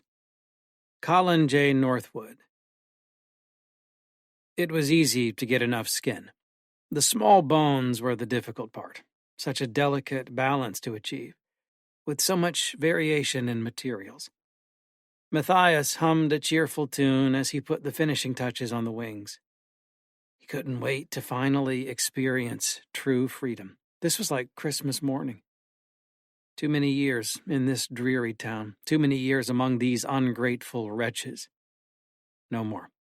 The voice in the walls had promised him the power of flight, should he dare to construct the necessary implements. Over and through the needle goes, tedium in its dying throes. When finally they were done, Matthias took a moment to savor his anticipation. The wings stretched across an entire wall of the wine cellar, their grand stature promising Matthias the bounty he craved. The armature was both intricate and sturdy. The membranes radiated both beauty and mechanical precision. A job well done, Matthias told himself. The voice in the walls agreed and praised his craftsmanship. In order to guarantee that he was ready to leave his humanity behind, the voice explained, Matthias would have to craft his wings from real human skin and bones. That seemed sensible enough. He had spent a few weeks gathering the materials. Having never worked on such a challenging project, he wasn't sure in the beginning whom to collect. At first, he was tempted by the easy targets: vagabonds, streetwalkers, invalids. But the quality of their parts was dubious. That simply would not do. Only the best for my wings, Matthias promised himself. With a little greater ambition, he improved at his errand and gradually reaped a magnificent harvest. Outside the cellar's tiny window, a gentle snowfall had coated the ground in immaculate white under a full moon. It seemed that heaven itself had blessed this occasion. To commemorate his last night as a workman, Matthias kissed a bottle of wine, then shared a toast with himself and a few laughs with the voice. It was finally time. His heart raced with joy as he stripped naked and wiggled into the embrace of the attachment mechanism. It was a perfect fit. His eyes moistened as he fastened the clasps tightly around his ribs and began the incantation. Tears began to escape as he felt the first tremblings of life stir and mingle with his own. The clasps tightened further and further, digging into his tender sides until they drew blood. The two spines of the apparatus, from which the great wings erupted on either side, caressed his back like an eager lover before grinding their way into his bones. For a brief moment, Matthias considered that he may have made a terrible mistake. But this was no time for hesitation, and soon his patience with the pain was rewarded as the bones fully merged with his own and settled happily into his frame. Strips of shorn skin remained where the device had forced its way inside. An eye for an eye, Matthias opined with a droll satisfaction. The law of man had touched him for the last time. The resulting scars would be a wonderful memento. Now he alternately folded and stretched his wings, finding them nimble and sensitive. The extra time he had taken to gather superior parts had paid off. Matthias could wait no longer and dashed out into the street. The glimmering stars showered him with crystalline light that sparkled off his bleeding wounds. The hallowed silence of the night was broken only by the crunch of his exultant steps through the snow. The sleepy town was empty, just the way he wanted to remember it. And here he caroused like a child, discovering the dexterities of his new parts through trial and error. He rolled in the snow and shook it off his wings, giggling at the way it made him shiver. He waved them up and down in a cheerful greeting to his reflection. He crouched by the gargoyles at the cathedral and grinned at the resemblance. What a majestic night to behold, and what a fortunate thing am I. What a heaven in which to break free, and what a life I will live in the sky. The final test beckoned. Matthias stood on top of a rock and jumped, flapping vigorously, and fell. But he felt it. The wings were going to hold. It was his own awkwardness and inexperience that kept him from flying. So he tried again. Calmly, and again he fell. Again, and again, and again. After several tries, he could glide a bit. After several more, he could turn from side to side. And after several more still, he could drift comfortably on the low breezes. The voice in the walls had been wise. Perhaps he would return to the cellar and thank it someday. More and more and more, higher and higher, bolder and bolder, until success. With mighty flaps, Matthias rose into the sky until he could see the entire town below him. A gentle breeze licked his naked flesh and chilled his exposed ribs. Glory. Glory. No more could the brutal earth contain him in its cage. No more would he be a slave to gravity's dictates. Free. Free. I am free at last. Matthias traced lazy circles in the sky. No man had ever seen such sights, and so it would remain, for Matthias was no man no longer. The sky's proximity was intoxicating, and Matthias was its new paramour. He admired its curves and fondled it sweetly. Deeper and deeper into the firmament he rose, and deeper he fell under its spell, until he no longer knew up from down. No matter, he thought. It is not in the nature of heavenly creatures to concern themselves with such things. And when even the clouds were far below him, when he felt that he had achieved the ultimate freedom, Matthias learned of a freedom greater still. For so great was his body's wanderlust that his very skin wished to be liberated from his flesh, and finally saw its chance. It had been fastened to him too tightly for too long, too many years encumbered by this useless meat. And so it began to emancipate itself. It crawled free of his bleeding thorax, free of his thrashing arms and his squirming legs, free of his rigid skull. Matthias commanded his skin to stay, but it would not listen. He tried bargaining with it, but he had nothing it could not already take. Finally, he pleaded with it pitifully, but to no avail. For just like Matthias, his skin was resentful of such manipulation. I have become like the jailers who caged me. Matthias was a principled man and realized he had to let go. His skinless body departed its husk, leaving his precious wings behind. He savored this display of altruism, proud to have given the ultimate gift. As his handmade wings flew off into the distance, piloted by his wayward skin, he admired their elegant silhouette against the milky moon and jeweled sky. A job well done, indeed. And as he plummeted back toward the ground, always looking up, he marveled at the way the wind felt against the barren flesh of his back. He watched his blood form spirals above him, the droplets descending at a leisurely pace as they bid him farewell. Goodbye, friends. His eyes watered again, but this time in gratitude. How lovely it was to experience such vivid things. Icebreaker, Part 2. Felix Blackwell. My grandfather, Martin Blackwell, left that horrible Soviet ship in 1968, but it never left him. For years after, he suffered nightmares and long bouts of insomnia that slowly wore him down. He complained to his wife of feeling watched. He heard whispering in the halls of his home at night. On more than one occasion, Martin claimed to have seen terrible beings in his dreams, and they persisted even after he awoke. Each dream was different. He sometimes saw the creatures traveling across a vast abyss into our world. Other times they climbed up through tunnels of ice deep beneath the sea. They were always looking for him, and always wanted the same thing: to drag him away, back into the dark. Martin's visions slowly drove him mad. He continued pursuing his old hobbies, but they took on a corrupted and sinister nature. Once an amateur landscape painter, he began painting scenes from his nightmares.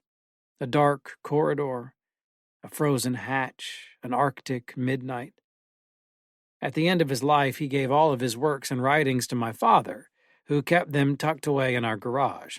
My dad hoped that it could all be buried and forgotten, along with the pain of watching a loved one's grip on reality wither away. But my grandfather's descent into psychosis weighed heavily on my dad's heart, and began to haunt his sleep too. I remember sneaking into the garage one night as an impetuous child and uncovering the paintings.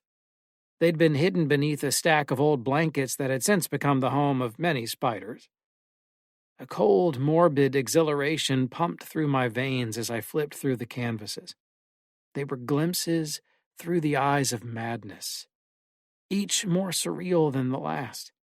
Martin had devoted years of his life to perfecting these grim creations, and now I gazed down on the masterpieces of a mind entirely conquered by hell. Most of them are now blocked out of my memory and lost forever, but the few that remain still haunt me.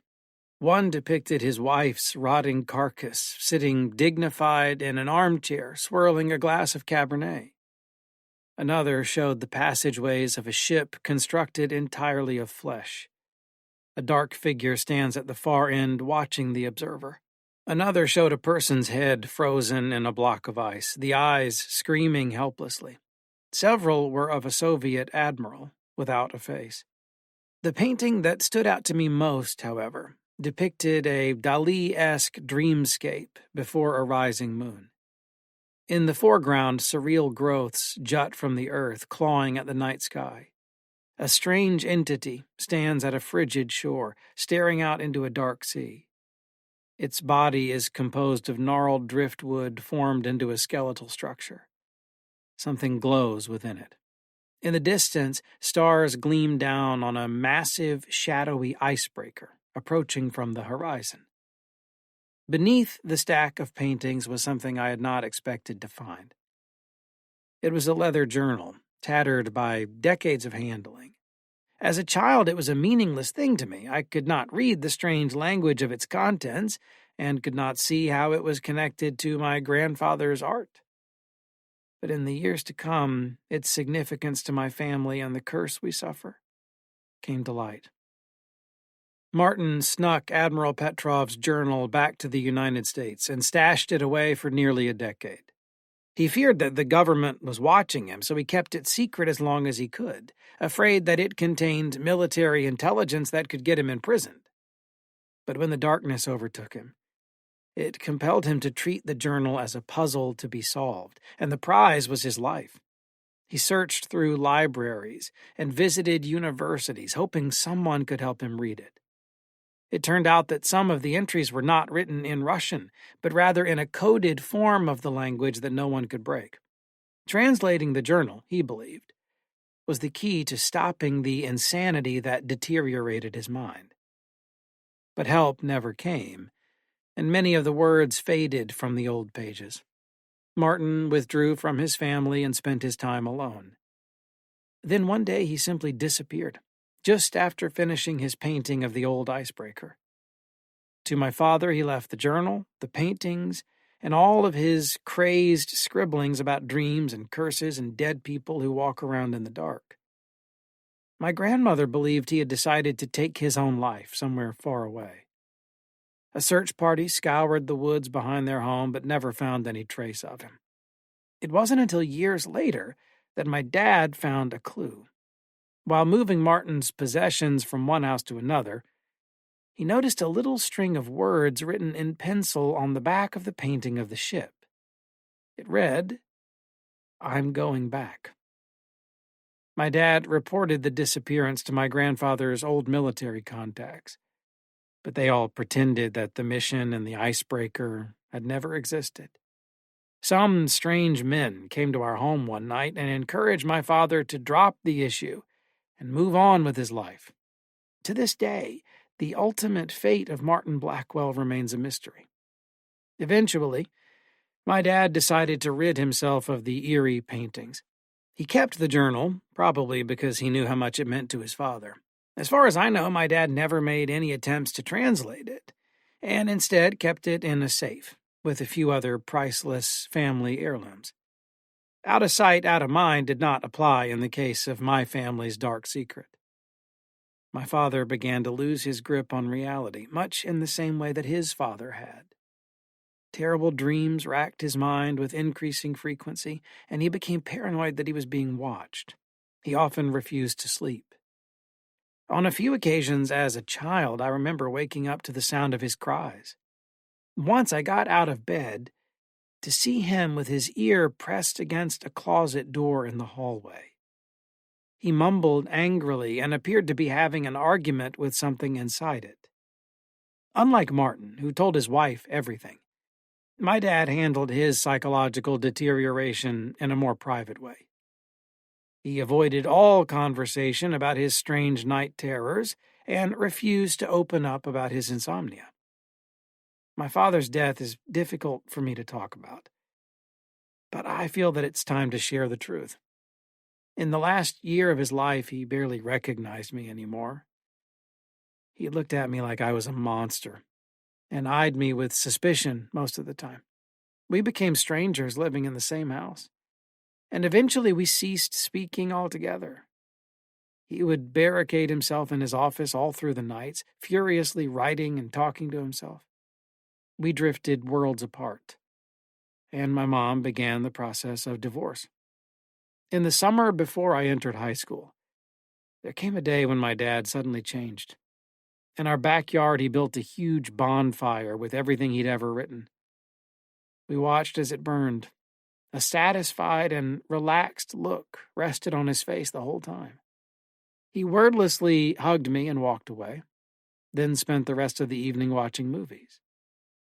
When I came home from a friend's house the next day, he was face down in our pool, dead for hours. At first I thought it was an accident, but then I found an envelope on my bed. It contained a letter, thousands of dollars, and a scrap of paper with a number written on it. 80117. It turned out to be the combination to the safe in his office. In the letter, my dad tried to tell me everything about our family's dark visitors. It rambled on about my grandfather and the unfathomable place from which his tormentors came. But mostly it read like a bad sci-fi novel. Against my better judgment, I got rid of it. The journal came into my possession at age 13, but I was powerless to translate it until I was much older. For years, I did what both my father and grandfather had done. I tucked it away in a futile attempt to avoid the despair it caused in me. I knew, even at that age, however, that my family's illness, or curse, had festered deep within me. And by age 14, I was already beginning to see them, too. I never spoke of those experiences with my mother for fear of breaking her heart. I didn't want her to think she'd lose me the way she had lost her husband. Thankfully, she never realized the centrality of Petrov's journal to my father's death, and so she never asked about it. The limited resources of high school made it impossible to crack the mystery of the journal. But in college, I met Jessica Vorhaus, a professor who specialized in the history of Soviet espionage. After giving her an edited version of my family history, she agreed to translate the journal to the best of her ability. In a few weeks, I had a short summary of each entry, typical logs of conversations with other officers, philosophical musings about Stalinism and human nature, pompous autobiographical drivel. Petrov was an ordinary man in every sense of the term, despite his prestige. He never documented any critical information about the Spear of Kutuzov or its mission. Spare brief mentions of coordinates and references to other top-secret ships. About halfway through the pages, however, the writing changed. It became frantic and paranoid. The Admiral's coding became unreliable, making it extremely difficult to decrypt. In the parts that Professor Vorhaus was able to translate, the words read exactly the way my father used to speak. In his contemplations, the Admiral surmised that he was going stir-crazy from being at sea for so many months. He detailed the various sounds he began hearing, the whispers of his deceased mother, otherworldly animal screams, a loud metal banging. But within days of that entry, he lost the ability to assess his own mental stability altogether, and soon after he described horrifying dreams of his men dying. At one point, he whimsically remarked upon the coming of the cold people, and how he barricaded himself in his chamber because he couldn't take the bothersome screaming anymore. In the final entry, Yuri Petrov wrote, in plain Russian, "We let them in. I can hear them in the lower levels of the ship. Their footsteps ring out all hours of the night. The children are screaming too. There are no children on board, but they scream anyway. They cry and beg for help. They call my name. We let them in." Scribbled at the bottom of the page was what looked like a poem, written in a language that Professor Vorhaus had never seen before. I took it to every language department on campus, and no one could identify it. I scoured the internet, contacted professors at various universities across the world, and never moved an inch closer to translating the words. It wasn't until my final year of graduate school that I could read the text. 4 years later, while working on my master's degree, I attended a symposium on the cultures of Iron Age Europe. The keynote speaker was a professor of linguistics from England named Magnus Farmer. We corresponded via email a few weeks after we met, and I introduced the poem to him, hoping that he could finally put an end to the mystery. He recognized the script as a language spoken by a people called the Quenlins. They were annihilated by neighboring tribes in Gaul, and their culture died out. But their oral traditions were recorded by emissaries educated in the Roman Empire. With great difficulty, Magnus translated the document as follows. In the most ancient eon, when the world was born, the stones and the waters sang to the rhythm of the only pulse, and the spirits of creation looked proudly upon their work, the age of unity. But the song did not end when their task was finished, and for the first time, without a shared vision to guide their energies, the spirits knew not what to do next, and in their confusion they quarreled, the birth of discord. The symmetry of the world was broken, as the schemes of individual minds pulled the world in many directions, and the 3,000 evils spread like cracks on the surface of a frozen lake, ever weakening the center, each encouraged by a mind of its own. The spirits despaired of their conflict, and in their sorrow they pried open the eye of the Master, whose righteous anger flooded the world with warm light, warning them of wrath. The first day had begun. But with only one eye to keep watch, half the world remained dark, and the misfit spirits tried to take refuge in the night, bringing the chill of evil with them. So the eye forever spins around the world, leaving them no place to hide, and the spread of strife is thus contained. Having lost their prerogative and unable to remain hidden, the 3,000 evils were imprisoned in the far north, where still they remain. And so wicked are their hearts that their very presence brings permanent winter to those lands. May their icy slumber never end. The poem brought little delight for me. Its words were ambiguous and fantastical, like many of the creation stories I teach to my undergraduate students. As an academic, it did not differ to me in the slightest from 1,000 others just like it. However, around the time of its translation, I began suffering from particularly disturbing nightmares. Whenever I close my eyes, I see a barren tundra, glazed with ice. As I glide across it, there is a black chasm in the ground. I stand at its mouth, peering down into the yawning darkness, and hear voices deep inside.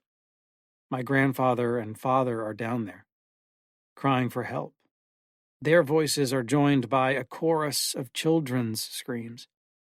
Their agonized babble erupts from the hole in a language I cannot begin to describe, and as I try to understand, my feet slip over the rim and I fall in. Before the endless dark completely takes me, I wake up. My nights have been this way for over a month now.